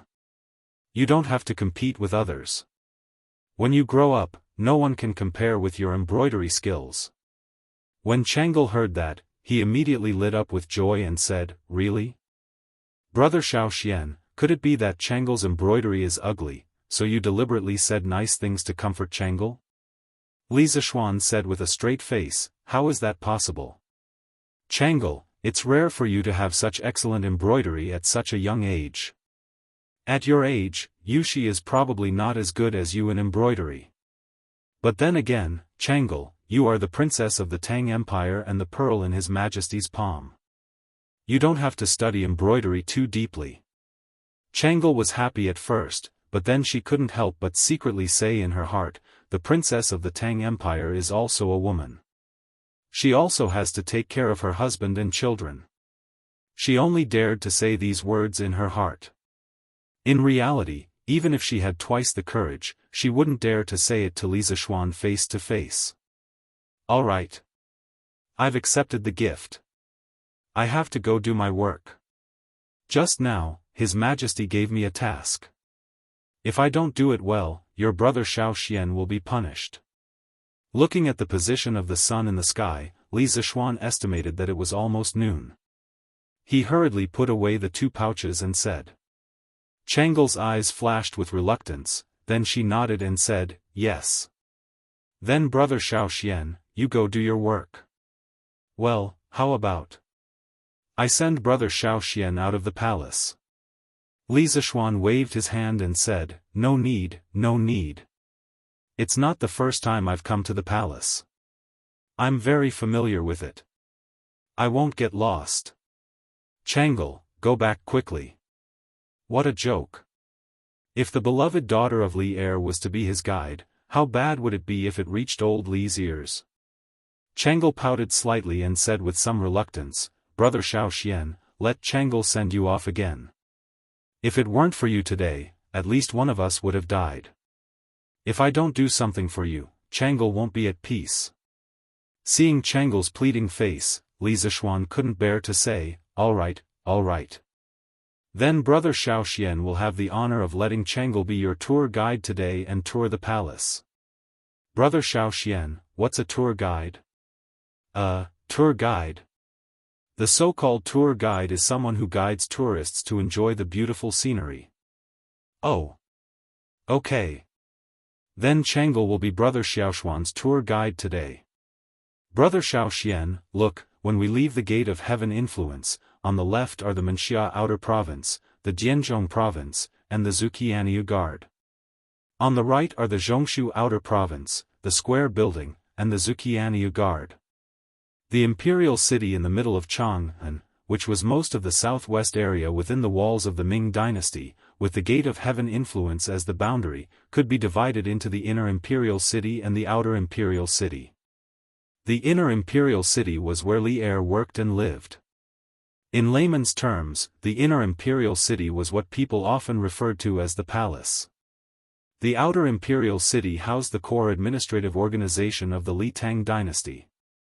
It included the 9 temples, which had evolved from the 3 ministers and 9 ministers during the Northern Qi dynasty: Grand Secretary, Guanglu Sun, Wei Wei, Grand Servant, Minister of Justice, De Honglu, Zhongzheng, Minister of Agriculture, and Minister of Finance. There were also the 3 provinces, Zhongshu Inner Province, Menxia Inner Province, and Shangshu Inner Province. There were also the 6 ministries: Ministry of Appointments, Ministry of Revenue, Ministry of Appointments, Ministry of War, Ministry of Justice, and Ministry of Works. In addition to these, there were also the offices of the 12 guards of the capital. Of course, these 12 guards would slowly develop into the 16 guards. Speaking of which, if Chang'e hadn't introduced all the offices here today, Li Zishuan wouldn't have been able to recognize many of them. The main reason was that this fellow rarely interacted with the various departments of the imperial court, so naturally, he wasn't familiar with the specific locations of these offices. Isn't this the imperial ancestral temple? What are they moving inside? If one went right from the Gate of Heaven Influence and then went south, they would be able to leave the imperial city through the Gate of Peace. At this time, Li Zishuan happened to see a group of eunuchs carrying sacks of something into the imperial ancestral temple. He couldn't help but ask. "Brother Xiaoxian, you don't know?" Previously, Imperial Father ordered the 6 ministries of the imperial court to prepare to attack the Turks. Imperial Father plans to offer sacrifices to the imperial ancestral temple the day before the army departs, praying for the ancestors to bless the army's triumphant return. The eunuchs in the palace will buy incense and sacrificial offerings in advance to prepare for later needs. Chang'e looked in the direction of the voice. A moment later, she turned to Li Zishuan and replied. Chapter 1588. How are the preparations on Venerable Du Yi's side? In a secret chamber on Snake Spirit Mountain, the dragon head of the dragon sect stood with his hands behind his back. He was still wearing his iron mask. Reporting to Dragon Head, the Venerable sent a message through a pigeon saying that the deployment in Chang'an City has been completed. Once the auspicious hour arrives tomorrow, the Venerable will give Li Shimin a big surprise. At that time, our sect members in Chang'an City will lead the rioting Chang'an citizens to attack together. Chang'an City will fall in the blink of an eye. Standing behind the Dragon Head was Zhang Liang, the finger judge of the Heavenly Dragon sect. Hearing the iron-masked man's question, Zhang Liang hurriedly cupped his hands respectfully. Good. The iron-masked man laughed, then turned to look at Zhang Liang and asked, "How are the preparations on General Luo's side?" Zhang Liang bowed slightly and replied, "Dragon Chief, General Luo has already transferred 30,000 people who are loyal to the Dragon sect into the Heavenly Dragon Army. When we attack the city tomorrow, these 30,000 people will be the vanguard while the 20,000 main force of the Dragon sect will support them from the side." Once the city gates of Chang and city are opened from the inside, the 20,000 elites will immediately charge into the city and lead the followers into the imperial city. Good. Good. Good. The iron-masked man cheered loudly. It was obvious that he was extremely excited at this moment. He then smiled and said, "Now everything is ready except for the east wind. Tomorrow, when the weather changes and thunder rolls, it will be the day when the dragon sect ascends to the top of this world." Zhang Liang congratulates the dragon head on obtaining the dragon throne. Zhang Liang bowed with an excited expression. The iron-masked man walked to Zhang Liang and patted him on the shoulder, saying, "Ha! After this is done, this seat will not forget your contributions. Dui will become the national preceptor of the Great Tang, and you, Zhang Liang, will become the right servant of the Great Tang." The right servant of the Great Tang was the Prime Minister, the head of the civil officials. However, the Great Tang abolished the position of Prime Minister and changed it to the left and right servant of the Great Tang. Zhang Liang's breathing quickened when he heard this. He quickly knelt on the ground and cupped his hands to the iron-masked man, saying, "Subordinate Zhang Liang is willing to die for the dragon head and help the dragon head accomplish your great cause." Ha ha ha. My beloved minister, please rise. The iron-masked man nodded. He knew better than anyone else that the closer they were to success, the more unstable their hearts would be, and the easier it would be for them to make mistakes. In order to avoid any accidents, he could only draw a grand blueprint and a beautiful future for his subordinates, letting them work together for his goal. In the end, these were just some methods to win over people's hearts. It couldn't be said to be brilliant, but at this time, it was extremely useful. Zhang Liang's current performance was the best proof. I heard that Li Junjian performed very well in the Earth Emanations group. Is that true? After a moment of silence, the iron-masked man suddenly asked. It was said that not long after Li Junjian had joined the Heavenly Dragon sect, the Dragon Head had made an exception and promoted him to the Earth Fiend group due to his outstanding performance. The other ordinary members of the Heavenly Dragon sect were all envious of him. Zhang Liang's face instantly turned unnatural. The iron-masked man had ordered his finger cut off precisely because Li Junjian, had brought back the Heavenly Dragon sect's account books, causing others to privately call him the finger-chopping judge. Thus, Zhang Liang had always harbored a grudge against Li Junjian. But the iron-masked man clearly admired Li Junjian. How could Zhang Liang, with his normal emotional intelligence, choose to speak ill of Li Junjian at a time like this? Fortunately, he was bent over and had his head lowered. The iron-masked man looked down from above and couldn't see his expression. Otherwise, the iron-masked man would have been able to see through his thoughts. Replying to the dragon head, "Your subordinate has also heard that Li Junjian has been diligent in his training in the Earth Fiend group and has never been lazy. He has always been one of the best in all the examinations, and even General Luo has praised him. He truly is a good seedling. Your subordinate truly admires the dragon head's discerning eye for talent." Zhang Liang raised his head, the unnatural expression on his face gone, replaced by sincerity and admiration. "Ha! Good. The dragon sect should have more brave and fearless youths like Li Junjian." The iron-masked man laughed loudly, pausing for a moment before giving another order. "Since the deployment in Chang and city has been completed, let Dui return to the Snake Spirit Mountain quickly. When the army attacks the city tomorrow, we still need him to boost the morale of the dragon sect members." Zhang Liang nodded and replied, "Yes, Dragon Head." Zhang Liang turned and left, while the iron-masked man turned and sat on the tiger skin couch, fantasizing that after tomorrow, he would rule the world, and Li Shimin would become his prisoner. The iron-masked man could not help but let out a burst of wild laughter. "He, Li Shimin, tomorrow, I will make you pay for this blood debt with blood. He. For a moment, the room was filled with the iron-masked man's sinister laughter. He. In the valley to the north of the Snake Spirit Mountain, countless burly men in black held Modeo and hacked at the wooden stakes in front of them again and again. Sweat rolled down their foreheads, but no one dared to wipe it off. Their clothes were already drenched in sweat. This was an elite force of disciplined soldiers. Li Junxian was among them, and at his level of martial arts, this sort of training was naturally easy and casual for him. But he was a member of the Heavenly Dragon sect, and his public identity was that of a hunter.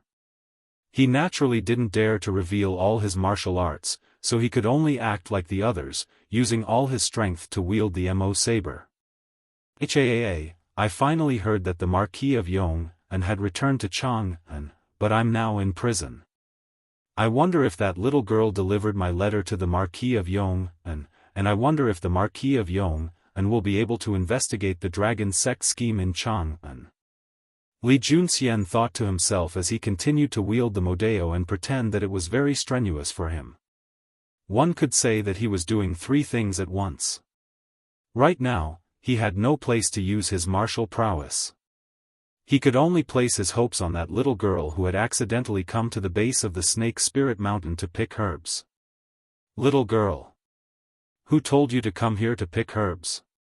What's wrong? I can't pick herbs here. I see that there are many herbs here that can be sold for a lot of money. Wow. There's a Lingji up there. Wow. I'm rich.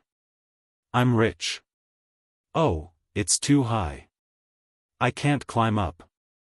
Big brother, can you help me pick the Lingji up? Little girl, there are many bandits on this mountain. If you still want to live, you should leave as soon as possible.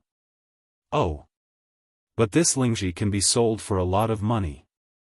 With this money, I can buy my little sister a portion of the chicken from the drunken Immortal restaurant. Little girl, I'm afraid that you won't have the life to spend some money. I don't care. Isn't it because the bandits didn't notice me? Big brother, I beg of you, please help me pick that stock. Little girl, you really want money more than your life. I can help you, but you have to help me deliver a letter to Chang'an. Okay. I've come to Chang'an to participate in the Yanhuang College's entrance examination. I'm very familiar with this place, so I'll definitely be able to deliver the letter. Li Junxian couldn't help but bitterly smile as he recalled the scene from this morning. How could he have so easily trusted a little girl that he had never met? If he didn't deliver the letter, he would have to die 10,000 times. Marquis, what do you think, should we just forget about it? These incense sticks were all transported from the great Xingshan temple, so there shouldn't be any problems. After all, we were there with them. Outer Imperial City, Imperial Ancestral Temple. The old eunuch couldn't help but reveal a difficult expression after hearing Xiao An's words. He turned around and clasped his hands toward Li Zishuan. Big brother little Xian. Changle's voice was as soft as a mosquito's buzzing. She tugged on Li Zishuan's sleeves, indicating that Li Zishuan shouldn't clash with the old eunuch. Li Zishuan's eyes narrowed. It seems like this old eunuch's status in the palace isn't low. Even Changle had to give him some face. After weighing the pros and cons, Li Zishuan chose to take a step back for now. Since Stewardin can vouch for me, this marquis can be at ease. Chang'an City has been very chaotic recently, so this marquis was a little suspicious. Stewardin, please don't take it to heart. I wouldn't dare. I wouldn't dare. The old eunuch's eyes narrowed into slits, and he smiled like a Maitreya Buddha. The Marquis of Yong is wholeheartedly devoted to the country. He is loyal to the emperor, and his spirit is commendable. I only have admiration and respect for you. I will never, nor will I dare to, blame you for anything. Fine. If that's the case, then this marquis will take his leave. Li Zishuan nodded and said lightly. Then, he left with Changle. Suddenly, he felt as if his eyes were blinded by something. Looking in the direction of the light, Li Zishuan could only see that the young eunuch had his hands tucked into his sleeves. On such a hot day, it was very strange. Li Zishuan pretended not to see it, and quietly walked towards the Vermilion Bird Gate with Changle. Brother Xiao Xian, don't you want to know Steward N's identity? After walking a distance, Chang'e couldn't help but ask. Li Zishuan nodded and said, I want to. Then why don't you ask me? I'm the most familiar with the matters in the palace. Chang'e said doubtfully. Li Zishuan smiled and said, haha.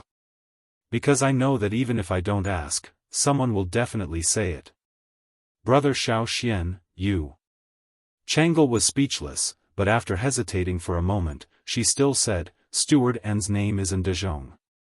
He's an old man who previously served by Imperial Grandfather's side. He has a very good relationship with eldest uncle. After Imperial Father ascended the throne, Steward N was arranged to the Imperial Ancestral Temple to guard the memorial tablets of Emperor Taizu and Emperor Shizu. Although it's like this, Steward N relies on his previous connections and has quite a bit of prestige in the palace. Moreover, due to Imperial Grandfather's relationship, Imperial Father also can't be too harsh on Steward N. Therefore, Chang'e didn't want Brother Xiao Xian to have a conflict with Steward N. After Li Yuan ascended the throne, his father Li Gui was posthumously awarded the title of Emperor Yuan, and the temple was named Shizu. His grandfather Li Hu was posthumously awarded the title of Emperor Jing, and the temple was named Emperor Taizu.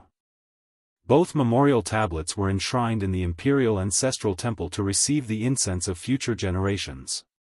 So this N is Li Yuan's steward eunuch, no wonder he's so arrogant. Li Zishuan heard this and suddenly understood. He muttered in his heart, and then looked at Chang'e and said gently, N. I understand. Thank you Chang'e for the reminder. Chang'e smiled sweetly and said, Brother Xiao Xian, you're welcome.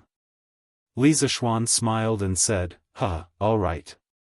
We're already at Vermilion Bird Gate, Chang'e, as a tour guide, you should return to the palace. Brother Xiao Xian still has important matters to attend to and can't stay in the imperial city any longer. Oh. Chang'e looked at Li Zishuan reluctantly, but she didn't want to show it too obviously.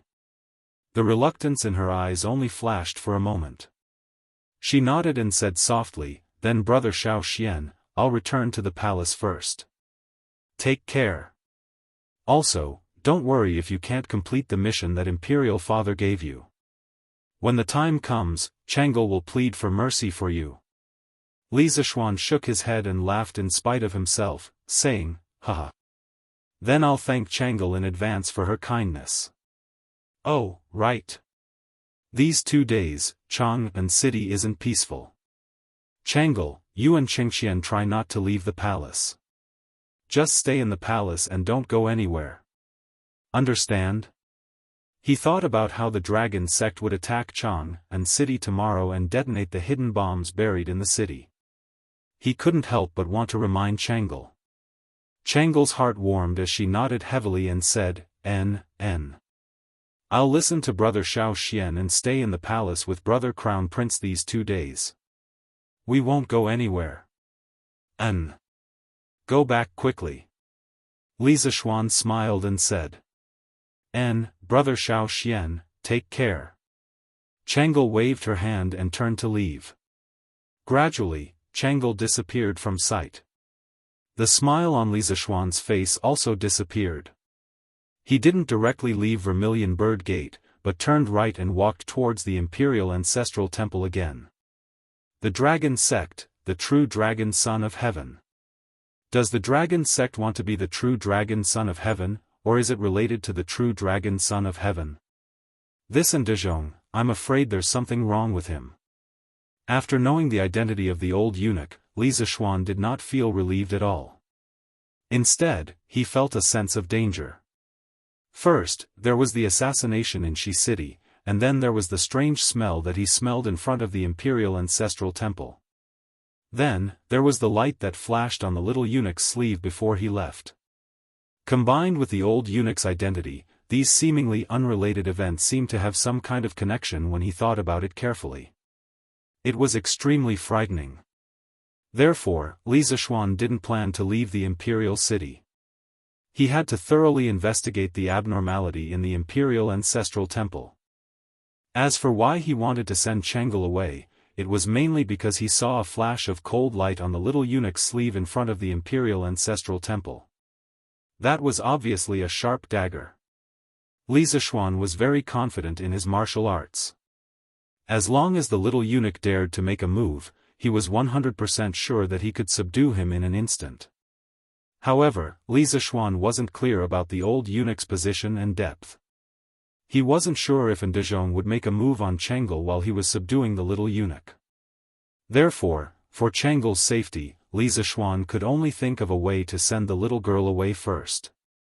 Chapter 1589. Quick! Quick! Quickly sweep this place clean. Yes. Stewardin. When Li Zishuan returned to the Imperial Ancestral Temple, the wooden boxes in front of the temple had all disappeared and Ndezhong was instructing a group of eunuchs to clean up the empty space.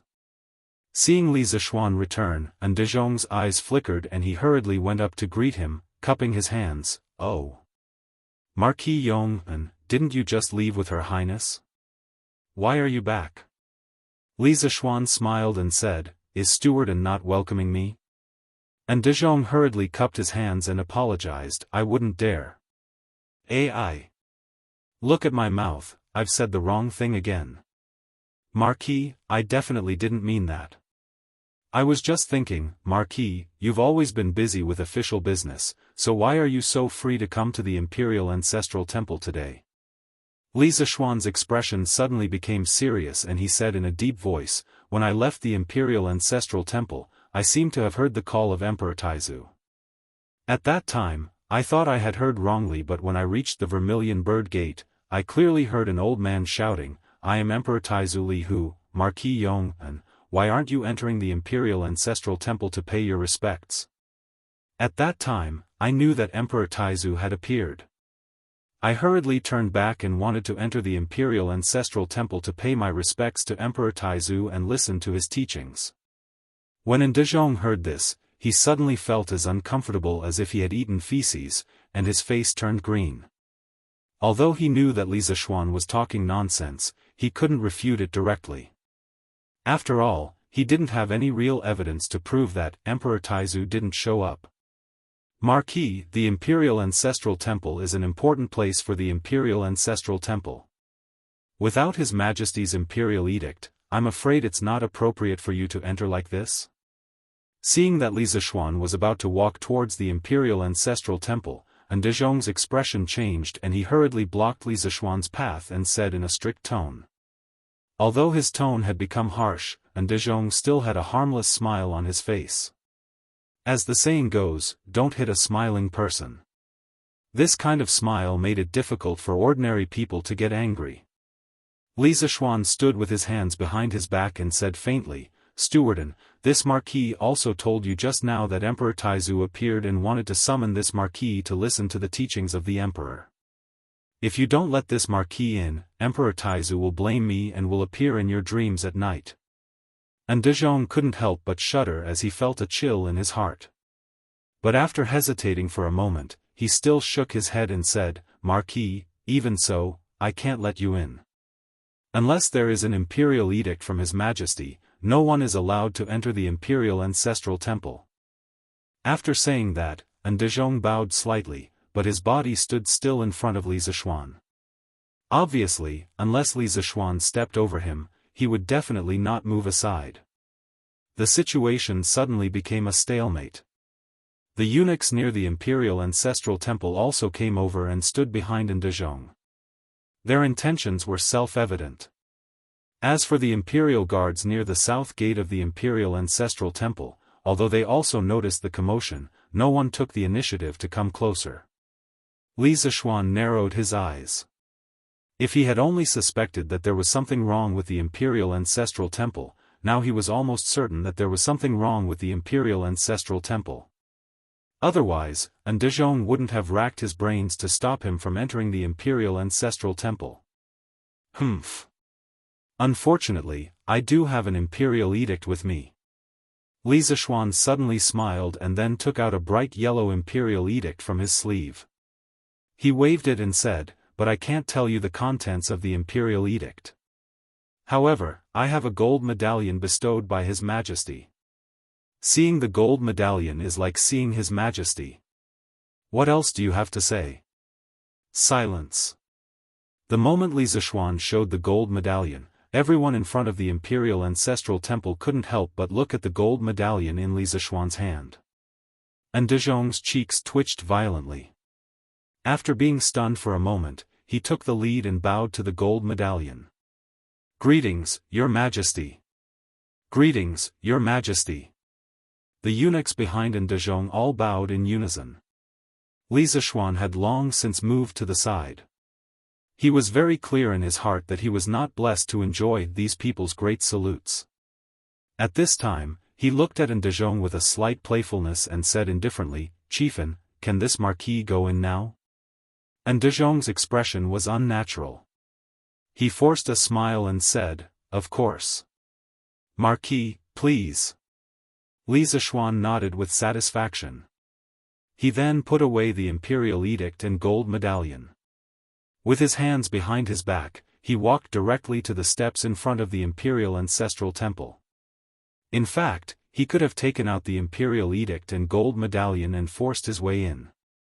However, if he did that, he wouldn't have the chance to test De Zhong's reaction and attitude.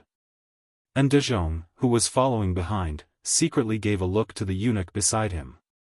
The eunuch nodded and quickly followed Li Zishuan. The Imperial Ancestral Temple was very big. If it was calculated in square meters, Li Zishuan roughly estimated that the entire temple's floor area was at least 2,000 square meters.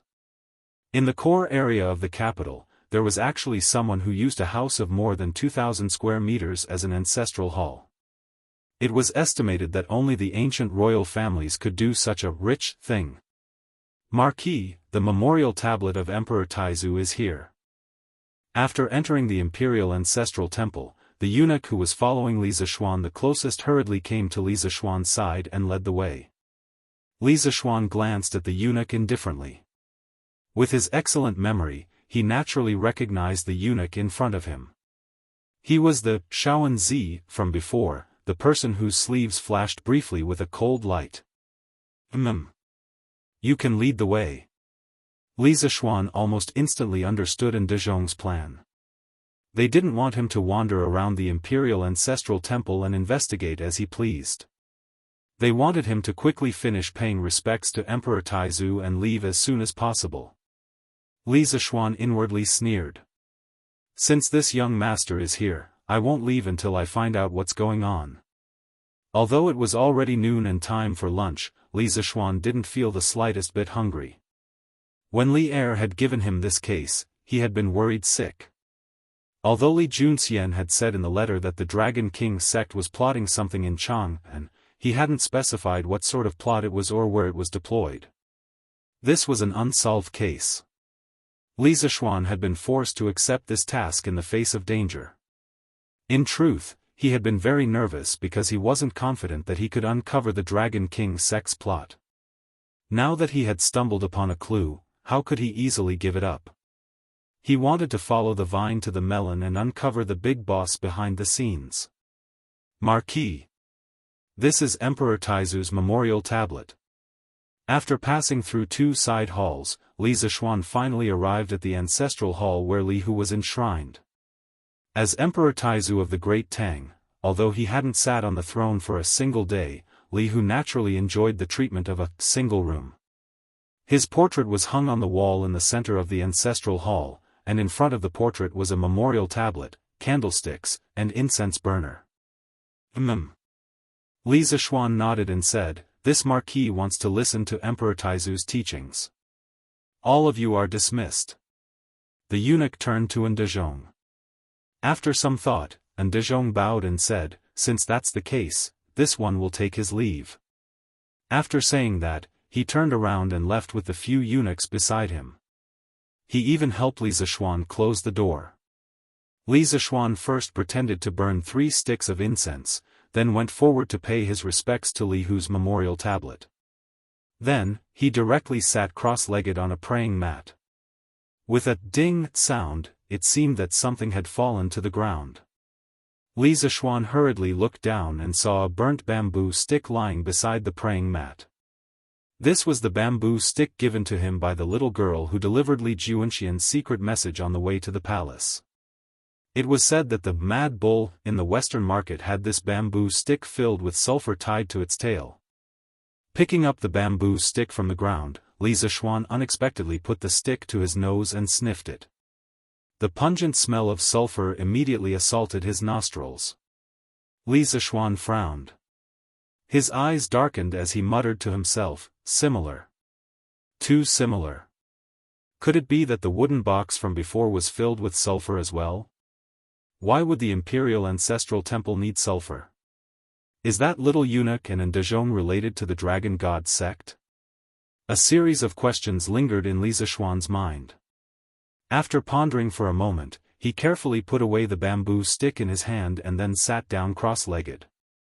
His powerful mind power immediately spread out. When Li Zishuan first transmigrated last year, he realized that his mental strength was abnormally strong. Not only did he have an eidetic memory and a sharp mind, he could also construct 3D models of various complicated machines in his mind. At that time, he thought that this was the golden finger that he had as a transmigrator. However, after several breakthroughs in his martial arts realm, Li Zishuan realized that his mental strength was extremely strong, and it had something to do with the Supreme Mystery Sutra. Moreover, as his martial arts realm got higher and higher, his mental strength would also get stronger and stronger.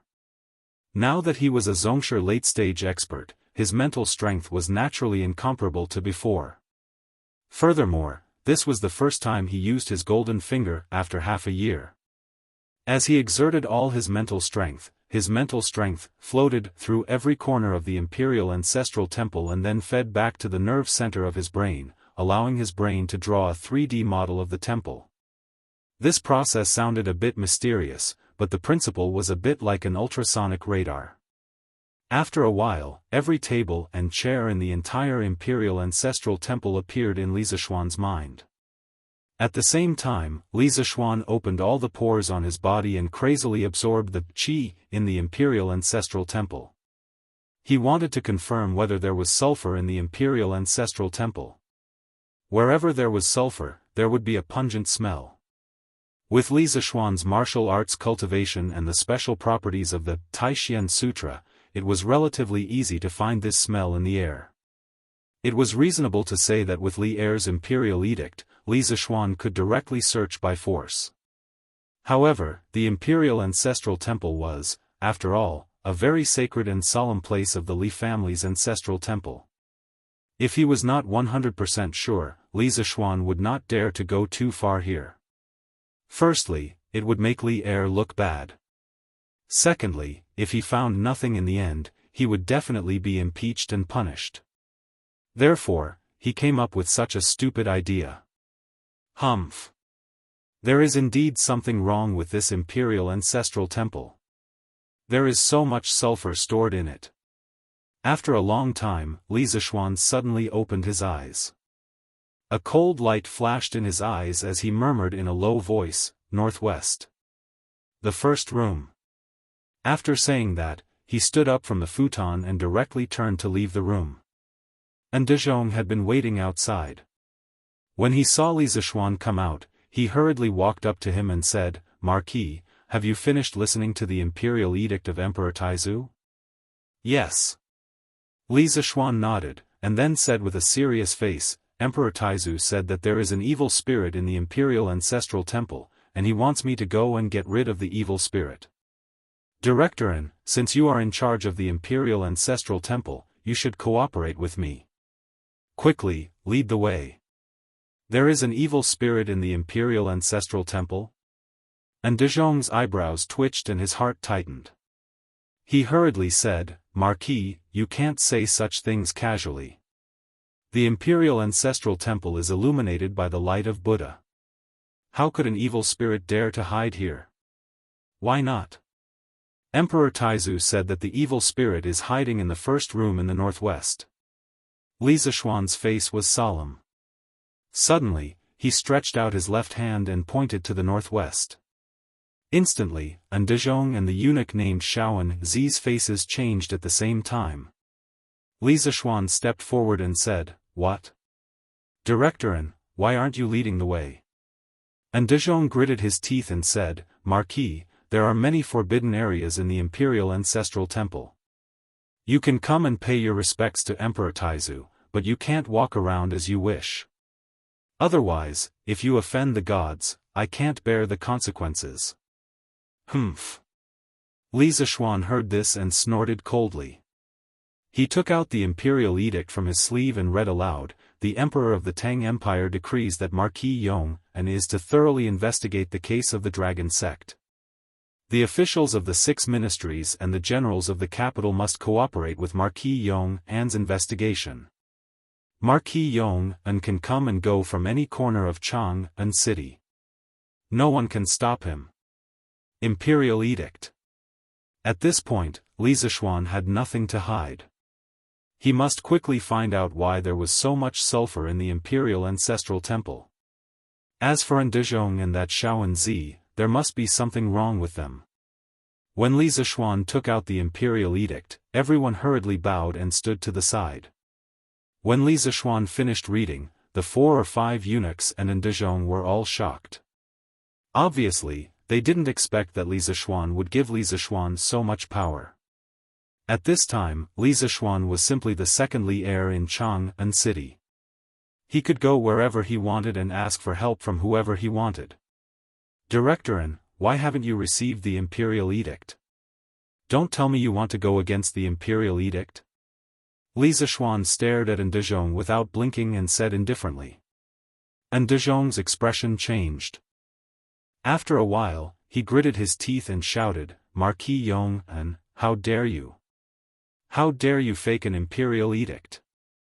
Men, quickly arrest Marquis Yong and." "Yes." The 4 or 5 eunuchs immediately surrounded Li Zishuan and the atmosphere in the room became tense. Without another word, Xianxia pulled out the dagger hidden in his sleeves and thrust it at Li Zishuan's throat in a flash. Chapter 1590. Humph. You're courting death. Li Zishuan did not panic in the face of the sudden assassination attempt. On the contrary, he had been looking forward to this moment for a long time. As long as these people could not help but make a move, it meant that they were guilty. It also meant that he was getting closer to the truth. When the dagger in Xianxia's hand was 3 inches away from Li Zishuan's throat, Li Zishuan leaned back slightly, and the dagger that was flickering with cold light missed. Li Zishuan didn't intend to let Xianxia go just like that. He placed his right hand on Xianxia's wrist and gently squeezed. Suddenly, with a "kacha" sound, Xianxia let out a painful howl because his wrist was completely dislocated.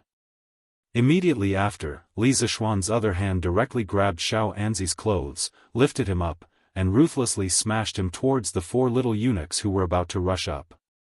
Immediately, there were miserable cries of "ouch." These people did not know martial arts at all. Li Zishuan did not feel any pressure when dealing with them. He took care of them with one move. However, there was still one more person in the room. The moment Li Zishuan tossed little Anzi out, Ndezhong also moved. The old eunuch instantly disappeared from where he was standing, and in the next moment, he was 10 feet behind Li Zishuan. His palm turned into a claw, and he ruthlessly grabbed at the back of Li Zishuan's neck. This speed was definitely not something an ordinary person could possess. The old eunuch was also a martial arts expert. He was at least close to the Grandmaster realm or had already reached the Grandmaster realm. What was worse was that the old eunuch's fingernails were purplish black. In this era, there were no nail salons that could dye people's fingernails. The old eunuch's fingernails were purplish black, which meant that he had applied poison on them. Humph. You are indeed not ordinary. Although Li Zishuan's back was facing Ndezhong, he did not let his guard down. When he first met Ndezhong, he felt that he could not see through Ndezhong's strength. He had always been on guard against this old eunuch. Li Zishuan did not dare to let his guard down in the face of the old eunuch's claw. He turned around with lightning speed, drew the wind-chasing sword from his waist, and slashed at Ndezhong's claw. So what if his fingernails were poisoned? Could it be that they could withstand a sword? When he had left the Taiji Palace, the wind-chasing sword had been returned to him. Right now, he could use it to deal with Ndezhong. Wind-chasing sword was incomparably sharp and cold. Ndezhong naturally did not dare to receive it head-on. He grunted and hurriedly retreated. When he reached the corner of the wall, there was an iron rod leaning against the wall. Ndezhong's face lit up with joy. He hurriedly grabbed the iron rod and kicked off the wall with his right foot. His entire body changed from retreating to advancing, flying towards Li Zishuan. Clang! Clang! Clang! The metal rod collided fiercely with the wind-chasing sword in the air, producing a series of clanging sounds. However, the wind-chasing sword was so sharp that even though the metal rod was solid, it was still an ordinary metal. After a while, the metal rod was cut into the shape of a hedgehog by the wind-chasing sword. Since they were in the house, Li Zishuan could not use his swordsmanship. If he used all his swordsmanship, it was very likely that he would destroy the entire house. Even if he found out that Ndezhong was hiding behind the scenes, Li Er would not let him off easily. After all, this was the imperial ancestral temple.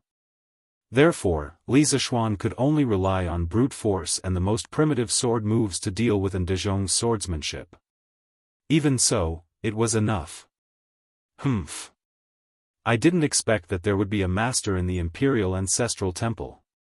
Chieftain, you must be hiding here for something big, right? Li Zishuan blasted Ndezhong away with his sword, and then a wisp of a cold smile appeared on the corners of his mouth as he spoke indifferently. The Ndezhong in front of him was only at the beginner stage of Grandmaster. Moreover, due to the fact that his body was damaged, his personal strength was weaker than an ordinary master. After Ndezhong steadied himself, he took 2 deep breaths. Then, with a face full of resentment, he said, Li Zishuan, don't be conceited and arrogant just because you are strong in martial arts and are favored by the emperor. There will be a day when you, your parents, and your wife will be beheaded because of your meddling in other people's business today. You will regret it. He. You. Die. Li Zishuan's face turned cold. His eyes were filled with murderous intent and coldness. He could allow others to harm him, but he could not tolerate others threatening his family. After saying that, Li Zishuan held the wind-chasing sword in his hand and stabbed it into Ndezhong's chest. He. Come on. Kill me, ah. If you kill me, your whole family will be buried with me. Ha. Seeing Li Zishuan coming at him with sword in hand, Ndezhong seemed to have gone mad. He threw his head back and laughed loudly.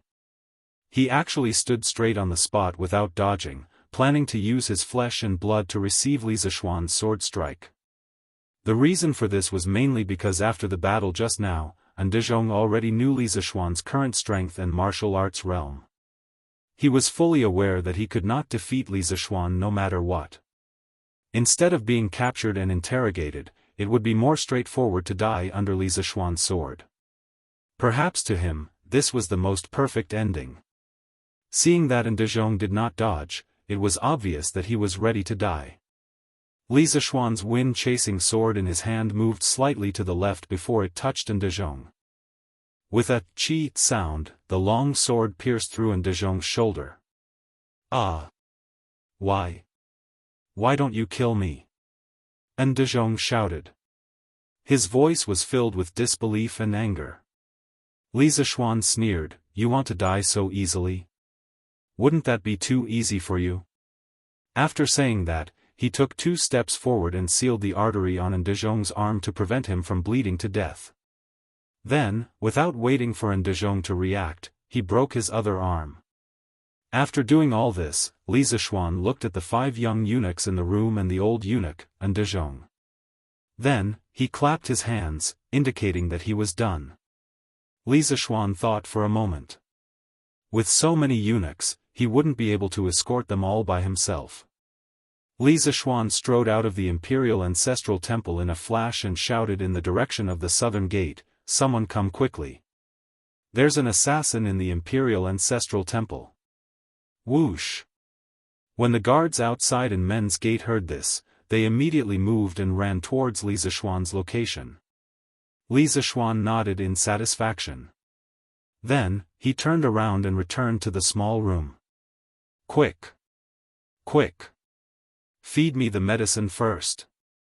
Just as he reached the door, Li Zishuan heard in De Zhong's urgent shouts from inside the room. He suddenly thought of something and hurriedly lifted his feet to step into the room. He saw that the 3 eunuchs were already foaming at the mouth and collapsed on the ground. Poison, this was obviously the symptom of poison. Another young eunuch was holding a small porcelain bottle. He took out a small black pill from the bottle and fed it to De Zhong. Stop. Chapter 1591. The wood was lying on the body of the ancient building, suffering from the torture of nature as it became modeled day by day. Thunder and lightning were the most unwilling to be lonely.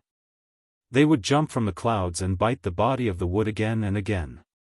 Therefore, the ancient craftsmen used their wisdom to launch a game in exchange for the survival of the residents under the thunder and fire.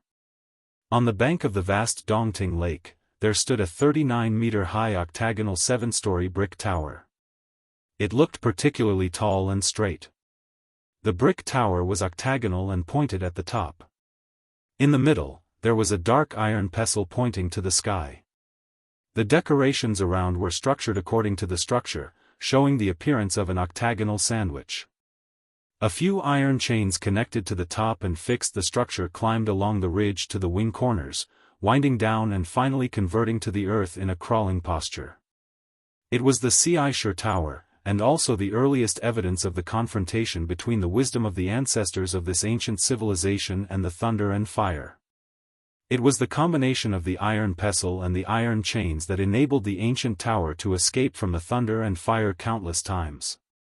The lightning rod was not a product of modern society.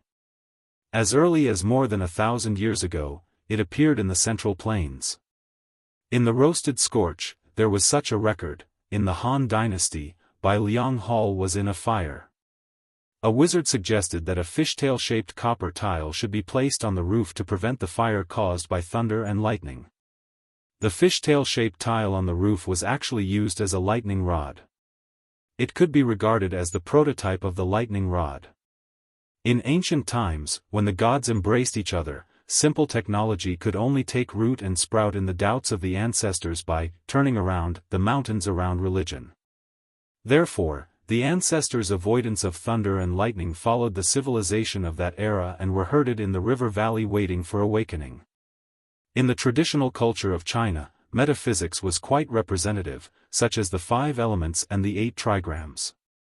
In the field of the 8 trigrams, the hexagram represented thunder.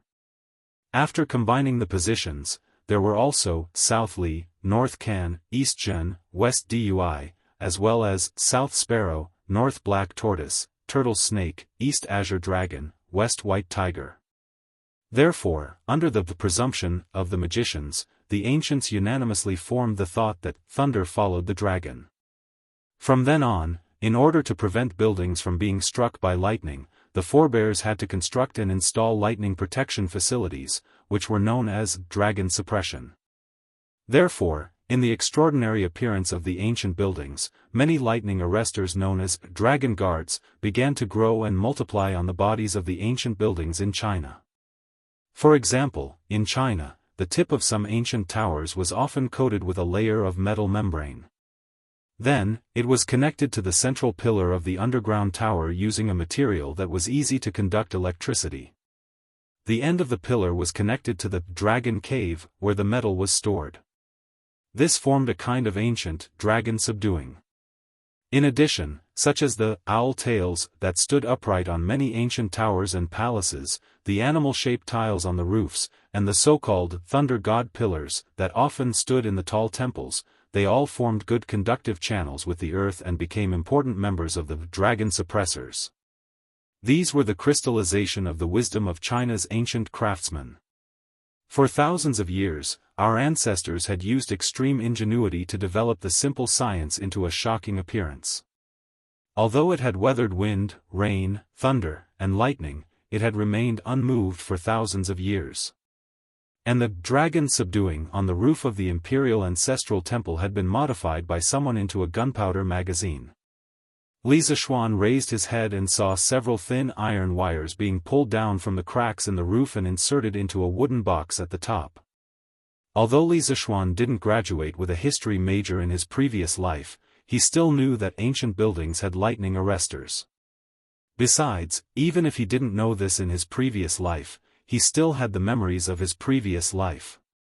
Thus, when Li Zishuan saw those iron wires coming down from the cracks in the roof and associated them with the dragon subduing on the roof, as well as Li Juanxian's secret letter stating that the clouds would change color and thunder would rumble, Li Zishuan understood everything.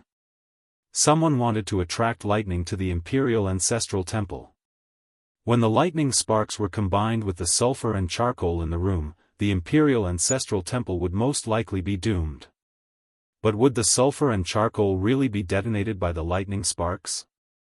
Li Zishuan wasn't sure. After all, these two things were flammable at most.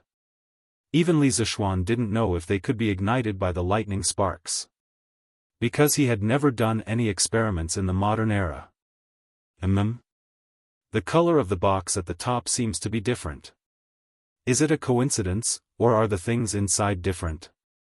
At this moment, Li Zishuan noticed that the color of the wooden box at the top was slightly lighter. He couldn't help but feel a little suspicious. After pondering for a moment, Li Zishuan tapped the ground with the tip of his foot, and his whole body left the ground.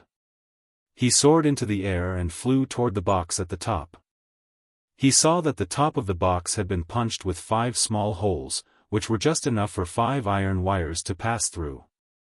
Li Zishuan pulled out the metal wire from the wooden chest. Then, he carried the wooden chest and returned to the surface. Just as he was about to open the wooden chest to investigate, he heard a series of hurried footsteps coming from outside the imperial ancestral temple. His heart skipped a beat, and he turned around to greet them. Just as he reached the main hall of the imperial ancestral temple, he saw Li Zishuan striding in. Li Zishuan hurriedly clasped his hands and bowed. "Paying respects to your majesty." Li Zishuan's face was dark as he said in an unfriendly tone, "Marquis Yong'an, how dare you cause trouble in the imperial ancestral temple?" Li Zishuan clasped his hands and said seriously, "Your majesty, this subject did not cause trouble.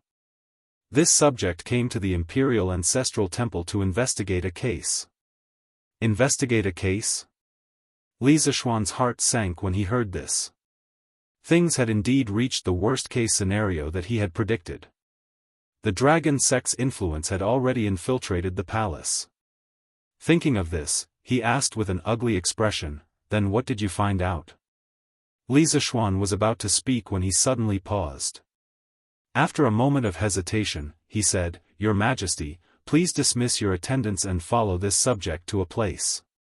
Since someone like an Dezhong could be used by the dragon sect, Li Zishuan was not sure if there were any spies among Li Zishuan's attendants.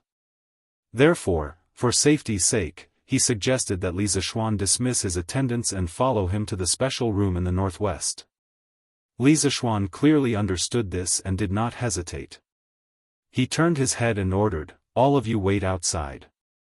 Today, without my orders, no one is allowed to take half a step into the imperial ancestral temple." Understood. The imperial guards and eunuchs who followed Li Zishuan all cupped their fists and answered. Li Er nodded, then turned to look at Li Zishuan and said indifferently, "Lead the way." "Yes. Your Majesty." Li Zishuan made a sound of agreement and turned around to lead Li Er towards the first house in the northwest. After a while, the two of them arrived at the room where the sulfur and charcoal powder were stored. Li Zishuan pointed to the wooden boxes in the room and said to Li Zishuan, "Your Majesty, these boxes were sent from outside the palace by Stewarden. They are the location of the dragon sect's secret plot." "You're saying that the dragon sect's secret plot is related to these wooden boxes?" Li Zishuan's eyes narrowed. That's right. Li Zishuan nodded and pointed to the 5 iron wires hanging from the cracks of the roof. Your Majesty, please take a look. The other end of these 5 iron wires is connected to the dragon seal on the roof and the other end is connected to one of these wooden boxes. Your Majesty, do you know what is in these wooden boxes? Li Er frowned and took the initiative to open a wooden box. Then, he put his hand inside and grabbed a handful of powder. He looked at it carefully. Suddenly, a layer of cold sweat appeared on Li Er's back. Is this sulfur powder and bamboo charcoal powder? Because of Li Zishuan was one of the few people in the world who knew the formula of HY. When he saw the sulfur powder and bamboo charcoal powder, Old Li had the urge to run away. He had seen the power of gunpowder and he did not think that his body could withstand the power of gunpowder. Chapter 1592. Tomorrow morning, the heavenly dragon rebels will attack the city. If we check the army before the battle, it will shake the morale of the army. In the imperial ancestral temple, Li Er was silent for a while before he faintly sighed and said. Li Zishuan was silent. Although he was worried that some of the soldiers would defect to the dragon sect, he had to admit that Li Er's words made sense. Checking the army at this time would indeed shake the morale of the army. It was simply giving the dragon sect a chance. After a moment of silence, Li Er's eyes narrowed as he continued, the dragon sect used the Jasper Lake holy water to lure people into their sect. Those people who were deceived didn't work all day and even spent all their wealth just to join the dragon sect and obtain the Jasper Lake holy water. The dragon sect used demonic arts and holy water to confuse the common people. This emperor does not believe that this emperor's army will defect to the dragon sect and betray this emperor. Most of the generals of the 12 capital guards have fought with this emperor in the past. This emperor believes in them. As long as these generals do not defect, Chang'an city will not fall. Confidence. Even though the city would be besieged tomorrow, Li Er was still so confident. The 18 rebellions of the past, the Xuanwu Gate Rebellion in the 9th year of Wuda, and the tens of thousands of Turkic soldiers besieging the city were all unable to defeat Li Er. The dragon sect now only had a few tens of thousands of soldiers. How could they scare Li Er? In any case, Old Li had seen a lot of things. Your Majesty is so bold. Li Zishuan clasped his hands and praised. Then he said, however, I think that your Majesty should make 2 preparations. On the one hand, you should gather all the generals in the capital and let them be on guard against the rebellion of the soldiers in the camp. On the other hand, you should select soldiers from the imperial army and set up 9 supervision teams to guard the 9 city gates in the east, west, and south of Chang'an city. If there is a rebellion at the city gates, they can delay it for a while. Your suggestion is not without reason. This emperor will have someone arrange it in a while. Li Er nodded. The most important thing is to move all the boxes of sulfur, charcoal, and gunpowder away. The imperial ancestral temple is an important place of the imperial family. No matter what, no mishap is allowed. This emperor obeys. Li Zishuan cupped his fists and accepted the order. Just as he was about to turn around and arrange for people to come in and move the boxes, a soldier's urgent voice came from outside the imperial ancestral temple. Your Majesty, Marquis, something bad has happened. Stewardon and the other 2 eunuchs died on the way to the Supreme Court. It's General Bai Lang. What? Stewardon is dead? Li Zishuan instantly recognized the owner of the voice. It was the general in charge of escorting in Dezhong and the others. Hearing this, his expression suddenly changed and he exclaimed. Humph. Li Er was also furious. He flung his sleeve and took the lead to leave. Arriving at the main entrance of the imperial ancestral temple, Li Er looked at Bai Liang, who was bowing and asking for forgiveness, with an ugly expression. He said coldly, Speak. How did Dezhong die? Who was the murderer? Did you catch him? Bai Liang had originally come to report to Li Zishuan, but he did not expect Li Er to be here as well. This was really bad luck. But now, he had to accept this reality. At this time, Li Zishuan also came out of the Imperial Ancestral Temple. Bai Liang bowed to Li Er and cupped his fists. Your Majesty, just now, I brought people to escort Stewardin and the others to the Supreme Court. On the way, 3 soldiers suddenly brandished their swords and killed Stewardin and the others. Then, they directly killed themselves. When I reacted, it was already too late. Your Majesty, please punish me. After saying this, Bai Liang knelt on one knee and did not dare to raise his head. When Li Er heard this, he could not help but be furious. Bastard! In the Imperial City, my key criminals were killed by your soldiers. How did you manage the army? Men, drag Bai Liang away and throw him into the death row prison. Speaking of which, Li Er originally wanted to ask something from Ndezhong. He did not believe that Ndezhong was the only one who contributed to the entire Heavenly Dragon conspiracy. He dared to conclude that there must be other officials and generals who secretly provided assistance to Ndezhong. But now that Ndezhong was dead, all the clues were cut off. This meant that his hopes of finding more Heavenly Dragon sect spies from Ndezhong were completely dashed. How could Li Er not be angry? Your Majesty, please calm down. Seeing Li Zishuan sentence a young general to death with just a few words, Li Zishuan quickly stepped forward and said, Your Majesty, the Heavenly Dragon sect's forces are everywhere. Not only are they hidden in the Imperial Ancestral Temple, but they are also present in the Imperial City's army. It is impossible to guard against them. General Bai did not know about the Heavenly Dragon conspiracy and was unprepared, which led to the death of Stewardin. Although he is suspected of dereliction of duty, it is pardonable. Your Majesty, please show mercy. When he finished, Bai Liang could not help but look at Li Zishuan gratefully. Li Er took 2 deep breaths, finally calming down the anger in his heart. He waved his hand and said, Humph. You may be spared from death, but you cannot escape punishment. In a while, you will receive 20 strokes of the military rod. In addition, we will give you a chance to make up for your mistakes. After that, you must assist the Marquis of Yong and to investigate the identity of those 3 soldiers, their family background, whether they have any accomplices, and what kind of relationship they have with the Heavenly Dragon sect. This general, Bai Liang, thanks your Majesty for your mercy. This general will do his best to assist the Marquis of Yong, and in finding out the remaining Heavenly Dragon sect members in the Imperial City. Bai Liang bowed and said excitedly. Although since ancient times, if the Emperor wants the subject to die, the subject has no choice but to die. But if there was a choice, who would be willing to die? At this moment, Bai Liang felt like he had just survived a calamity. Li Er turned to Li Zishuan and said solemnly, Marquis of Yong, we are very pleased that you were able to find the hidden danger in the Imperial Ancestral Temple so quickly. However, no one knows if the Heavenly Dragon sect has any other schemes in Chang'an City. Thus, we order you to immediately bring people to clean up the hidden dangers of the Heavenly Dragon sect in Chang'an City. At the same time, find those who are colluding with the enemy. Remember, we want them alive.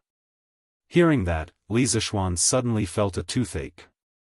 Old Li made it sound easy, but this matter was too difficult to handle. He, Li Zishuan, had never been a spy or a detective in his previous life. This kind of job of finding spies and unraveling conspiracies, he really couldn't do it. Just now, the Imperial Ancestral Temple was just his luck. This subject will do his best. Although there were many difficulties, Li Zishuan did not refuse. His face was solemn as he cupped his fists and accepted the order. Perhaps Li Er also knew that this matter was too difficult to handle. He patted Li Zishuan's shoulder and said solemnly, Go ahead and do it. No matter which officials or generals are involved, capture them. We will give you the authority to act first and report later. If anyone impeaches you, we will support you. We know that other than you, no one can do this well. Don't let us down. Power in the hands. At this moment, Li Zishuan could be said to have real power in the hands of others. Chang'an's civil and military officials, as well as the generals of the 12 capital guards, he could capture whoever he wanted.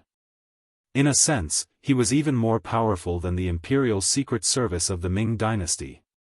Of course, this also reflected Li Er's unreserved trust in Li Zishuan. Li Zishuan was a little touched. "Thank you, Your Majesty, for your trust. I will do my best to eliminate the hidden dangers in Chang'an." Li Er nodded and suddenly said, I want to go to the West Hall of Tai Chi Palace to meet my father. Do you want to come with me?" Hearing this, Li Zishuan's heart skipped a beat.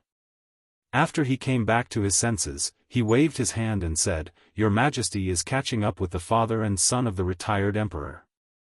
As an outsider, I won't spoil the fun. I still have to investigate the case. I will take my leave." Ndezhong used to be an old eunuch who served Li Yuan. Now that Ndezhong colluded with the dragon sect and tried to blow up the imperial ancestral temple, it was hard for Li Er not to suspect that Li Yuan had secretly instructed him to do so. Therefore, old Li was obviously going to find Li Yuan to denounce him. There would definitely be a fierce struggle.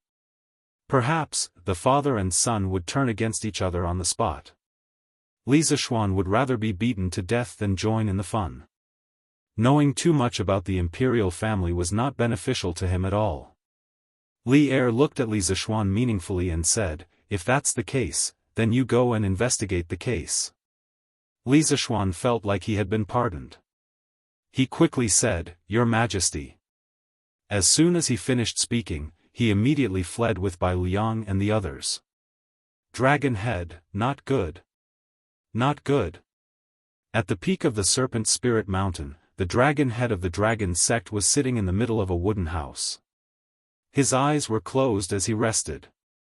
Suddenly, a wave of panicked shouts came from outside the house. Not long after, Zhang Liang, the judge of the broken finger, ran in a panic. The iron-masked man suddenly opened his eyes. He then asked indifferently, "Why are you so alarmed?" Zhang Liang promptly bowed and said, "Reporting to the dragon head, the scouts at the front have sent news. The 4 city gates of Chang'an have been sealed. No one is allowed to enter or leave. I'm afraid that Venerable Du Yi will not be able to return today." What on earth happened in Chang'an? The iron-masked man suddenly stood up and walked down the steps.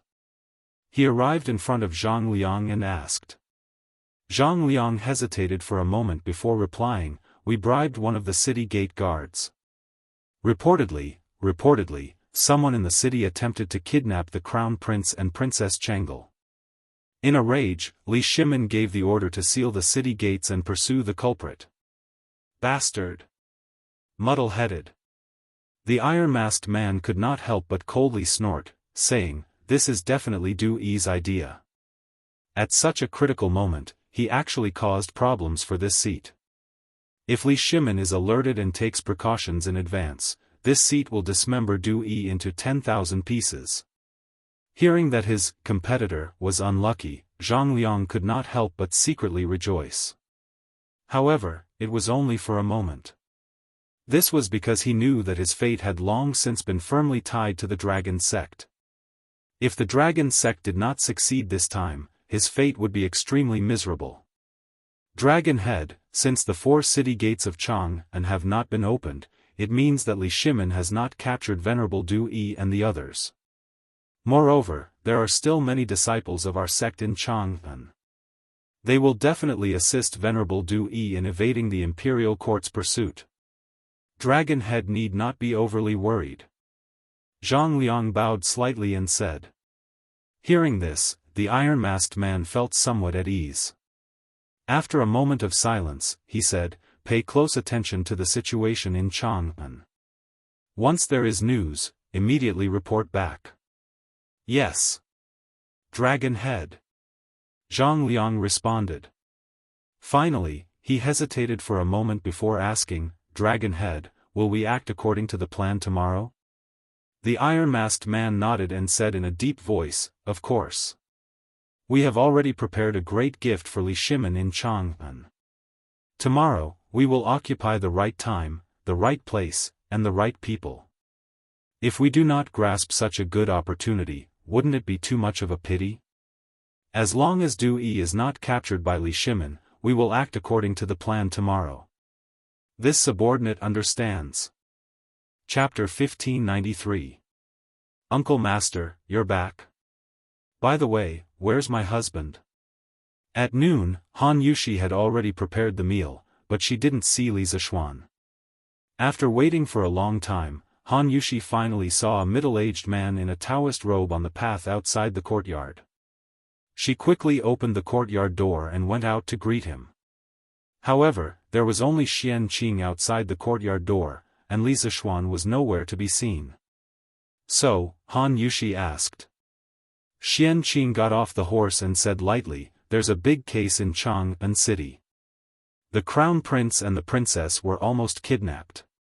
His Majesty ordered the 4 city gates to be sealed, and Xian was ordered to lead people to track down the assassin. I'm afraid he won't be back for a while. He was the last person to come out of Chang'an City today. The others in Chang'an City couldn't come out even if they wanted to.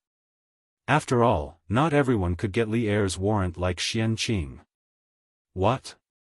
The crown prince and the princess were almost kidnapped?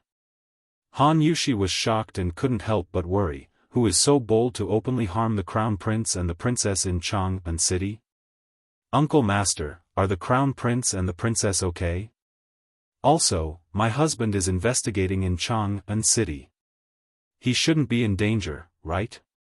Seeing the sincere feelings in Han Yushi's eyes, Xianqing couldn't help but nod secretly.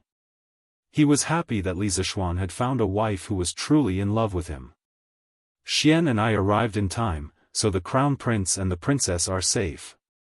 As for Xian's safety, you don't have to worry. The assassin has alerted His Majesty, and the city defense in Chang'an City will be strengthened. Besides, Xian's martial arts are now considered to be a small success. It won't be easy for others to hurt him. Xianqing paused for a moment and said. Hearing this, Han Yushi couldn't help but breathe a sigh of relief. When she was about to speak, she heard the sound of a carriage not far away. Looking over, she saw a carriage slowly coming here. Looking at the sign, it was the carriage of the Li family. Father and mother are here. The carriage came to the gate of the courtyard, and Han Yushi hurried to greet them. The curtain opened, and a head popped out. It was Lan followed by Father Li and Madam Li. Father, mother, why are you here? Han Yushi went forward to support Madam Li's arm and asked casually. Li Zishuan had rushed back to Cloud Mountain last night and didn't have the time to return to the Marquis' residence in Lantian County. Before the morning court session, Li Zishuan had told Han Yushi that he would bring her back to Lantian County in the afternoon. In the morning, Han Yushi had also sent a family guard to the Marquis' residence to inform Father and Madam Li that Li Zishuan had already returned to Cloud Mountain and would return to the Marquis' residence in the afternoon. Han Yushi did not expect Li Jingma, Madam Li, and Lan to come directly to Cloud Mountain. Hey! Isn't it all because of your mother? Once she heard that Xian had returned, how could she still be willing to wait bitterly in the manor? She kept urging this old man to quickly pack up and come to Cloud Mountain. Hearing Han Yushi's question, Li Jingma couldn't help but stroke his beard. Mrs. Li glared at her husband and said unhappily, Master, you're still scolding me? Previously, when I heard that little Xian had returned to Cloud Mountain, I don't know who was the one who walked around in the study alone and muttered for half a day. If I didn't urge you to come over, I'm afraid our study would have been flattened by you. Li Jingma's face instantly turned red. Then, he became angry from embarrassment and said, You. Women are really unreasonable. I can't be bothered to talk to you. Yushi, this is... Li Jingma was about to walk towards the side courtyard when he finally noticed Xianqing standing at the side. Li Jingma couldn't help but ask. Only then did Han Yushi react and hurriedly introduced, "Father, mother, this is husband's martial uncle. The family guard in the manor should have told you before." This time, martial uncle had helped husband a lot in the north. Xian Qing stood up and cupped his hands. This humble Taoist Xian Qing from Dragon Tiger Mountain greets Master Li and Madam Li. Hearing this, Li Jingma and Madam Li were shocked. Father Li hurriedly cupped his hands and bowed. "So it's martial uncle from the same sect as little Xian. Sorry for the disrespect." Madam Li also bowed and said respectfully, "Little Xian was apprenticed to Taoist priest Spirit Void in the early years. During this period, Taoist priest Spirit Void has taken great care of little Xian.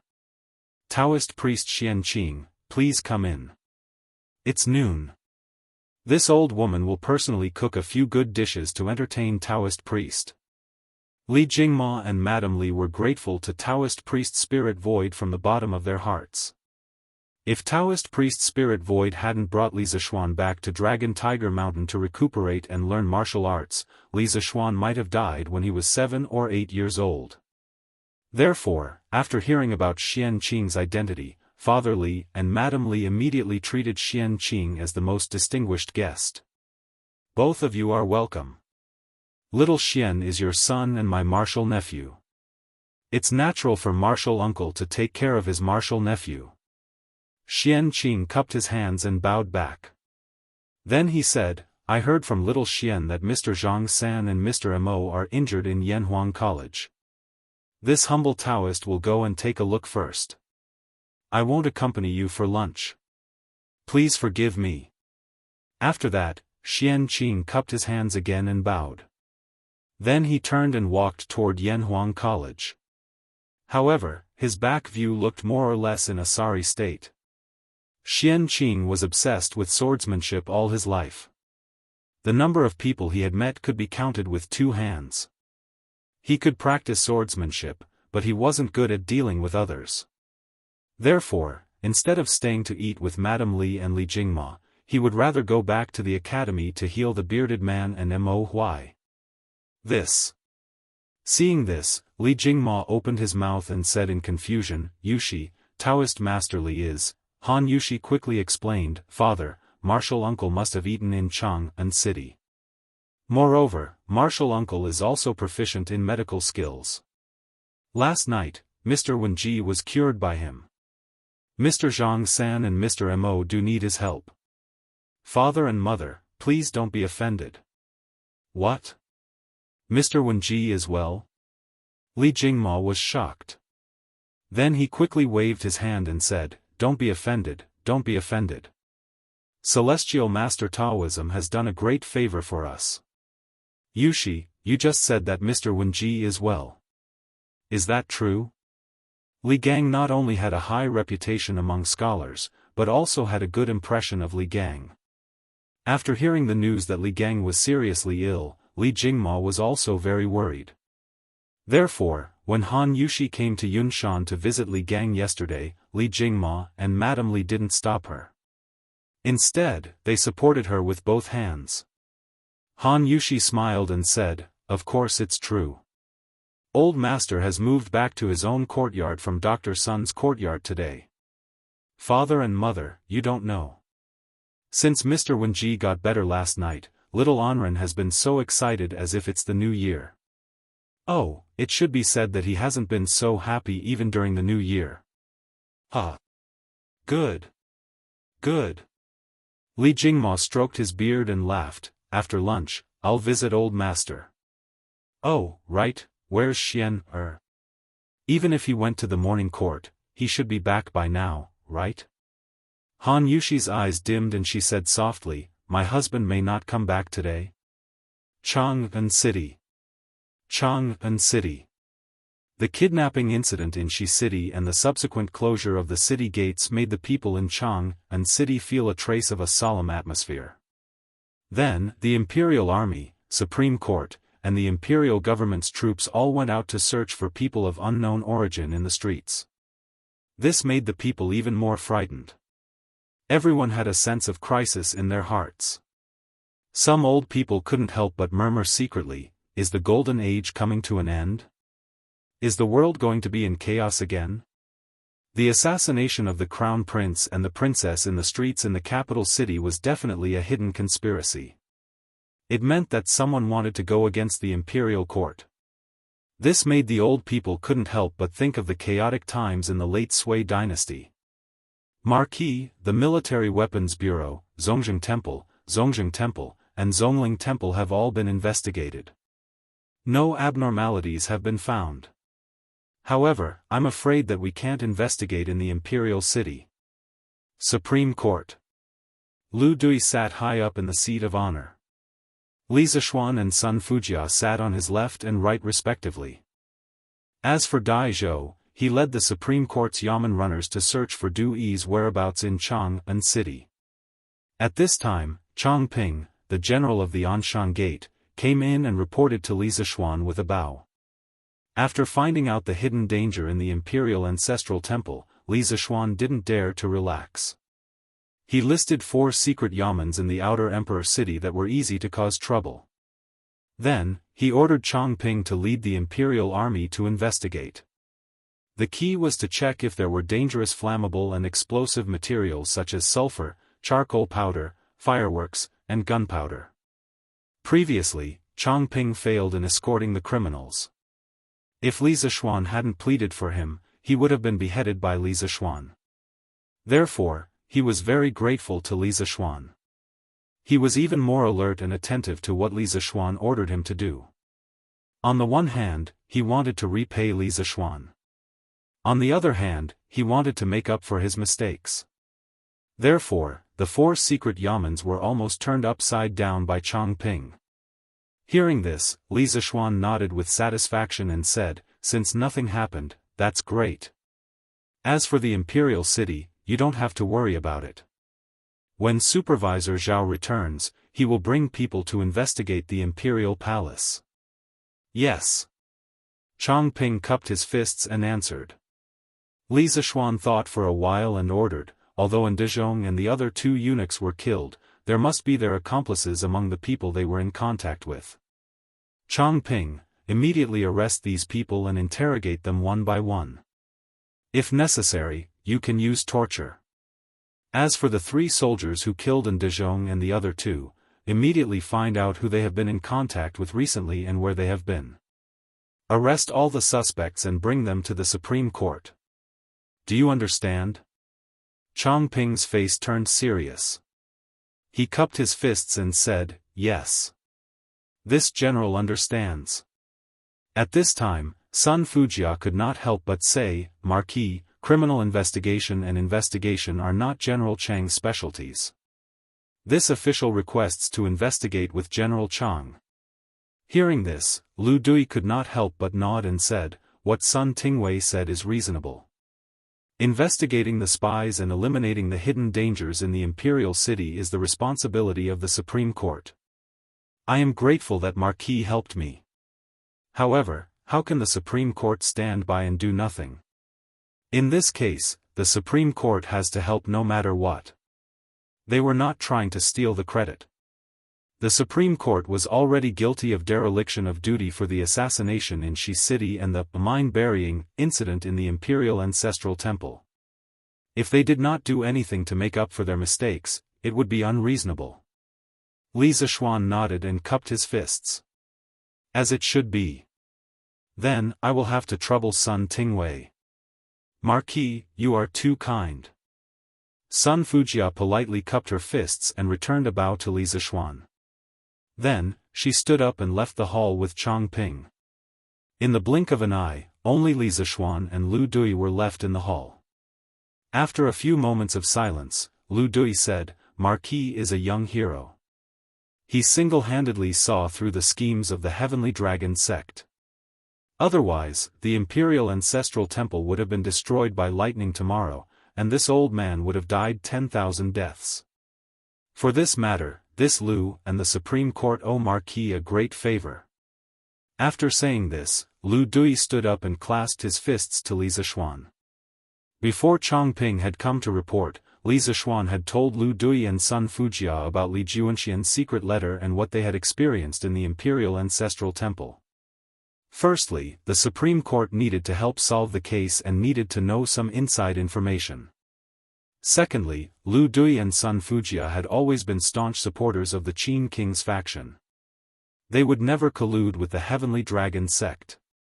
By telling them, Li Zishuan did not need to worry that they would leak the secret. Official Lu's words are too serious. You and I are both His Majesty's subjects. We eat from the sovereign and share the sovereign's burdens. This is what this marquis should do. Li Zishuan hastily got up and clasped his fists in return. Chapter 1594. Isn't this because of the Jade Lake holy water? In the main hall of the Supreme Court, Li Zishuan was stunned for a moment before answering Lu Dui's question. Regarding the Jade Lake holy water, Li Zishuan had heard Li Tai mention it in a telegram before returning to Cloud Mountain. It was said to be able to cure all diseases and had been passed down as miraculous by the people. Of course, Li Zishuan had to admit that the dragon sect's methods were indeed brilliant. This was because most people were greedy for life, especially those who were seriously ill and incurable. If there was a chance to live, they would be willing to do anything.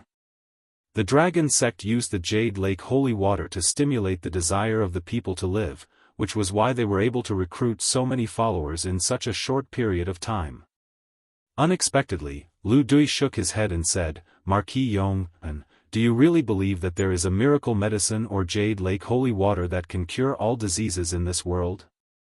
Li Zishuan frowned and replied decisively, this marquis naturally does not believe in such things. Heaven and earth give birth to all things, and all things can complement each other and also counter each other. All medicines are targeted at the symptoms. What kind of illness one is suffering from must be the medicine used. If someone says that there is a medicine that can cure all diseases, then that person must be a liar. The medical technology of the 21st century was so advanced, but there were still so many incurable diseases. In the Great Tang, where medical technology was lacking, how could there be a miracle medicine that could cure all diseases? Li Zishuan would never believe such nonsense even if he was beaten to death. Hearing this, Lu Dui stroked his beard and laughed, haha. Marquis Yong, you are not the only one who doesn't believe it. Anyone with the slightest bit of medical knowledge would not believe that the Jade Lake holy water can cure all diseases. As the Grand Steward of the retired Emperor, Dezhong's knowledge and experience were extensive. How could he not know this? Besides, Dezhong's body is very healthy, and I've never heard of him having any bedridden family members. The so-called Jade Lake holy water is not attractive to him. Hearing Lu Dui's words, Li Zishuan was startled because he felt that Lu Dui's words were very reasonable. Previously, the commoners were fighting to join the Heavenly Dragon sect because of the Yaoqi holy water, so he subconsciously thought that everyone wanted to join because of the Yaoqi holy water. However, he had neglected the most basic requirement.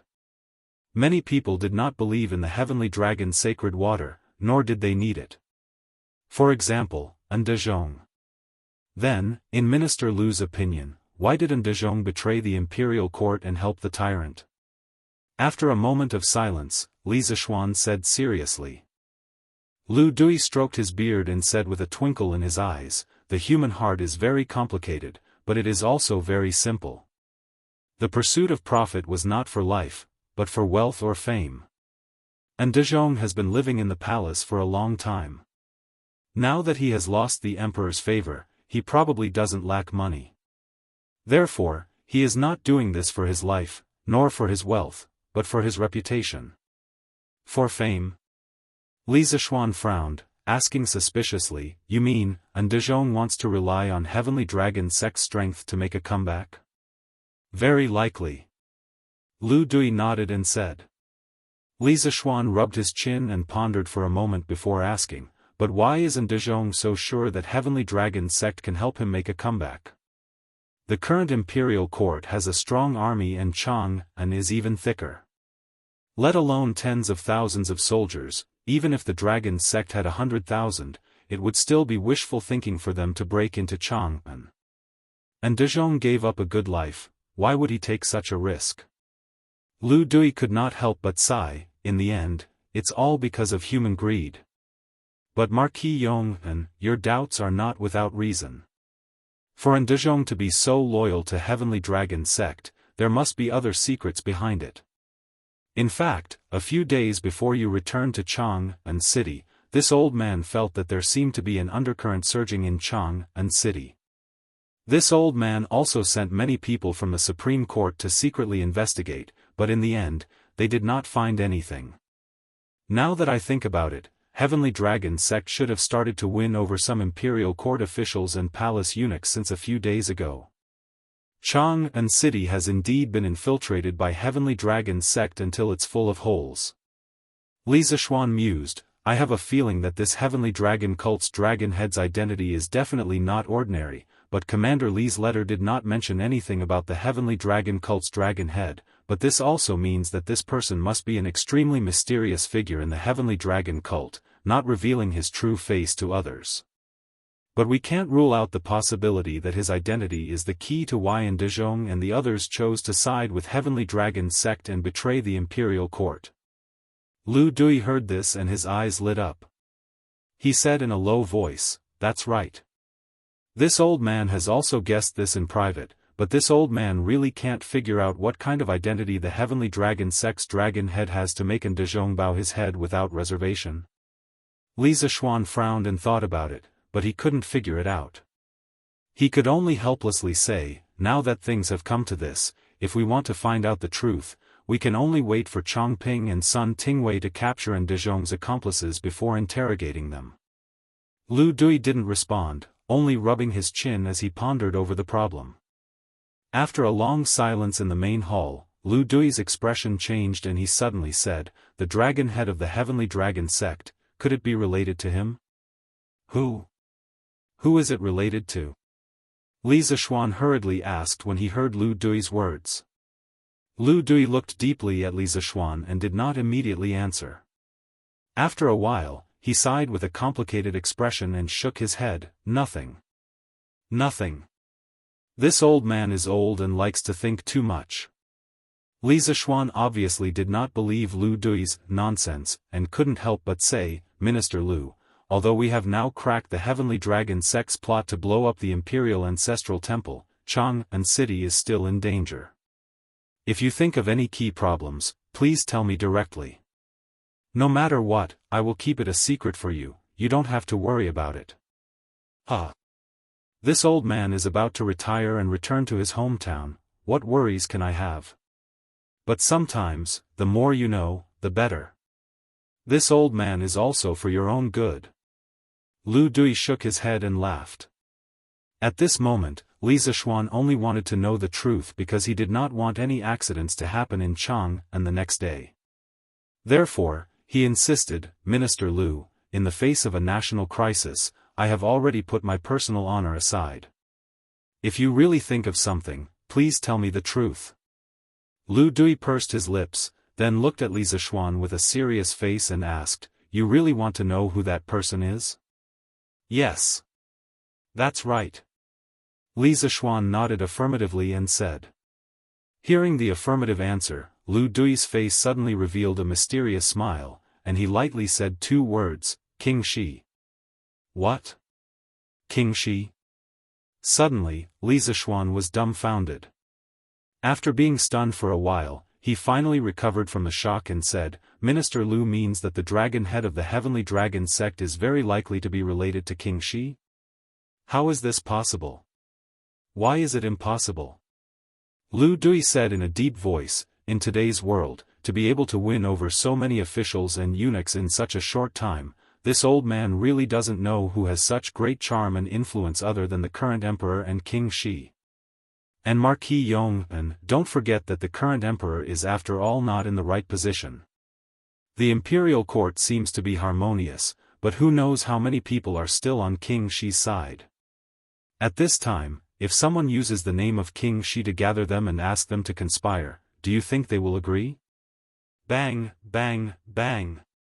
The two words, King Shi, directly made Li Zishuan's heart beat faster, because these two words were a taboo in the imperial court, and no one dared to mention it openly. But Lu Dui's following words made Li Zishuan even more shocked. What did he mean by, "The current emperor is after all not in the right position"? Big brother, although this is something that everyone knows, you can't say it out like this. What's wrong with old Lu today? Why does he dare to say anything? Li Zishuan couldn't help but mutter in his heart. In his mind, Lu Dui used to be a very cautious, mature, and solemn person. He spoke with a sense of propriety. He would only say things that should be said and would never reveal anything that shouldn't be said. But why was he acting so different today? In fact, the reason behind it was very simple, and not as complicated as Li Zishuan thought. Lu Dui only had the thought of retiring, and he wanted to guide the younger generation before retiring, that was all. If not for this, he wouldn't have said those words even if he was beaten to death. But, didn't King Shi die back then? Li Zishuan racked his brains for a long time, but he couldn't think of a reason. He could only put this question aside for the time being and ask instead. Lu Dui said faintly, "Although King Shi is dead, there are still remnants in the world. A few days ago, I went through the files of the Supreme Court for nearly a year, and I really found a case related to King Shi."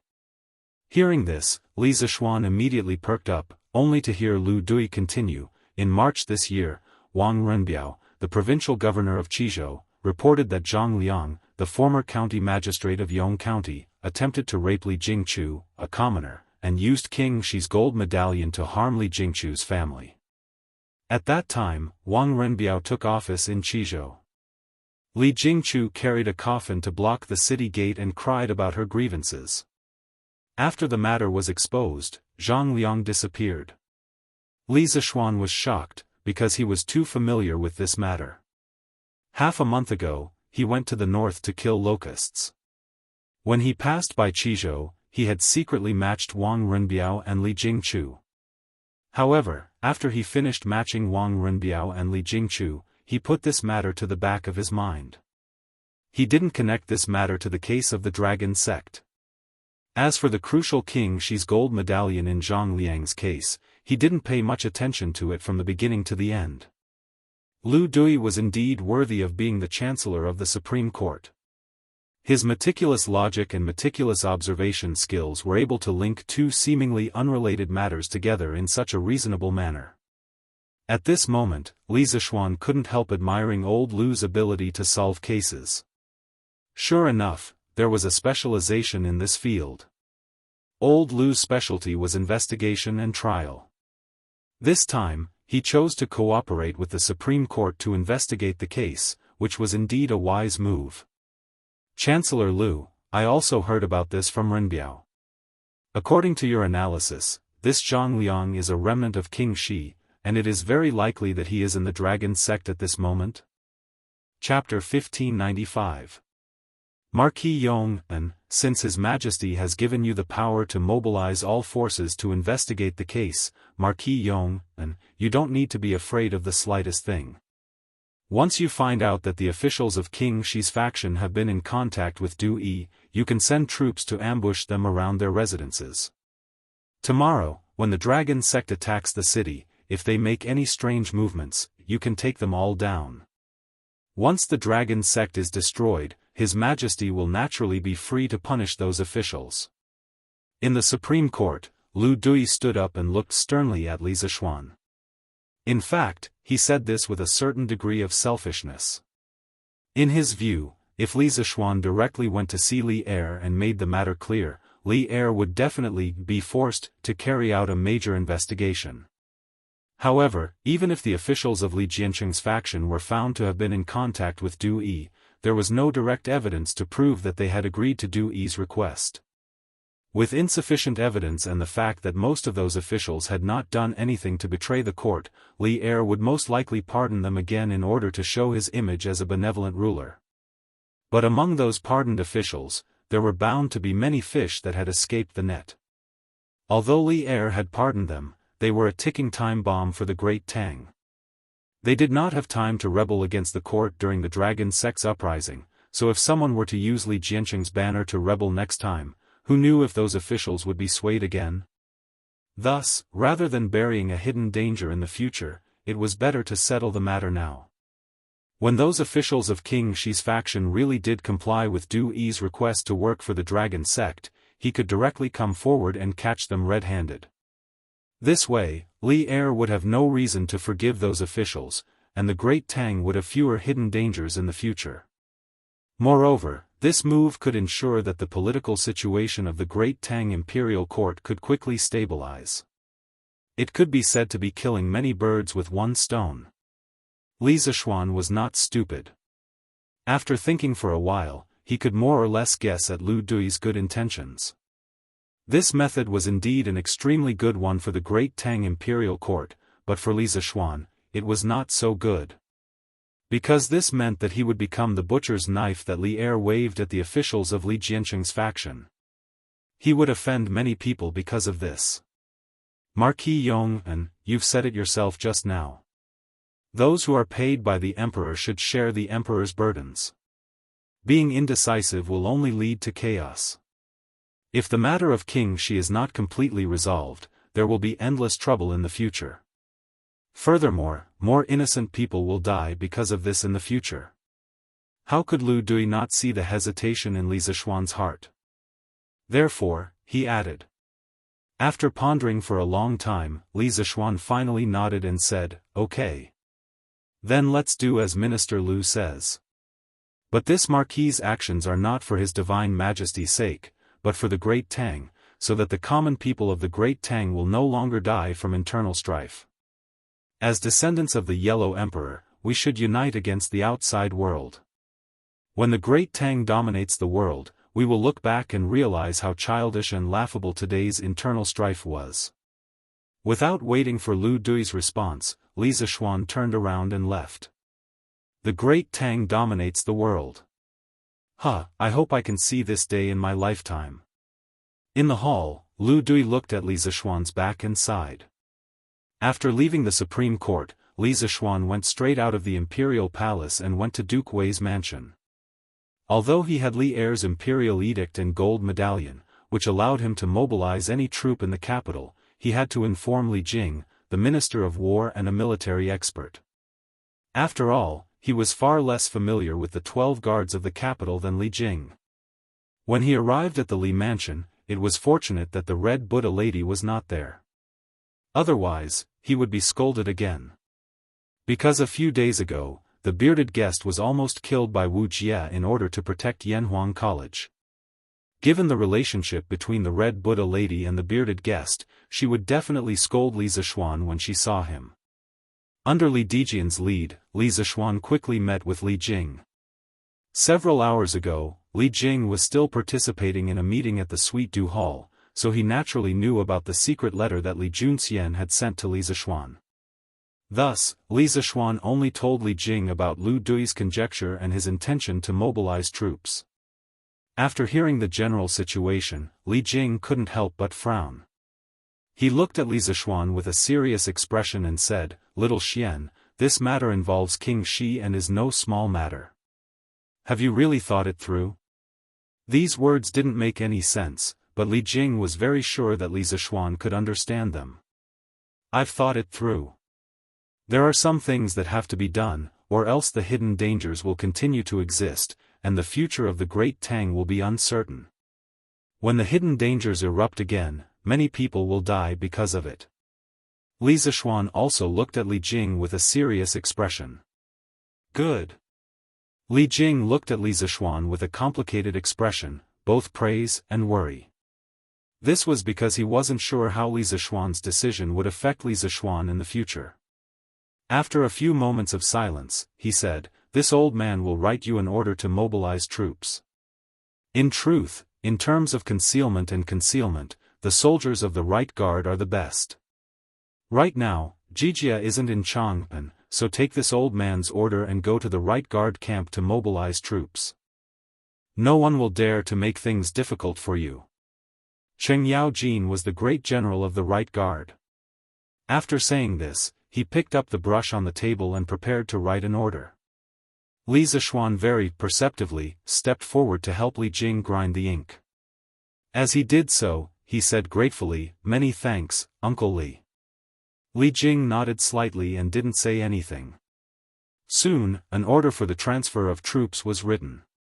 Li Jing took out his personal seal and stamped it heavily on the order, then passed it to Li Zishuan and said, "This is the order for the transfer of troops. Little Xian, take it well." "Okay." Li Zishuan quickly took it with both hands.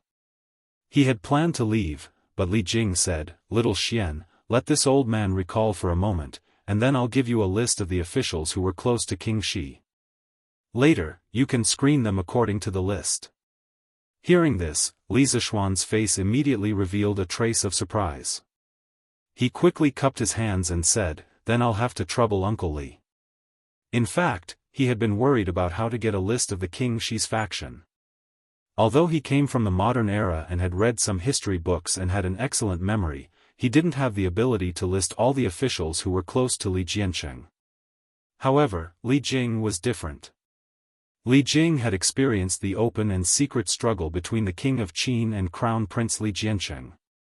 Regarding who was around Li Jiancheng, Li Jing was definitely one of the people who had the most right to speak. "It's fine." Li Jing shook his head, then closed his eyes and began to meditate. Li Zishuan didn't disturb him, but stood quietly at the side. When he was bored, he suddenly caught a glimpse of a book on Li Jing's desk. There were 3 big words on the cover, Talisman Machine. Li Zishuan couldn't help but be moved. He thought to himself that it turned out that Li Jing had already begun to organize his military and war experience into the art of war at this time. It was a pity that the original work couldn't be passed down. Future generations could only see the big picture from the General Classic and the Art of War in the Taiping Imperial Library. It was really a pity. When Li Jing's Art of War is finished, I must borrow a copy of it and store it in the library of Yanhuang College for future students to study. Otherwise, wouldn't it be a pity if such a good art of war was lost? Li Zishuan secretly made up his mind. According to historical records, Li Jing's Art of War was written in 7 books, Talisman Machine, Secret Art of War, General Essentials of War, Notes of Duke Wei, Mirror of 6 Armies, New Book of War, and Archery. However, these books weren't complete as early as the Middle and Late Tang dynasty. In the 21st century, most of them were lost. The Qing dynasty scholar Wang Zongqi compiled the Li Weigong Art of War based on Du Yu's General Classic, Du Mu's Commentary on Sun Tzu, and the Song dynasty's Taiping Imperial Library and General Essentials of War. It became the only complete reference for modern scholars to study Li Jing's Art of War. While Li Zishuan was deep in thought, Li Jing had already started writing. The names of Li Jiancheng's faction were written on the paper one by one. Li Zishuan's eyesight was extremely good. When he looked over, he was shocked to see the words written on it: Wei Zheng, Wang Gui, Wei Ting, Shui Wanche, Feng Li. Among these names, there was no lack of big shots in the imperial court. For example, Wei Zheng and Wang Gui were not only important by Li Jiancheng's side, they were also important existences in the current imperial court. At this moment, Li Zishuan suddenly felt a little scared in his heart. Every time Li Jing wrote a name, Li Zishuan's heart would beat fiercely. After an unknown period of time, Li Jing finally put away the brush. When the ink on the paper was almost dry, he picked it up with a solemn expression and handed it to Li Zishuan. "Little Xian, these are almost all the officials in King Shi's faction who still hold positions in the imperial court. However, you need to weigh the pros and cons. Although some of them served King Shi back then, they have been conscientious and loyal ever since His Majesty ascended the throne. They are only loyal to the monarch and do not care who is the monarch. As long as the monarch treats the people well, they will serve him loyally. I have selected a few such officials for you. I believe that they will not betray His Majesty because of the bewitchment of the dragon sect." Li Zishuan knew that Li Jing was helping him to clear the mind and let him not offend people as much as possible under the premise of doing things well. He couldn't help but feel warm in his heart. He nodded and said, "Thank you very much, Uncle Li. I will know what to do." Li Jing pondered for a moment and said, "Little Xian, later use the telegraph to ask Xu Bao and Ji Jia where the army is going. See if they can rush back to Chang and before tomorrow. If they can, we will definitely win the battle to defend the city tomorrow easily." Uncle Qin and Uncle Cheng. Hearing this, Li Zishuan's eyes lit up. He said excitedly, "That's right. How could little nephew forget about this?" Uncle Qin and the rest led 10,000 elite light cavalry. After I left yesterday, they have already returned to the imperial court. They should not be far from Chang and now, right? If they can arrive before tomorrow and set up an ambush in advance, we can attack from both inside and outside and defeat the Dragon Sect's army in one fell swoop. Li Jing smiled and said, "Exactly.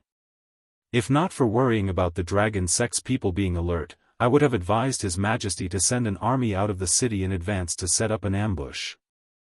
Fortunately, Xu Bao and the rest still led 10,000 elites outside the city and can catch the Dragon Sect by surprise. Li Zishuan nodded and said, "Good. I will send a telegram to Uncle Qin and the rest. Then I will go to the Right Guard's camp to mobilize the troops." Chapter 1596. Your Majesty, the Marquis of Yong came to the palace and borrowed the telegraph machine. In the afternoon, Zhao Song came to Ganlu Palace and bowed to Li Er. The telegraph machine was specially kept by Zhao Song in the palace.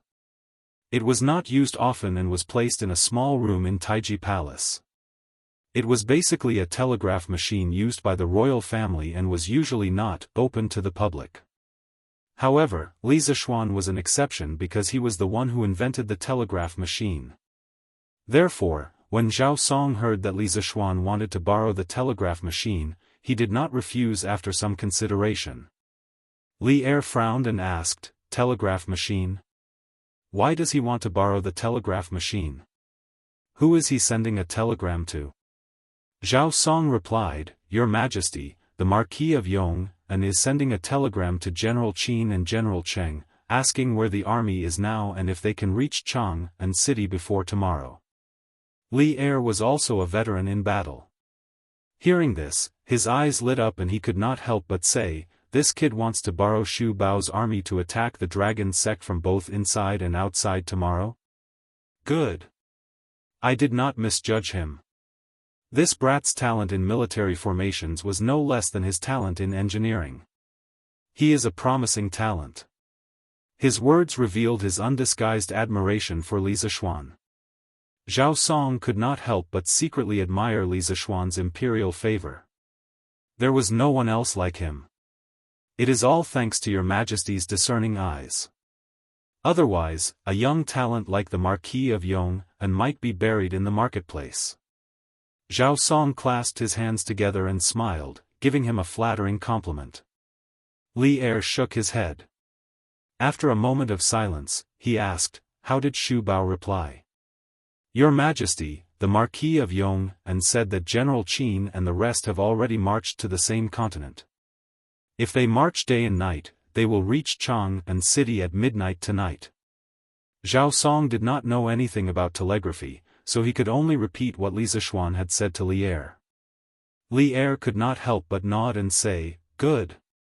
Did Li Zishuan let Xu Bao and the others set up an ambush outside Chang and city, waiting for the Dragon Sect to attack Chang and city tomorrow with the help of the city's defenders? Zhao Song shook his head and said, "No." The Marquis of Yong left after asking about the location of the army. Li Er was stunned and then understood. He could not help but laugh and scolded, "Good.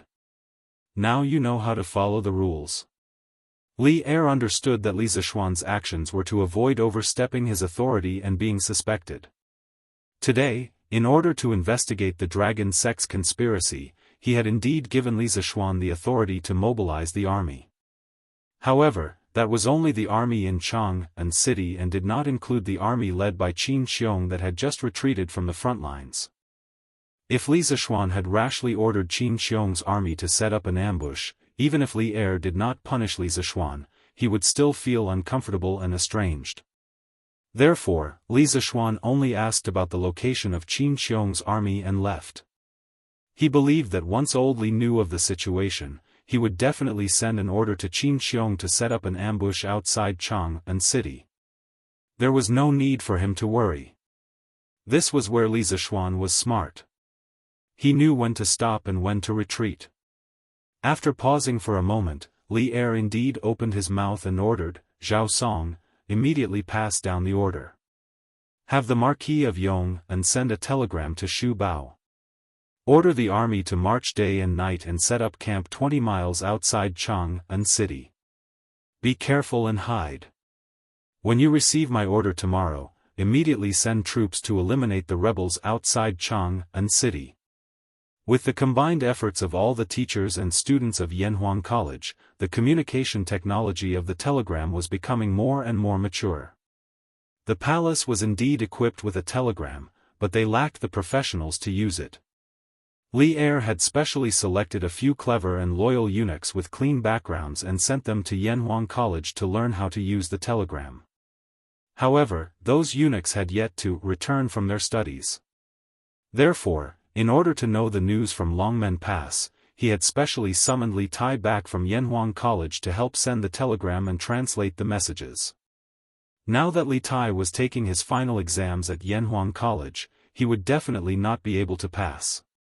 Therefore, Li Er had no choice but to assign the task to Li Zishuan again. "Yes, Your Majesty." Zhao Song bowed and answered, then continued, "The Marquis of Yong and should be at the right guard yamen now. Your Majesty, I will bring the telegram to him." "Wait." Li Er's expression changed. He stopped Zhao Song and asked, "You said that Li Zishuan is at the right guard yamen. What is he doing there?"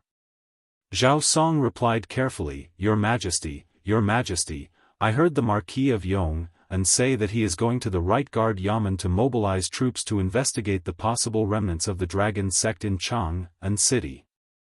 The possible remnants of the dragon sect in Chang'an city? When Li Er heard this, he seemed to have understood something. His eyes flashed and he said faintly, "Tell Li Zishuan to go ahead and investigate. No matter who is involved, deal with it strictly according to the law. Tell him not to have any fear because I am his backer."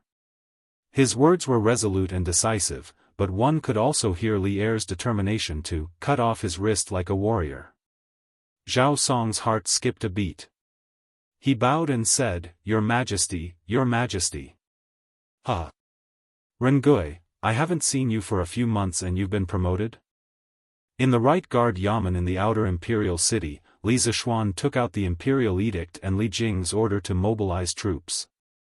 After he expressed his intention to mobilize troops, the general who had received him earlier immediately turned and left.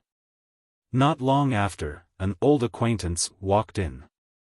It was Lu Rengui, who had made outstanding contributions in quelling the rebellion in Guan City and was later promoted to the right commander of the right guard by Li Er.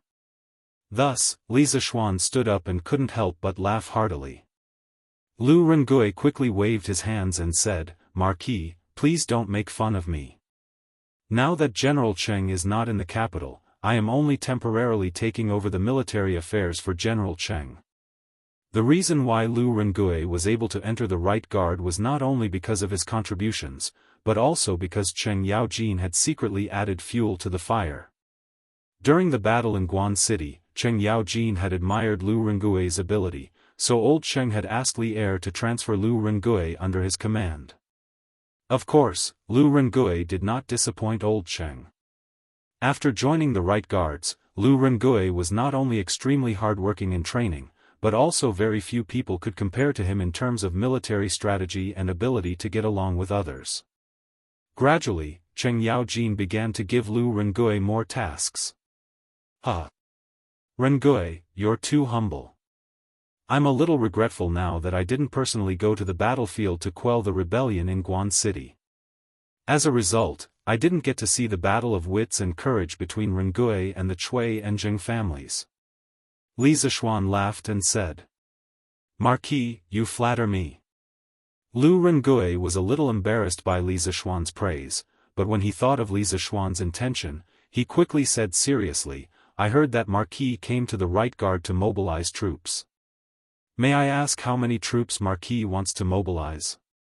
Where will these troops be used?" It wasn't that he suspected Li Zishuan of any bad intentions, but since he was now helping Qing Yaojin manage the affairs of the right guard, he still had to ask clearly about something as important as mobilizing troops. This Marquis plans to mobilize 5,000 elite troops from the right guard to investigate the remnants of the Heavenly Dragon sect in Jianghu city. These people must train hard and be good at hiding. Li Zishuan replied indifferently. Remnants of the Heavenly Dragon sect? Lu Rengui frowned.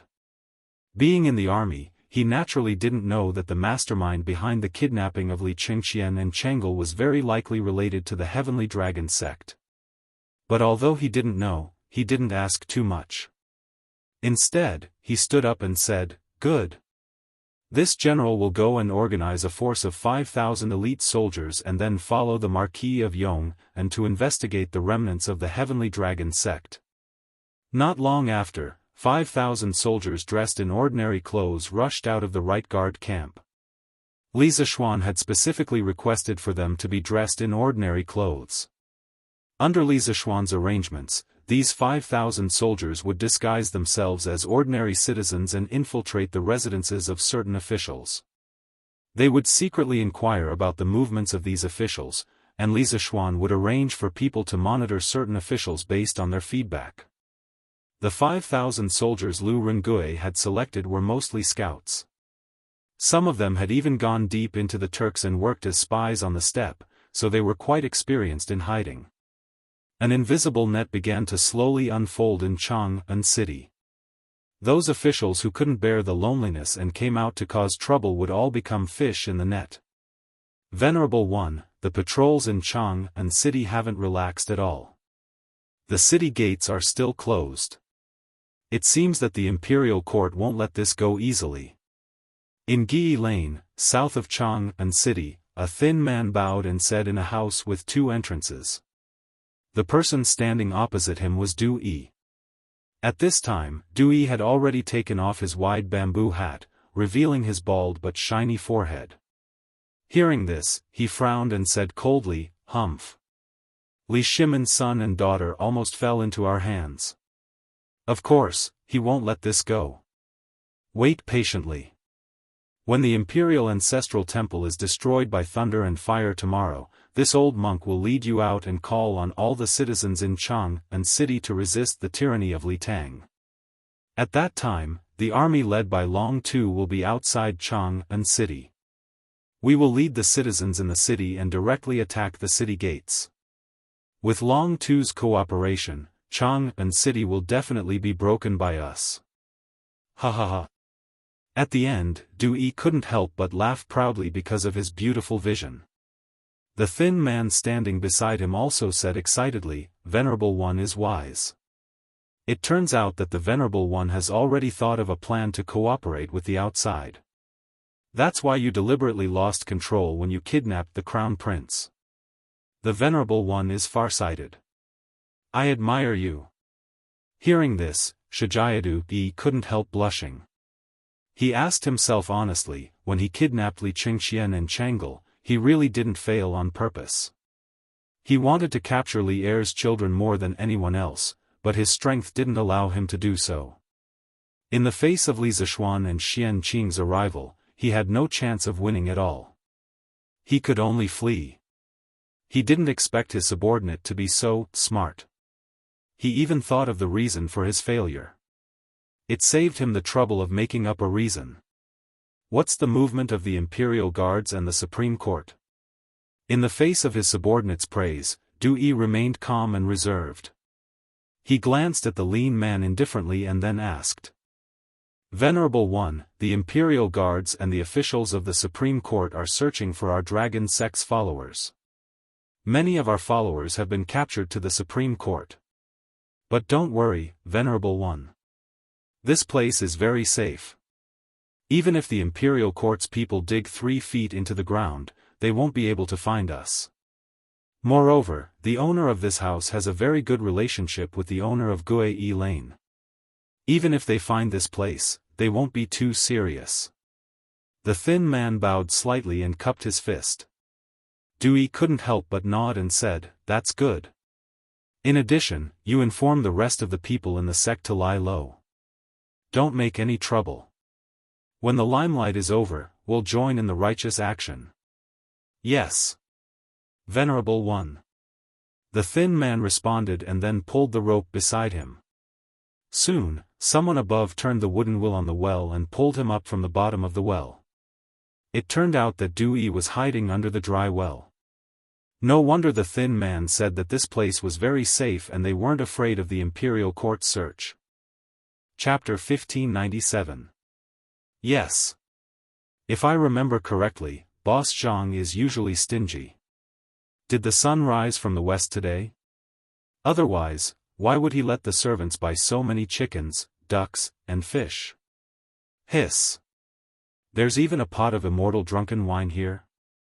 In the south of Chang'an City, on the street of Gi Lane, Meng Yuliang looked in the direction of Mother Meng's finger and saw a plump man in luxurious clothes at the door of a house.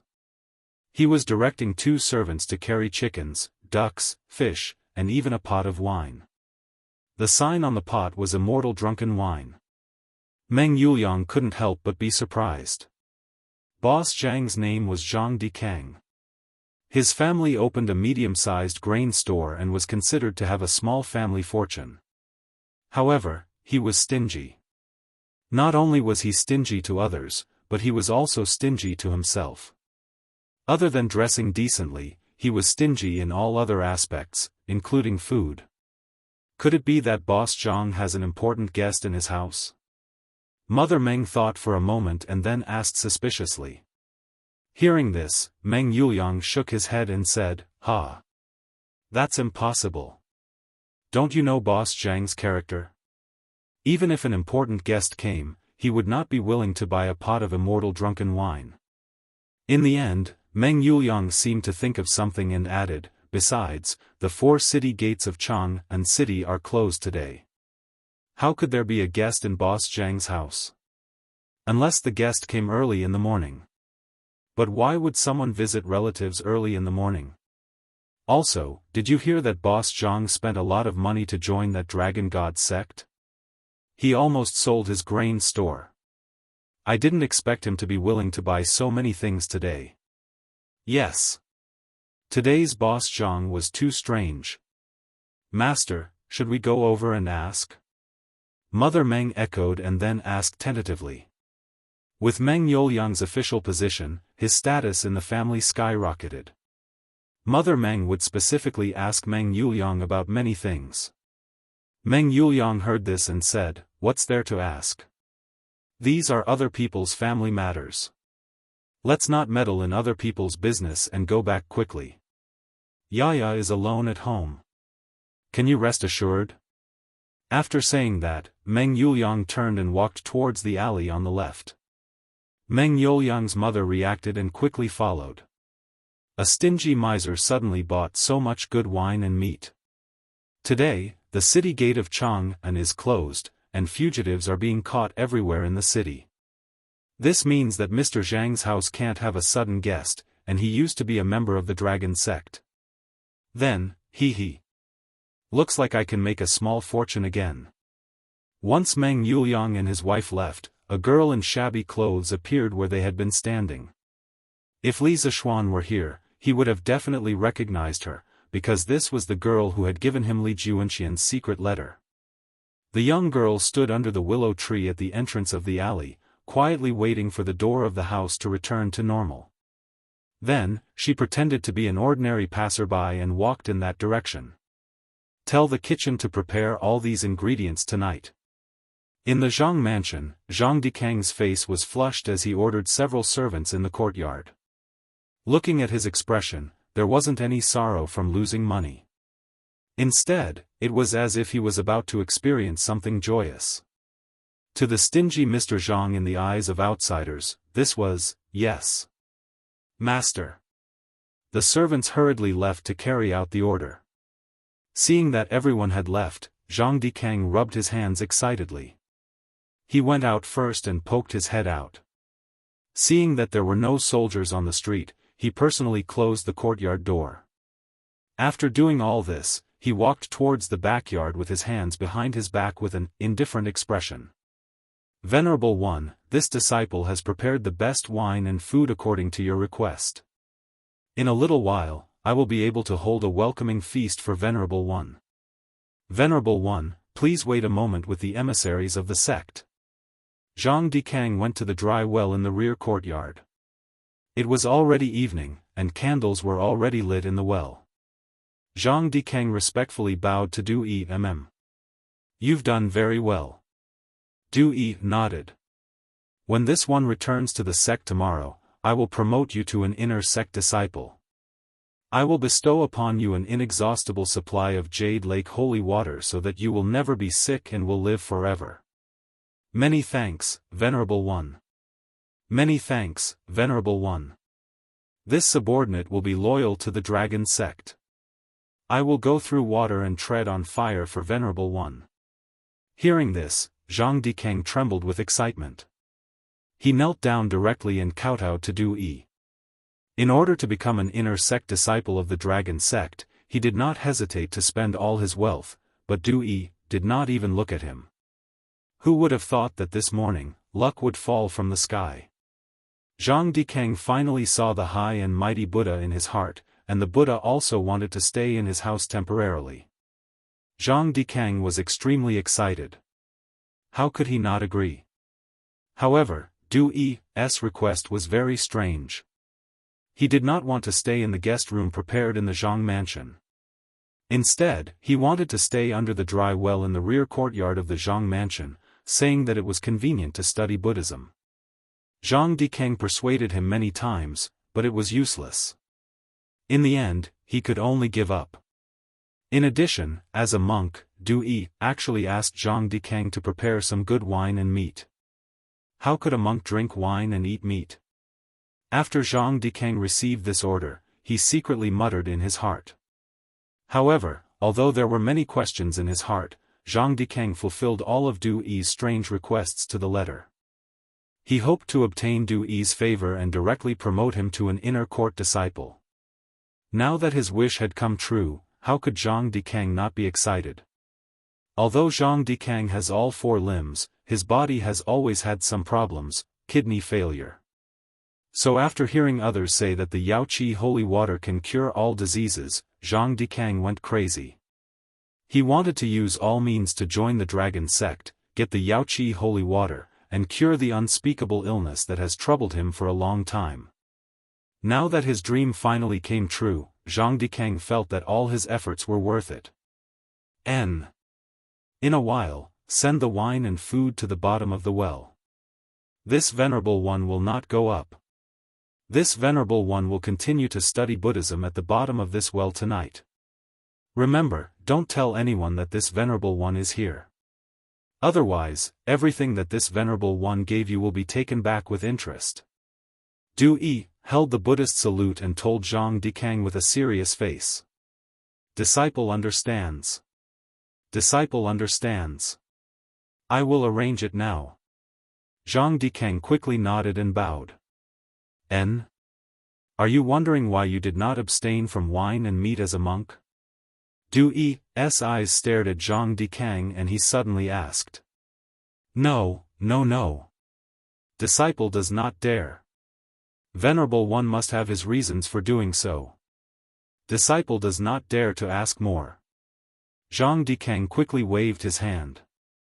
Although he did have this idea, he could not say it directly.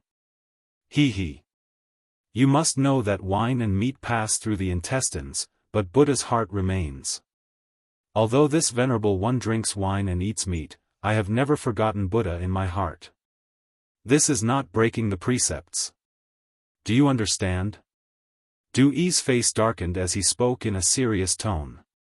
When Zhang Dikang heard this, he immediately prostrated himself in admiration and said, Venerable One's Dharma is profound. Disciple admires. Disciple admires. Go quickly. This boss Zhang, it's not dark yet, and he closed the courtyard door. Obviously, he has a guilty conscience. No, I have to find a way to go in and take a look. But how do I get in? Yes. Got it, I will climb over the wall from the backyard. Outside the front door of the Zhang mansion, the girl muttered to herself for a while, and then walked quietly toward the back of the Zhang mansion.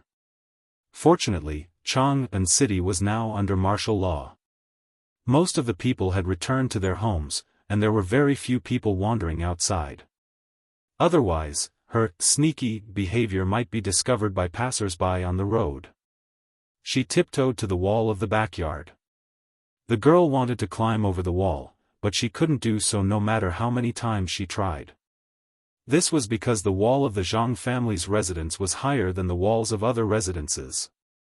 After several attempts to no avail, the girl gave up the idea of climbing over the courtyard wall because she was also afraid that a passerby would suddenly appear on the street, or that her climbing over the courtyard wall would alarm the people inside. Panting as she leaned against the courtyard wall, the young girl pondered whether or not she should give up. If there were really people hiding in this residence as she had speculated, then if she was discovered, she wouldn't be able to escape even if she wanted to. The only path left for her was death. It would be a lie if she said that she was not afraid. But the girl was not willing to leave just like that. She came to Chang'an City today to deliver a letter to Li Zishuan on behalf of Li Junxian, but she did not expect that after delivering the letter, the gates of Chang'an City would be closed, and she could not leave. Tonight, she could only stay in the inns of Chang'an City.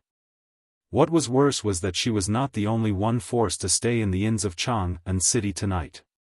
She could even imagine the scene of the inns in the city being full. At this time, she would have to pay a higher price than usual to get a room. Just thinking about it made her heart ache. Speaking of which, she did not sell the lingzhi mushroom she picked in the morning for much money. Tonight, she would have to spend a large sum of money to stay in the inn. In this way, she would only earn a few hundred copper coins after painstakingly making this trip. It was a huge loss. If I can confirm that there is a venerable of the dragon sect in this house, and then tell this news to that young and handsome marquis, he will definitely be willing to reward me. Then I will be rich. After weighing the pros and cons in her mind, the girl decided to take the risk. But how do I see the situation inside the house?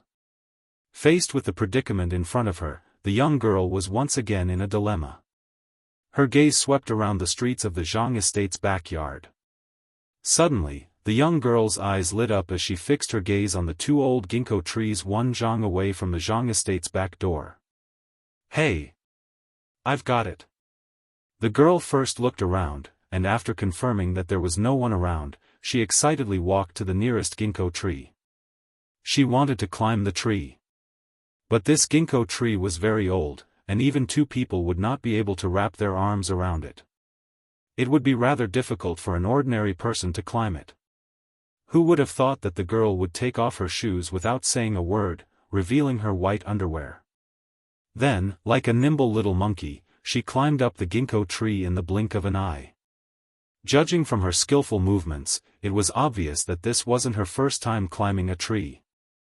The girl adjusted her posture and sat down on a branch of the ginkgo tree, allowing her to see everything in the Zhang residence. Chapter 1598. Inside the dry well in the backyard of the Zhang family. Du Yi and the others were drinking big bowls of wine, eating big chunks of meat, and bragging loudly. In order to please Du Yi, Zhang Dikang naturally did his best to cater to them. Therefore, this dilapidated dry well was as lively as a big restaurant. Du Yi came from the Tantric sect of India, so it was impossible for him to not have any rules and regulations. However, ever since he came to the Tang Empire, he was immediately blinded by the colorful world of the Central Plains. Especially after he accidentally tasted the immortal drunken wine of the Drunken Immortal restaurant, the rules and regulations that Du Yi had adhered to for decades instantly collapsed. Moreover, once the rules were broken, they could no longer be adhered to. Therefore, Du Yi had become a monk who drank and ate. Of course, he would not easily show this aspect of himself to the world. After all, he still had to maintain the image of an enlightened monk in front of the world. Who's outside? Du Yi and the others had just finished drinking when they heard someone shouting from above the dry well. Huh. Not good. There are lackeys of the imperial court spying around the mansion. We can't let him leave alive. Du Yi was the first to react. He quickly put down his chopsticks, then got up and went to the direction of the well. He leaped into the air and directly rushed out of the dry well that was more than 5 feet deep. Whoosh whoosh whoosh. In an instant, the few core disciples of the dragon sect who followed Du Yi also relied on Qinggong to step on the wall of the well and rushed out of the well. Which direction? After Du Yi stood still on the ground, he looked at the manservant and asked in a deep voice. The manservant obviously did not expect that someone could directly fly out of the dry well that was more than 5 feet deep without the help of ropes and well wheels. He was stunned for a moment before he reacted. He quickly pointed to the northwest outside the back door and said, reporting to the Venerable One, just now, I heard some movement outside the back door. Then, I heard someone shouting, followed by a series of footsteps. I think that person ran from the northwest direction. Who? As soon as the manservant finished speaking, he found that Du Yi, who was originally standing in front of him, had disappeared without a trace. The other 4 dragon sect core disciples who had just come up from the well also hurriedly followed and flew out of the Zhang family's backyard. What an unlucky year. Why am I so unlucky today? I've climbed so many trees in the mountains before and never fell. Why did something happen today? It's over. It's over. If the person hiding in the Zhang family catches him, he'll be finished.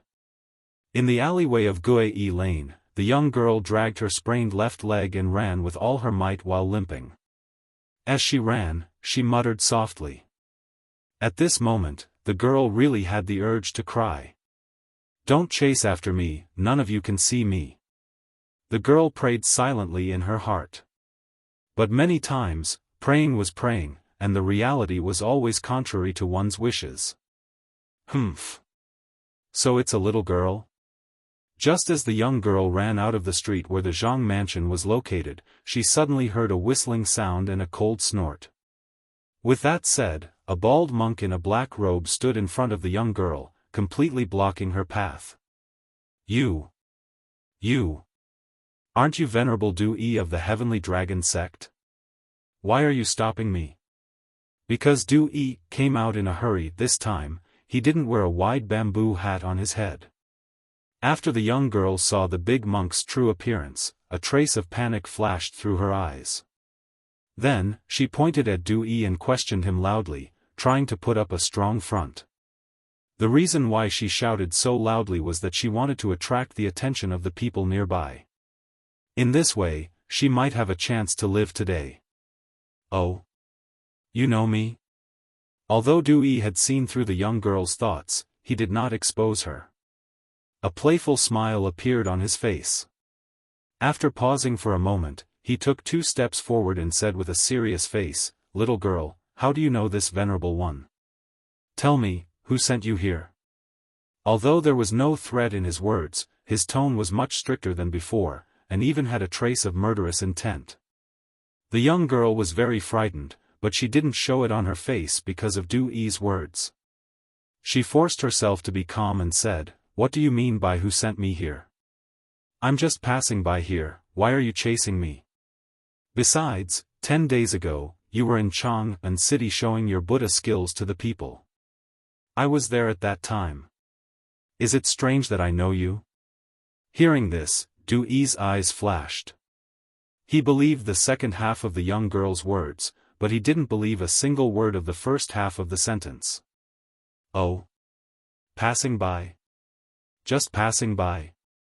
Du Yi's aura changed and said coldly, Heavenly Dragon sect is now listed as a disobedient sect by the Imperial Court. Now that you know where I'm hiding, are you planning to report this information to the Imperial Court to receive a reward? Of course not. I don't know anyone from the Imperial Court. Even if I know you're hiding here, who can I report this information to? Although the young girl wanted to say yes, but in order to survive, she could only desperately deny it. Dewey snorted and sneered, "Humph. You think I'll believe your nonsense? If you know what's good for you, you'll come with me today. After the commotion dies down, I'll let you go." Hearing this, the young girl hurriedly took 2 steps back and said, "Why are you being so unreasonable? I said I'm just passing by. If you don't believe me, then forget it. But you're now a wanted criminal of the Imperial Court. If you dare to act rashly, I'll shout for help. If the patrolling Wu Ho hears the commotion, you won't be able to leave." "Ha! Then, why don't you try shouting? See if anyone will come to help you." Dewey sneered, and then he disappeared from where he stood. In the next moment, he was in front of the young girl. It happened so fast that the young girl had no time to react. Dewey's large hand grabbed the young girl's shoulder. "Ah!" The young girl finally couldn't hold back and screamed in horror.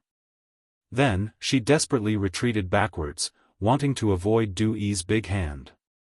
However, she didn't know any martial arts, so how could she escape from a grandmaster's full-strength grasp? Feeling that the hand was getting closer and closer to her shoulder, the young girl's heart was filled with despair and regret.